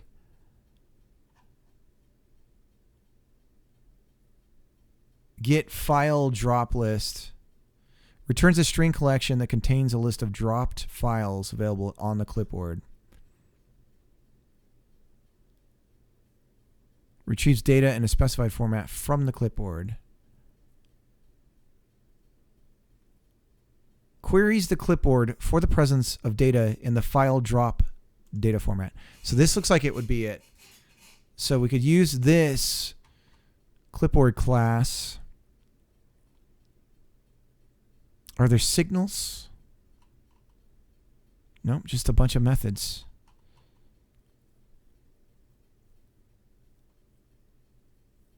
This is Windows Desktop 7. Well, shit, that's not going to work for us. Files dropped. So dropped is not what I'm looking for. once again, so what we want to do is, let's say I've got some hot nudes that I want to put in on our avatar, right? And so I'm grabbing hot dog with mustard, which is as graphic as you could imagine, right? I'm sure you can imagine the vulgarity that is in that image. What is this, by the way? Let's just open it. It's a hot dog with mustard. Okay. So anyways, as we're dragging it in, see how Godot knows we're dragging something in. This is the frustrating part. Godot knows something is being dragged in. It's changed our mouse icon. So maybe I need to look on the input mouse stuff. I don't know. But I want to know that we've got something in our dragging clipboard thing. And that's when I change a poser avatar to a T-pose. And then they can drag the element to whatever they're replacing. The head, the chest, whatever it is. That's what I want to be able to do. What is the user rec for this? What do you mean with that question, Sean? I'm in unknown space. I need to create a system for setting the sprite order, for changing the sprites, for updating, for dragging in the different assets of the sprites. What is the user rec for this? You just described it. Okay. You want to change one piece at a time. Yes. Otherwise, we burden the end user with having some sort of data structure that we can be guaranteed, like, point us to this directory and everything has to look this way. I want to avoid that because I know that artists use different programs and they'll have different approaches to how they're going to generate the avatar art in the first place, right? So that's the unknown. And to solve for the unknown, I need to make the way that they get it in here easy. And drag and drop is like, I mean, we could.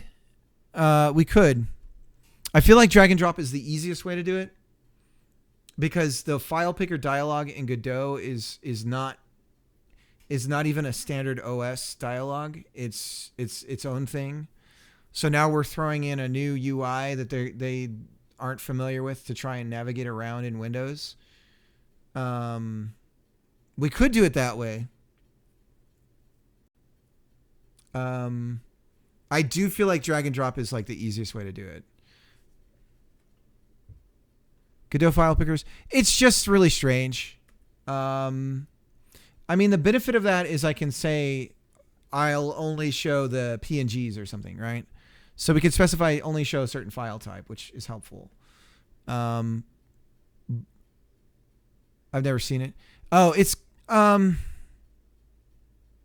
see, I would tell you, I would search the Godot docs to show you, but they don't show visually what this stuff looks like. So you kind of have to see. There's no picture. I got to do a PR request about that because there really should be a picture for UI stuff. Looks like an oversight in Godot's public API. So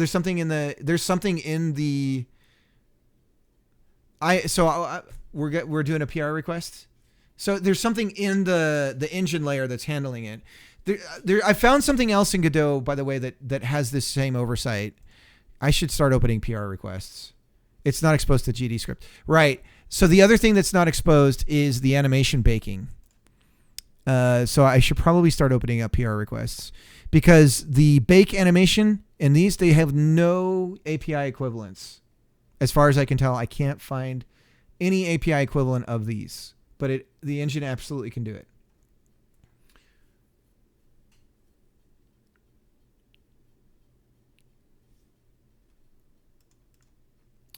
So again, it's not, it looks like OS clipboard is no longer available in 4. Possibly is on the editor animation plugin. Let's see. Why is this taking so long to load?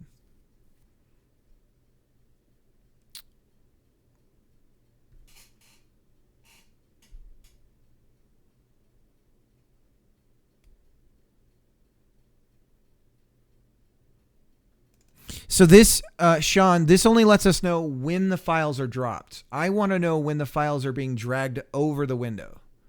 So Godot knows what's going on because it changes the mouse stuff. So I'll look into that, Mariano, for the editor stuff. Because if we can streamline the baking of the animation, that would be great. Let me go over to Canon. That'd be great.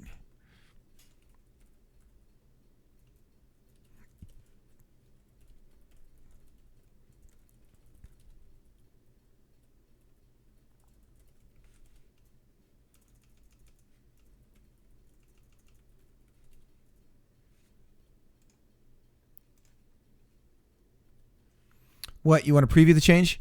I want to know when the files are being dragged over so that I can T-pose. I can throw up an avatar with a T-pose and say, drop your file on the body part that you want to change here. So I want to show that way it's dead simple. And it's none of this lower left arm, blah, blah, blah, blah. Like, and then, you know what I mean? Like the way that we're doing it right now.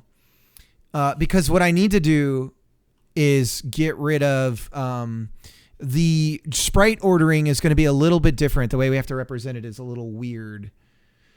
So we're going to streamline the sprite ordering stuff by only having you change the order of the left arm, left leg, right leg, and so on. And then there'll be a checkbox that says, draw the lower appendage in front or not, right? Or the upper is in front or not. One of those things, it'll be a Boolean. And that'll change the draw order of that lower element. And that way we don't have to use Z indexing. We still use Y sorts. And we're using show behind parent as a way but we're trying to mask all that. Is this a world where only the streamer is doing this? Or our chatters? No. This is to create the avatar. Most of this will be done by somebody who has built their avatar sprites and simply wants to get them into the system. There'll be an add avatar to it button, or there'll be an export button so that people can package it as an artist to give to other streamers to use for their stream. And then the import will be as simple as find the file. There'll be a JSON that has the information for all of this stuff. And so from the streamer standpoint, they just find the file, import, it's done. But we need a system that's pretty easy to do for getting this into it. There could be. I'm thinking about packaging a free version of what it would essentially be this panel in the settings that will be on itch and on Steam or whatever. That is just a free download for creating your avatars and seeing what they look like with the animations and everything. So I'm thinking about making that like a free thing. But yeah, we need a way of packaging. Basically, just like seeing what everything looks like. This is kind of like a critical thing. That's why I'm trying to make it. It's a lot to think about, and I'm trying to make it like as clean as possible. Are the animations packaged with the skins? No. They could be. I'm talking about how we can now pretty easily expose the animation system to the streamer. So the streamer could theoretically, we could have an animation tab, and the streamer could create their own custom animations and tie them to commands or events that occur. It's possible to do that. It's getting easier and easier to make that happen now that we have everything the way that we have it. And that I think is like a really big selling point if we have something like that. Because now instead of needing an artist to create a series of sprite animations, the streamer can just be like, I want to be like have them do this, like, or whatever, like Star Wars thing, or like do like a robot thing, right? So that's, you know what I mean?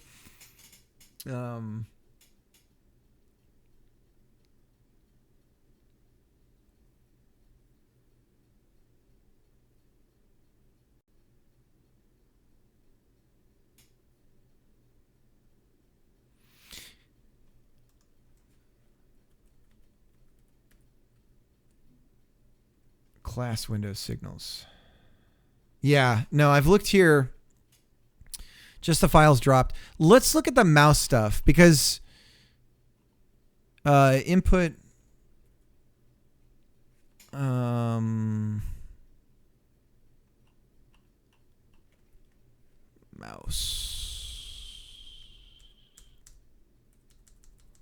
I don't care about any of this. I care about the API stuff.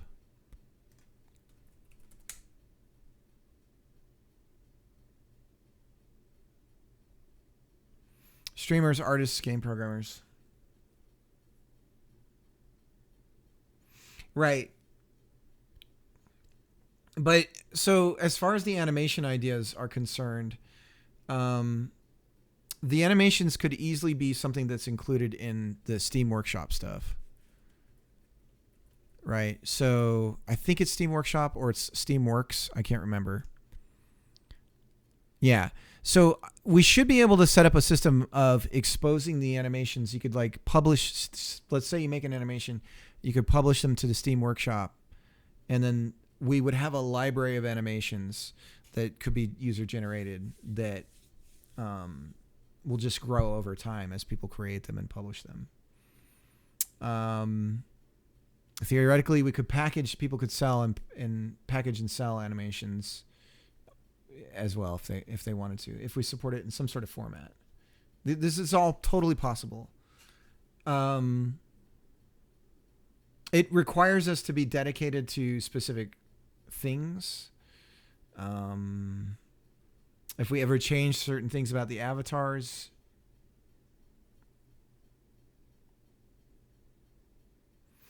no.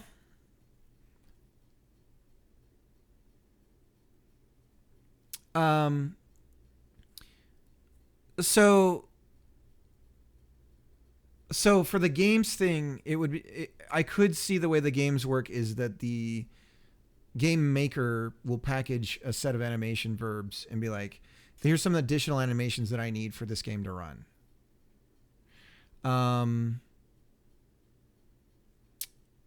Then, you know, as part of the download for the game, it would just be included in there. So, what I was describing though from the streamer side is the streamers like PewDiePie or whoever, I don't know. And they want to be able to say, I want, when somebody does this command, I just want their avatar to do this specific thing. And a little checkbox they could add that says sub only, right? So you get it. So now it's like, at what point is the avatar art added in? Well, it's whatever their avatar is would perform that animation, right?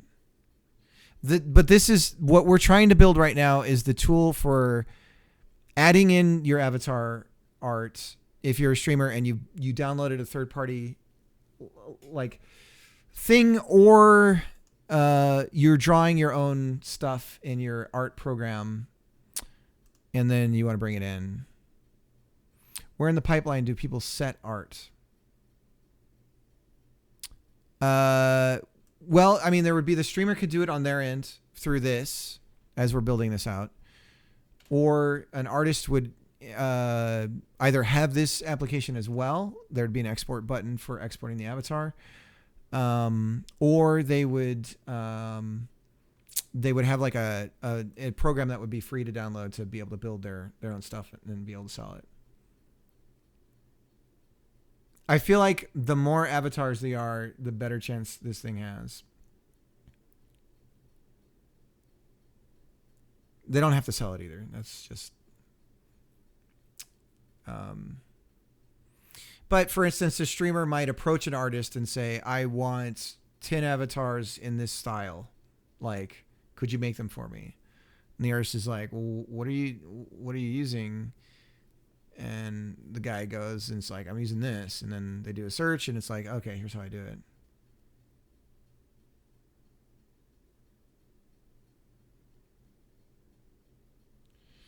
The files drop event was better than whatever Unity offered, and native C# solution relied on underlying Windows API call. Right. That's what I'm seeing, Pagorli, as well. But Godot definitely knows that a drag is happening. That's the part that's weird. So we can see it knows there's a drag happening. The drag idea sounds like they are customating. Yes. So this is poorly named, this tab here. This would be to create and add a single avatar.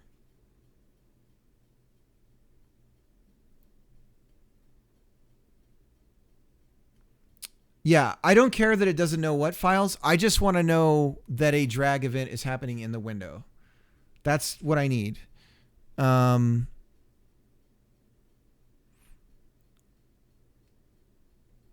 Yeah, it could be.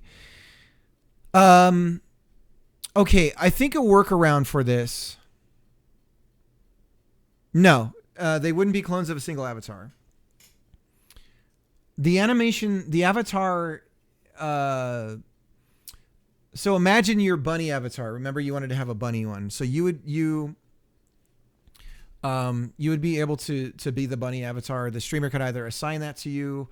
Stream avatars can have it where it's randomly assigned based on a library of avatars, and then you can expose commands to allow the. Yes, this is just to build an avatar. So we need better names for everything. This interface is going to change, but these are the problems in front of us to try to make this process simple and easy to understand.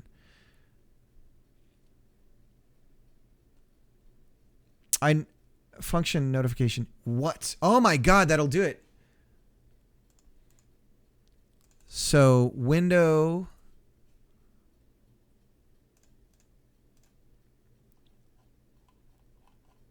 Does Windows do notification events? Flags. Visibility changed. Theme changed. Is it a node? Mouse entered. And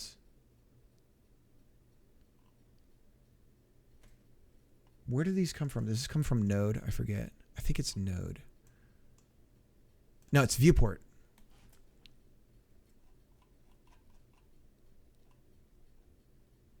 Is it viewport? Nah. Is it node?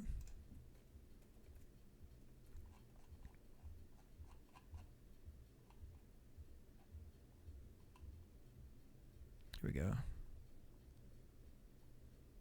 Drag begin.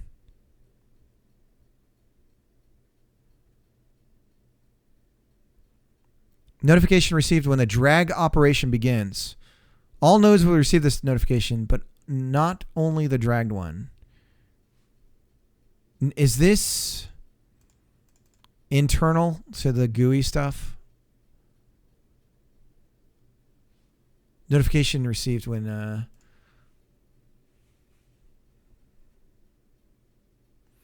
Let me override notification. Okay, that's the built-in.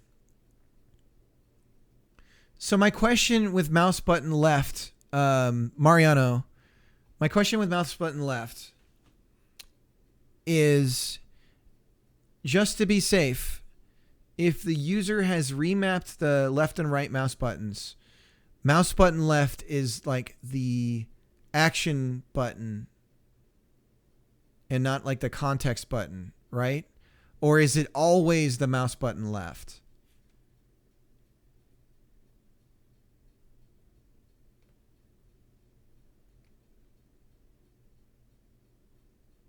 There's also a viewport drag event, but that... So my question is, if I were to remap my mouse buttons... Oh, shit. Hang on a second.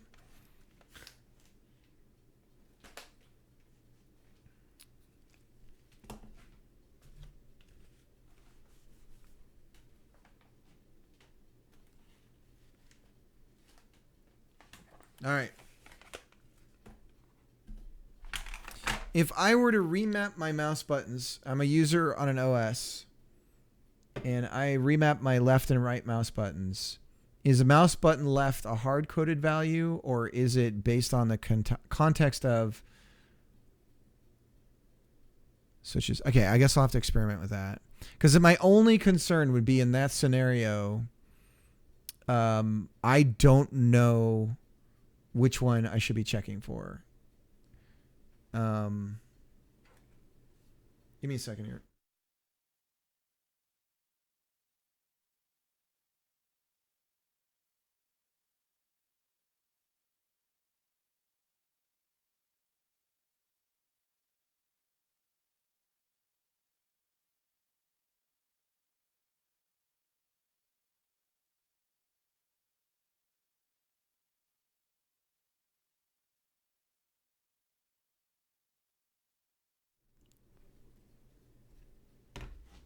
So we have to figure that part out, because I was thinking about this very thing.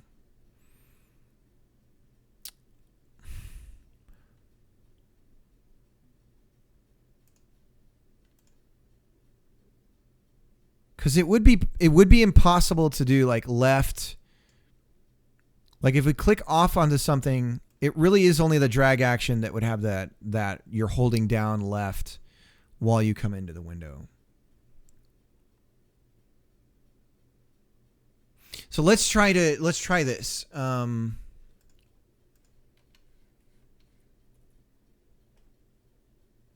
we'll override the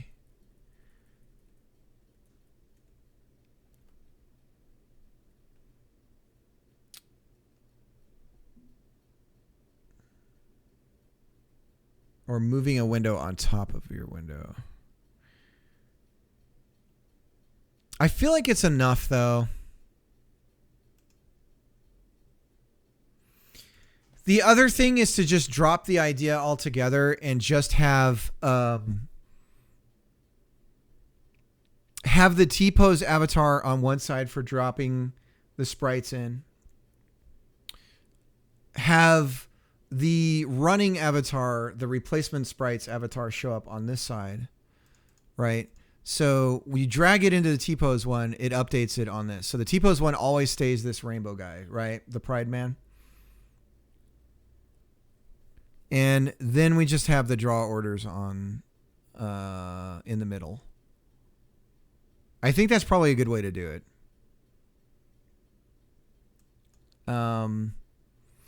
I don't feel like I'm being picky because I'm trying to make this as easy as possible for someone to just get it.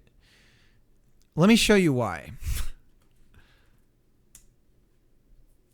If I open up Stream Avatars, docs.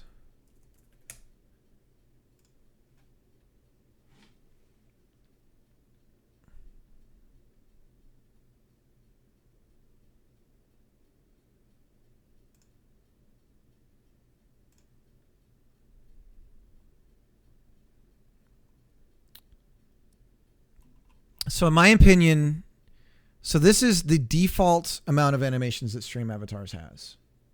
Okay. We can blow this out of the fucking water now. So that's one thing. On top of that, the way that you do avatar stuff in Stream Avatars is it's kind of crazy.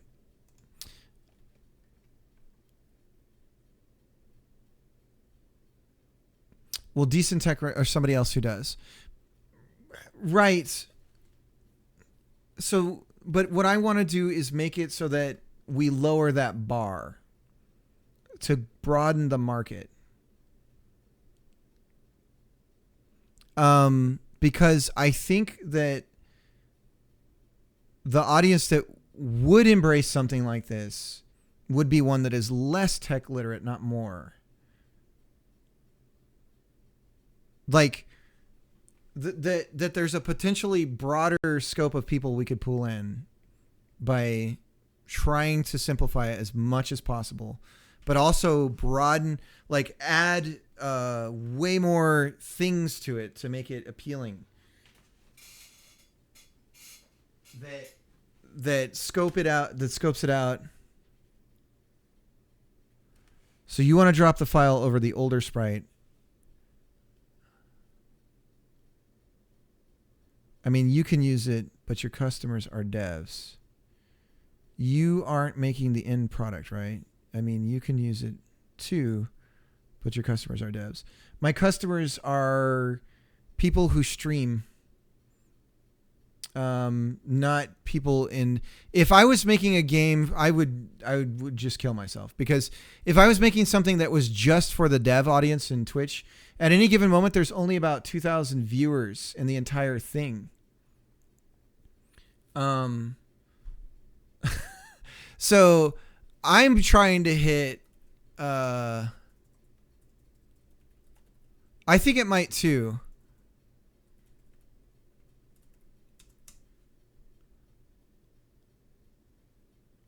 It will be, yes. But initially, I do want it to be, when you get this thing, it starts out with, the whole, I just want there to be a package that's involved in this. But yeah, what I want to hit is, like everyone that's streaming this stuff, like, right. Devs will make games, but they'll sell it to the streamer. Yes. I want to make an easy way to pump those things out, right? And I want to include a bunch packaged in. And I want to include a bunch of avatars packaged in as well. But I also want to provide tools that say, hey, these other people have made this stuff. Go and get it. It's on Steam Workshop. You can go out on Twitch and buy it. You want to be dev number 1. I'm not sure what you mean, Sean. So you're the peak of the pyramid. What pyramid? If an artist made the asset and sold it, they would be selling it on their itch. If they sold it in Steam Workshop, they would be selling it. It's not like I'd be getting a cut of any of that stuff. I just want to be the application that people use. So that, cause like right now with Steam, with stream avatars, and a developer could sell their thing, but it wouldn't be through me. There's a framework which you sell, but you also want the framework to make games which you sell. No, I don't. No. I guess I'm not making it clear. No. There'd be a way so the avatars will be packaged in a way. We'll have an export button for the artist. The artist can export the avatar and then throw that on their itch page to sell. That would be their thing to sell. They would make the money when it sells. The same would go with potentially like the game idea, right? If somebody wants to make games for this, they can package it and sell it themselves. Bump Set Spike is a sample game, right? When this is all said and done and working, Bump Set Spike, in theory, will be Lua with the animations packaged in with it as an example and we'd have docs that would be like, here's how you would make this, right? They're selling PNGs, you're selling Photoshop. I'm not sure.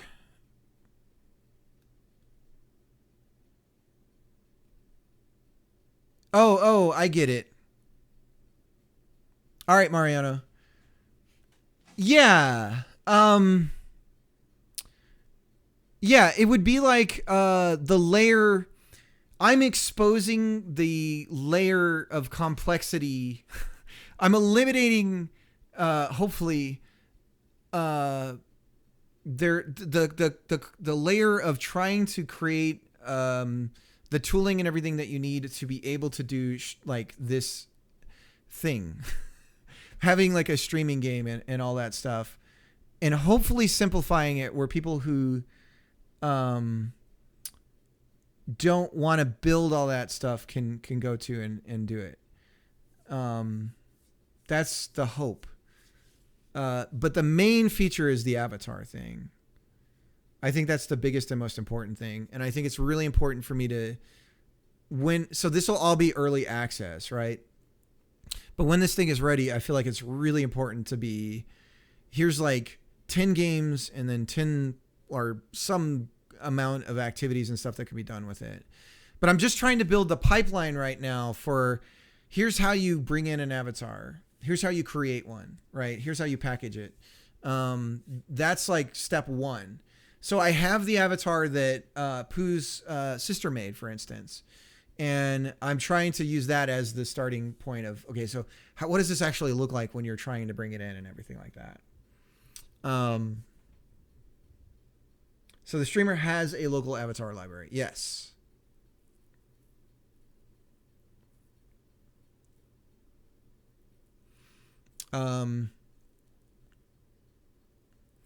Yeah, so stored in your app. It would be in their user directory. The app will contain some like pre-baked ones, though. Yeah. But any that they bring in manually would be in their OS user directory.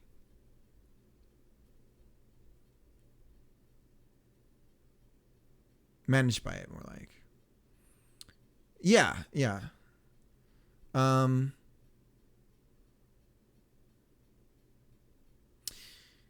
But for instance, like with stream avatars, the minute you want to create custom commands and things like that, it gets crazy.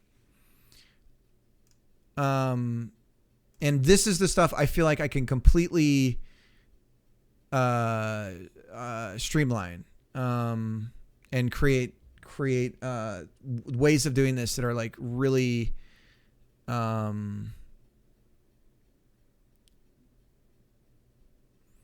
manage it more like they manage their avatars there and they play games from it. Yeah. I mean the direct comparison is stream avatars. It's just that I'm trying to simultaneously this is why it's taking me so long. I'm trying to expand the depth of it while making the ease. And so that costs me time, which I really probably should, but that's why I'm trying to initially just have, hey, just some roaming avatars on the screen and all that kind of stuff. But I want to have the full loop done of here's how you would bring it in. Like it comes with the little rainbow guy. Let's pretend like all I have is the rainbow guy. And now I'm a streamer who wants to bring in some art asset. I want to build the entire chain for that and make sure it's working and go, okay, I have that part done. Now let's build some avatars, right? Let's all create a bunch of avatars or something. So that might actually be the first jam thing. I don't know. I just would feel bad taking anyone's work and using it to sell this thing.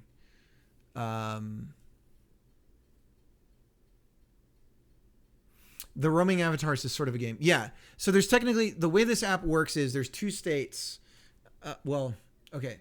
There's the independent avatar state, and then the game state, or the events, or whatever you want to call them, will have a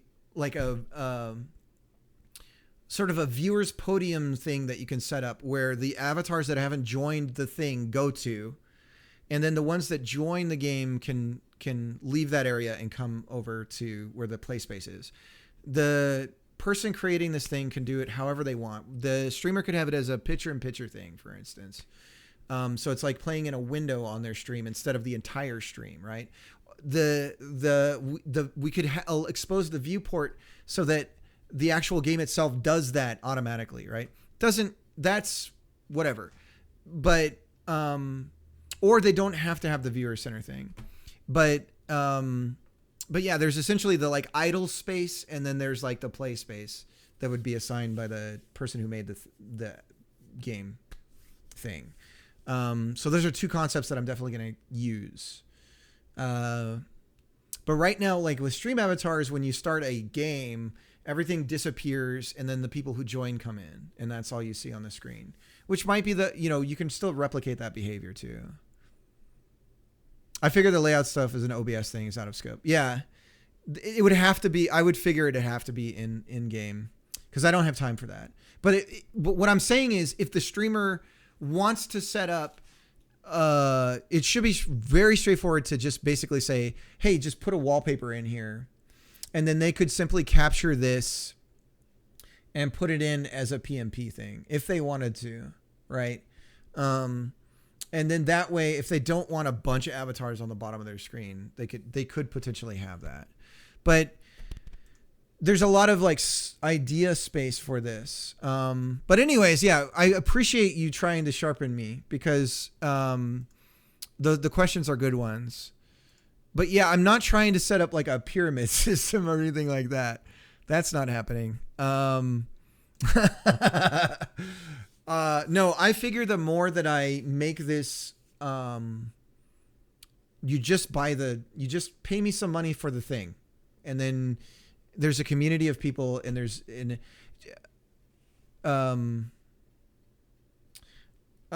so that would be more in the dev space. The dream would be on dev Twitch. There's people going, I'm making a game for this, right? That would be like, oh my God, this is great. Somebody streaming that, right? And that's why I'm trying to head towards that for my first hosted game jam would be, all right, I built this thing. Here's the language, the Lua calls and everything that you would make. Have at it. And I probably make it like a month-long thing, because I would likely find out that a bunch of stuff is broken. So you're making it accessible. That's the idea, yeah. So there would be essentially an API, very small, but an API nonetheless. And you would not have, the API would not expose any of the stuff that could potentially get my client ID banned. So the API would be like, here's you can register, you can create a command that it's registered for. You can receive the command. You can look at the avatars that have joined the thing. And you can manipulate them. And you can tell them to play certain animations. You can tell them to move in places. You can add other external sprites to the screen and all that stuff. But you cannot talk to Twitch through this. It's only to register a virtual layer into this thing that would be exposed. So the avatar skin circulating around, the game script circulating around, and the app which runs those. Yeah. That's it. We'll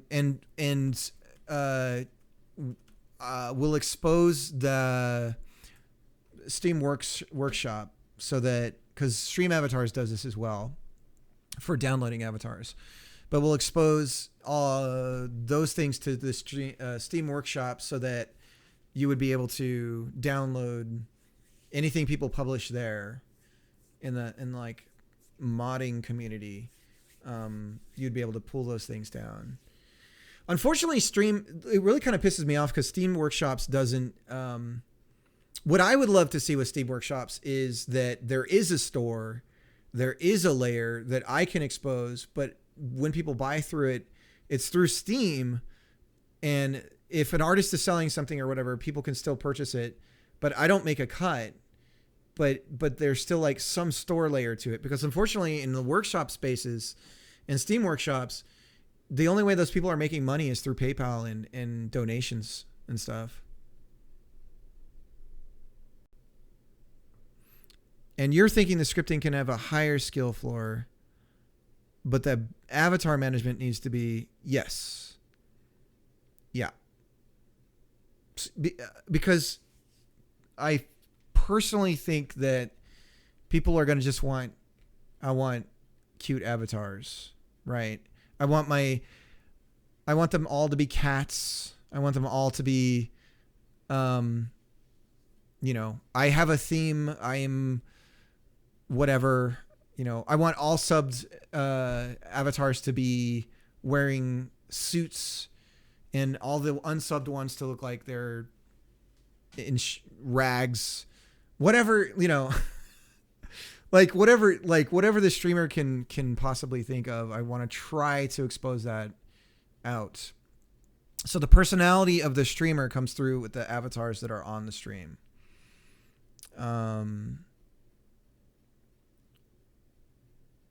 Yeah, channel point redeems, right. Yeah, so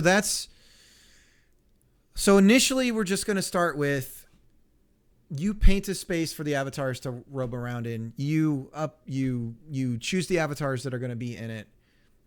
That's my release for early access. I just want to get that as clean as possible because I am picking some roads that I can't turn back on very easily once I put it out there. So I would need to make sure I kind of thought of everything. But that's the starting point. And then I go to continuous delivery. Every new feature is out and uploaded as soon as possible. I don't know what the limitations are with Steam for releases, so that may be prohibited by Steam's however that works. But I believe they actually encourage that for early access. They want to see updates and stuff happening on a pretty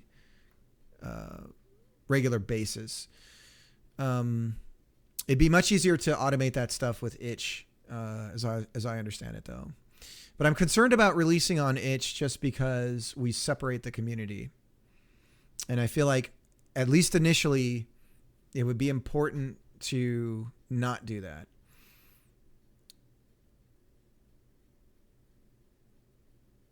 All right, Dev. For a simple version, I'd ignore the limb by limb customization. I was considering because we could easily make the torso just a sprite, just a single sprite. And then if somebody wants to do the 16-bit sprite stuff, it should be possible to just put that on the sprite and dump this stuff for the runtime equivalent and still have your stream avatars version of 8-bit looking sprite dudes running around. It's just that, like, because it's all animation verbs. My animation player is based on a verb concept. So the problem with the sprite thing is that the animation requirements explode. So I am picking an additional complexity to creating the avatars to then create a simple but very extensible way of making those avatars express themselves through the animations. And so the artist can spend more time on the look of the avatar and not have to concern themselves as much about doing animations for every single one. It would be more that I want it to look really good. Because it's going to be doing all this cool stuff and I want it to look cool when it's doing it. Or I want it to look nice when it's doing it. The other thing I think is that this will broaden hopefully the amount of, because pixel artists are actually few and far between. So this way of doing it should hopefully bring in more varied kinds of art folks, hopefully. Because you could still do pixel art with this. The rotations, it probably wouldn't sell very well, but this would be more, we're heading into the Flash territory of look and feel kind of thing.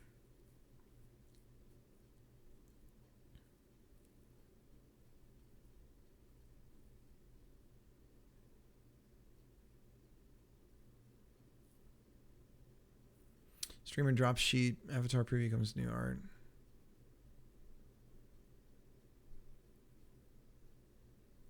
Yeah, it's just because they are different limbs. I mean, another possibility is a single. Another possibility.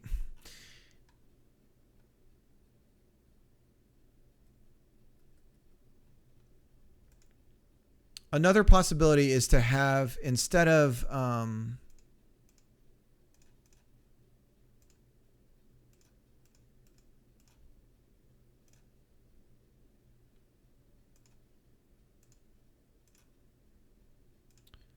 is to have an exploded version of this provided to the artists, and then they draw each joint in a totally separate area, and then it's a single thing to drag in.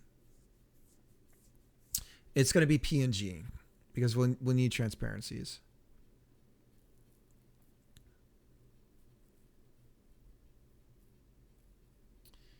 But I'm trying to think, this is like the key to it all, is getting this right. Yeah, it's only PNG.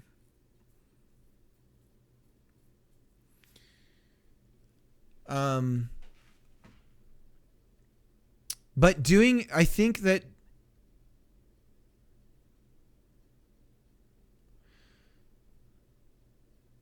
and we're going to have little X's on here. Exploded V can also be a pose they can preview. Yeah, this is the problem because we can't connect their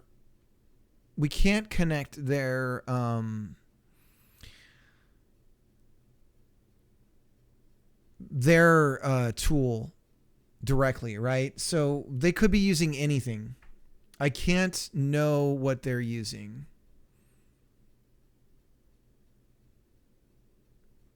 I would worry about exploding the sprite sheet because, like, I'm already worried that I don't have enough room for the head.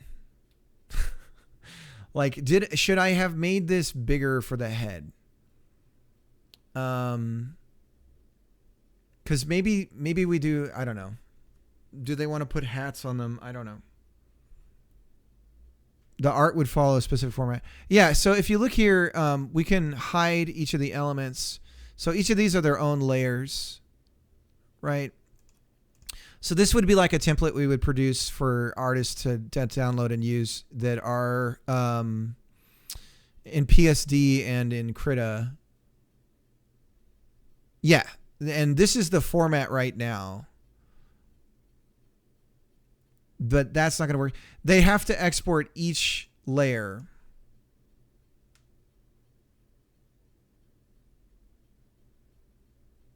This may sound dumb, but why not use an auto rigger so the user tells it where all of the joints are?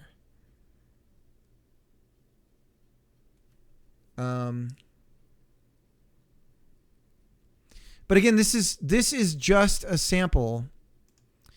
So I don't know. This is the thing, is I'm not an artist, so I don't know what people's workflows would look like for any of this. I'm basically guessing. But Krita has where you can export the layers real easy.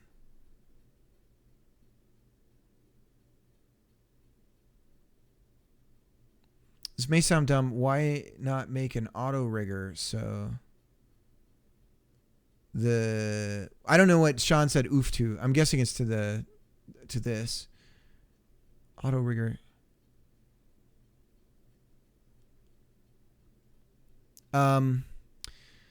The problem with not having limbs is that we then do, we have to do it this way. I mean, the short answer is I have to do it this way, because otherwise we don't know how to slice the polygons up to do rotations. And so I completely bypassed doing, like a skin based, I don't know what the term is, but a warping effect when the rotations happen. I got rid of that completely and do it by limbs. We just don't know how it should be cut up because every one of these things is going to look totally different.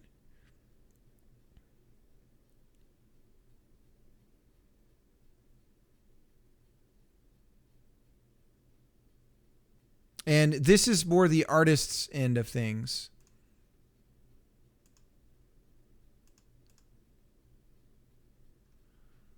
I didn't think so. I gave this to an artist and they produced something rather quickly. That's how I got the kitty cat. I gave it to him and I just explained it to him and they're like, okay, I get it. And then they made a kitty cat.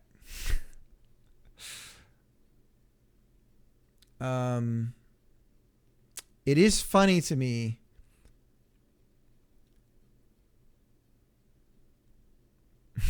That cat is horrifying. It's because its eyes don't blink, which is another problem that we have.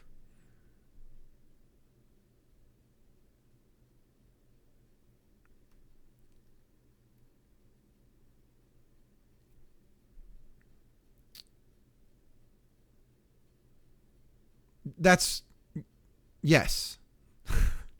That's what this is going to be. That's why I'm talking about a separate tool. So you could have the artist package the limbs into an archive then. Is this, are you saying, I don't know what you're saying, but again, we're going to have this tool for the artist here. That's why I did the hot reloading, right? So,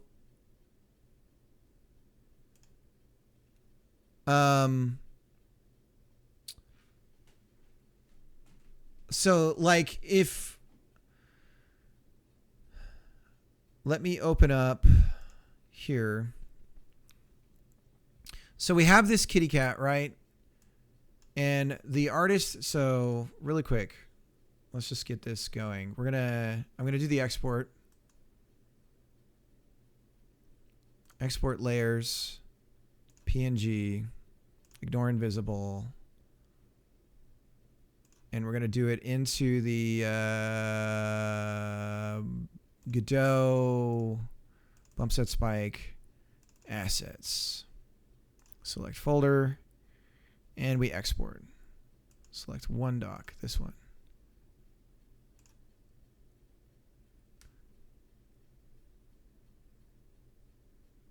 Still one drag and drop for import everything into a body library. And then they could choose which art to use per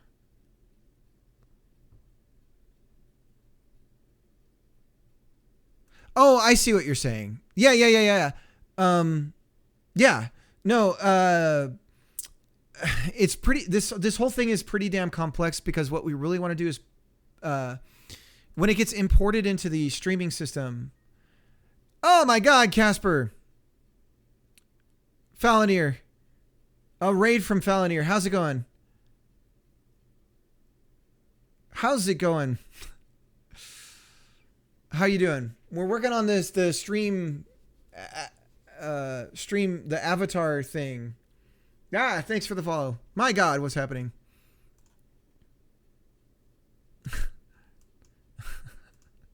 How's everybody doing? Falonier, how are you? Long time. I haven't talked to you in a while. I hope things are going well. But yeah, we do want to, Shano, we do want to, yeah, a whole system. I was actually going to show, Sean what we were working on. We have a system for animation where we can animate using a skeleton and then we bake it with just the sprite rotations. We can spawn about 1,000, on most computers, we can spawn about 1,000 avatars on the screen at a given second. So performance, we've gotten performance where we want it. And now we're just working on, thanks Casper. It's been a long time too, Caspy.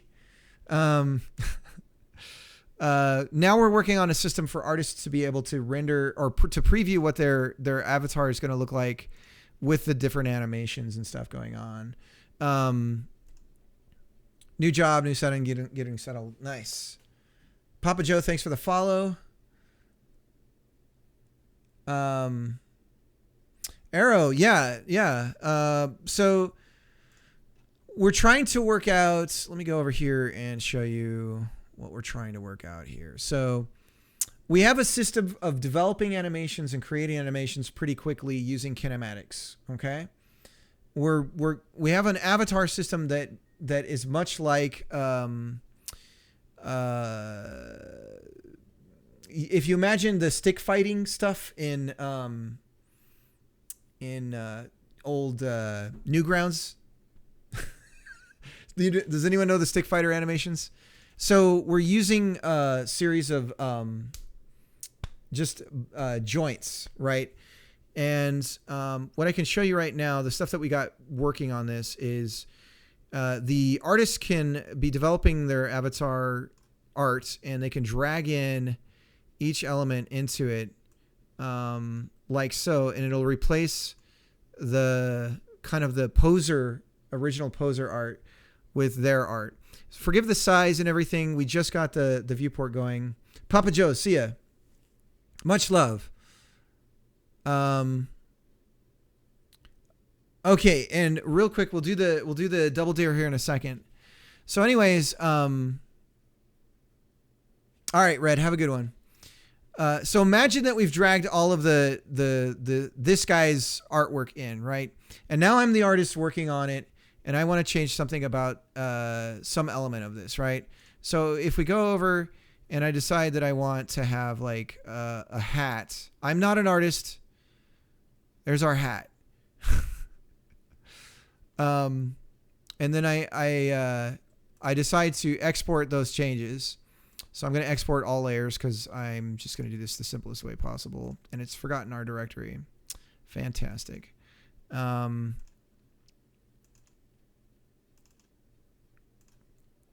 So I have this out somewhere that I'm exporting to.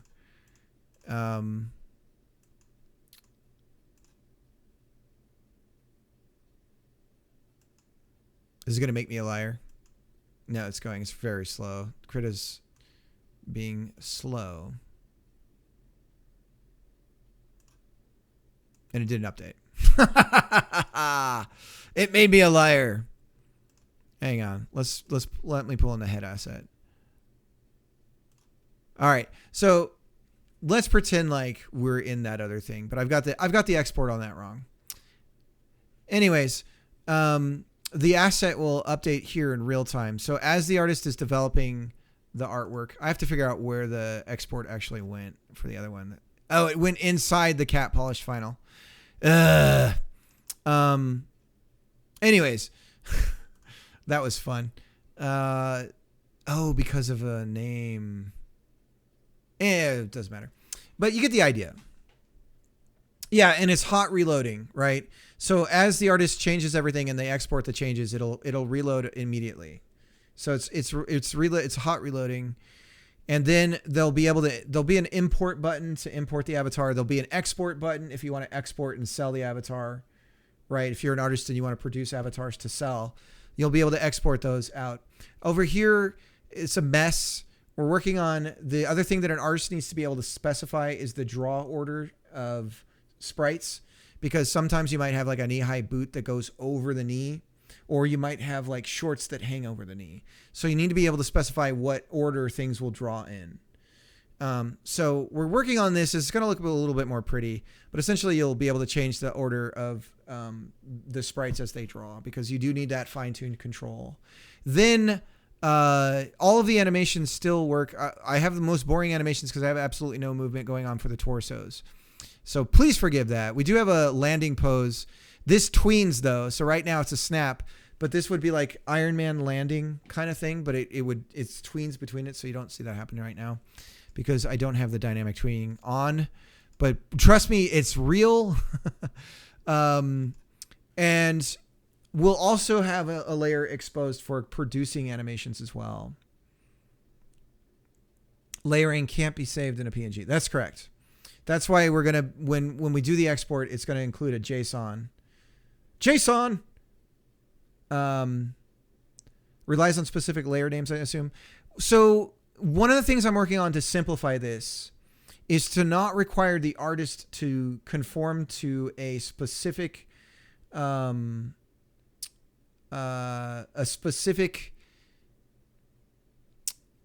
data structure or hierarchy of things. JSON will be handled by the application Redstone, so you don't have to worry about it. The JSON is being writ as you rearrange things in here. The export will include it in a package. The artist doesn't have to think about it. They won't even know it's happening. But when the artist drags the elements in, so what we're planning on doing is having a T-posed So we're affectionately calling Pride Man is our rainbow colored avatar.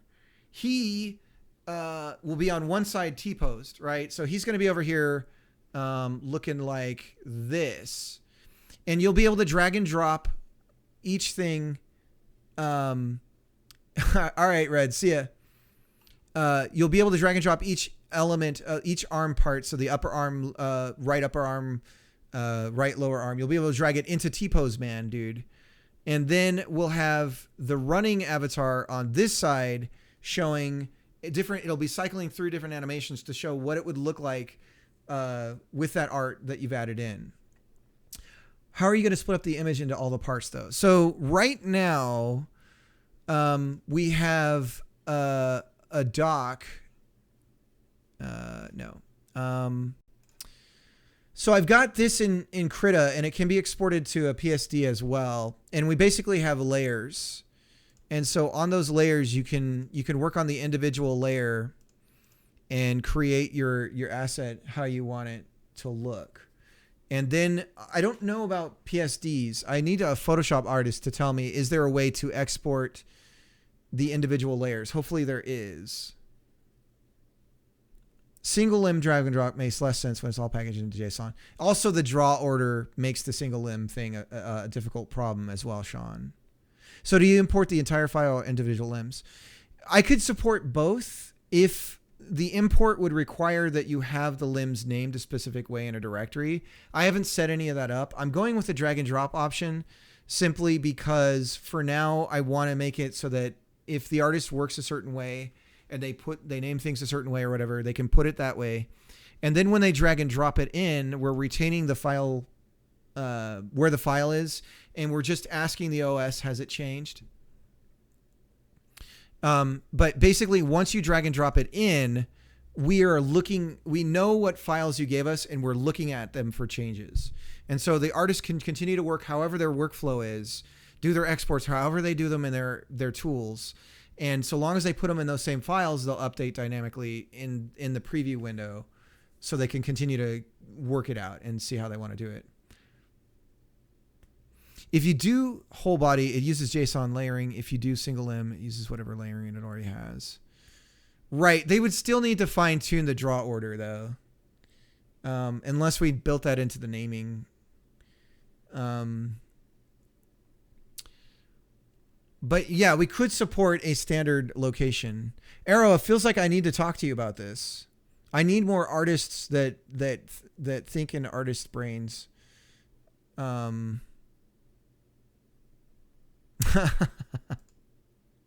Don't do that. So fun thing. Oh yeah?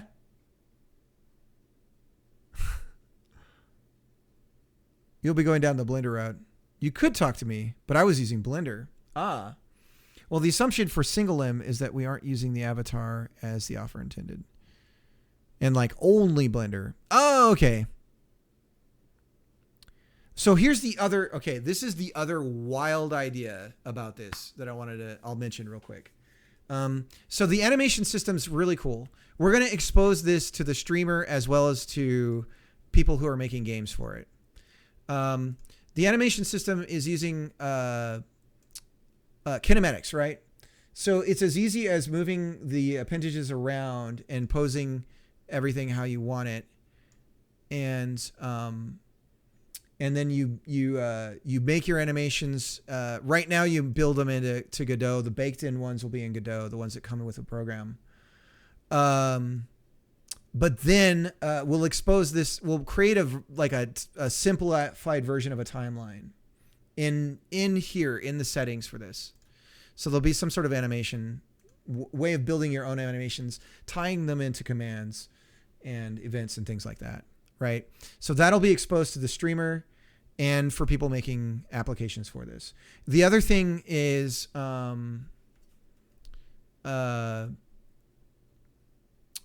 because we have a skeleton, here's the crazy thing. There are tools for capturing animations, capturing skeletal movements from your smartphone and your webcam. So in theory, it might be possible to have somebody literally do something with some of these tools. And then I'm trying to, the name of one of them is failing me, but motion capture the animation and bring it in. It should be possible to do something like that because we know what bones to associate all that stuff to. It should be possible. I'm not going to work on that right now. But it could be possible. I may end up using that for when I build the animations that are baked in. Though I wonder how hard 3D to motion capture is. Never seen anyone do it. As long as the bones are right, I think we can clamp the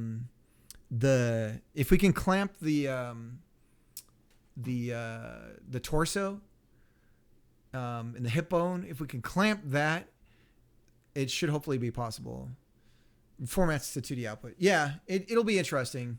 I think it may be just as simple as pointing the so-called camera directly where the torso is. And, but again, it just depends on how those animations are exposed by those systems. It's totally a theory, so I'm not going to do anything like that. It may also be possible because a lot of these, there are a lot of these, what do they call them? The chat avatar stuff. It may be possible to expose this, through my bones programmatically. And then, and instantly found a video on how to do it, or at least to do it with existing software. Yeah. There's a name for the one that I color coded this based around one of the ones that I know about, in the hopes that maybe that's what we end up, like it would be compatible with, but it's just an idea and it's way out of scope right now, but it's a should be possible kind of thing. But I'm trying to stream avatars. That's the plan. So we're adding in, I was talking to Sean Dewhurst in here about this. Let me do a shout out. I didn't do a shout out to Fallonier. And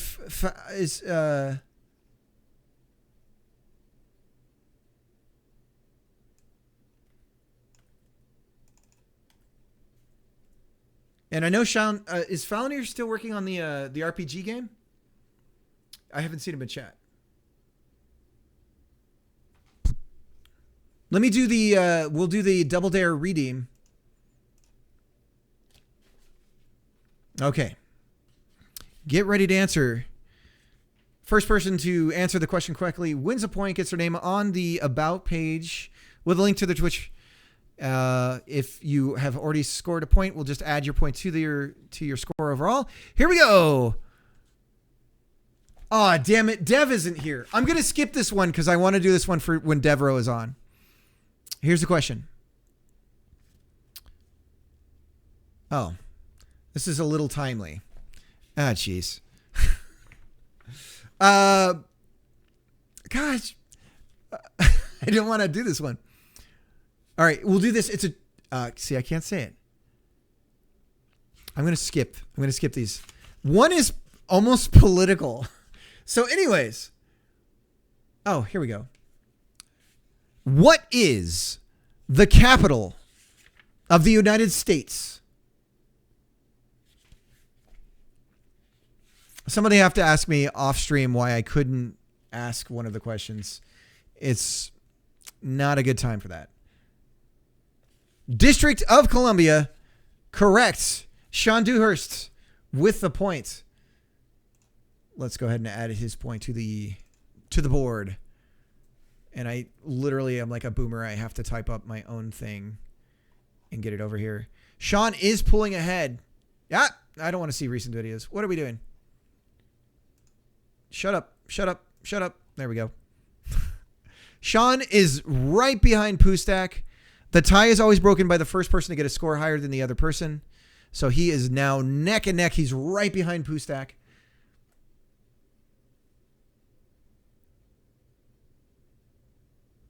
Oh, USA. Miss Cricket. Oh, no, Miss Cricket. No. Oh no. I'm in England. Wi-Fi barely reaches here. This is true. Did a big old refactor of the code, and I'm actually helping with the art rework that's in progress, doing all the entity stuff in Blender. Nice. I'm just starting to dive into Blender.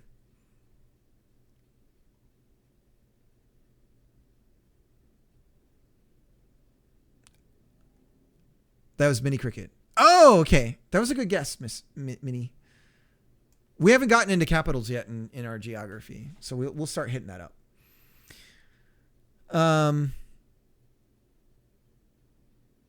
Highly recommend Blender for anything and everything. It's got updates for the video editor coming out. Yeah. On Thursdays, let me just kind of self-promote really quick. On Thursdays, we work on a tactics game inspired by Final Fantasy Tactics. I had that's why I'm using Blender, because we are doing the 3D rotation in that. So we're doing like the actual rotation stuff that a lot of these modern tactics, inspired by Final Fantasy Tactics, they don't do camera rotation, which is like kind of a big deal to me. Unlike Arrow, I did the art at the beginning of the fall fan dev, made the logo, all the glory, 1% of the work. Excellent.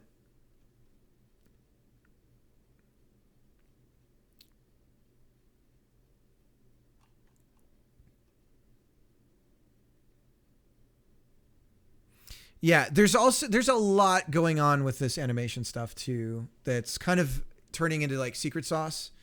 But for the most part, you animate with skeletons, but the runtime animations bake with sprites only. So we completely eliminate the skeletal system for runtime animations. There's a few other things we do as well to lower the load on the CPU so that we focus more on allowing for the variety that this system is going to have. And so there's been a lot of work done on like the performance end. Once I decided to go this route and go away from just doing pixel art characters on the screen, it simultaneously like it narrowed things down, and it exploded work, but it also, I don't know, it opened up a lot of possibilities. It's just that the art asset management side and how to make this easy for artists to give it to artists for them to work on and do, that's the part that is the more difficult side of things. I believe that an artist working in Photoshop with layers on something like this is probably the easiest way to go. So, I mean, if you're working on one part of the art, you would just like, you know, I don't know how to hide them all. See, I don't even know how to use, I'm not an artist, so I don't even know how to use any of this, right? But like if you collapse all this, you would just hide the one element that you want to work on. You would just keep that one element open. So if we were working on the bottom leg, for instance, then we would just kind of hide everything else and work on that portion of the character. Then you know, you go to move on to something else, you work on it. So the proportions, so the giant head thing, we are doing chibi proportions, but you could actually, as an artist, you could make a smaller head, and it still reads. It does, like, it actually works to make it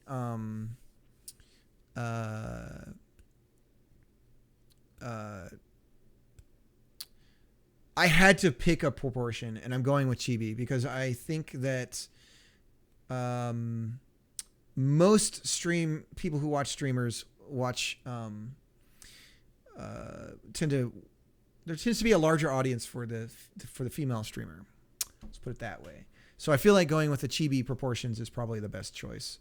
Also, as things get smaller, I think the more the head reads, the better off we are for doing certain things. One big hurdle in front of me is dead eyes. And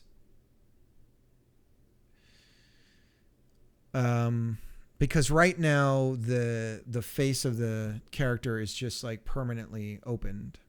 I want some dinner. Yeah. All right, let's do a raid. I feel bad, Felonier, giving me that raid. I appreciate it so much. Thank you for the suggestion, Casper. Are you streaming still, Caspy? Are you still streaming, Caspy? You were working on, if I recall, you were working on the Pikmin-like game, right? I like how Twitch is just like, do you want boobs? I mean, let's see if we can find somebody else to hit up. Actually, let's do Mud. Mud is doing a Pico 8 game, and he's using the hard limits of Pico 8, which is a virtual console. Console that's a virtual computer. It's a dream workstation. But he's doing amazing work, and he's a friend of the stream, and so I can finally give him a big fat raid. Because I tend to have a rule set when I raid. I always want to raid equal to or above. I want to raid up, not down. So I try to go with people with smaller viewers and stuff like that. And we have enough viewers right now to be able to meet my rule set. Because he's so big now. Mud is huge. Let me tell you from personal experience. Anyways, check him out. And last thing I'm going to do is give a shout out to Sean Dewhurst, who's been in the chat sharpening my pitch. If I can get the name spelled right. And Sean does Godot development earlier in the days, typically. So I definitely recommend checking him out. And I will see you guys tomorrow. We're going to be doing tactics. And until then, much love and all that good stuff. Trying to get the raid button up, but it's been hidden away. This week, not so much, though. Is it just life stuff? Now the raid option went away. Are we raiding? God darn it. Yay!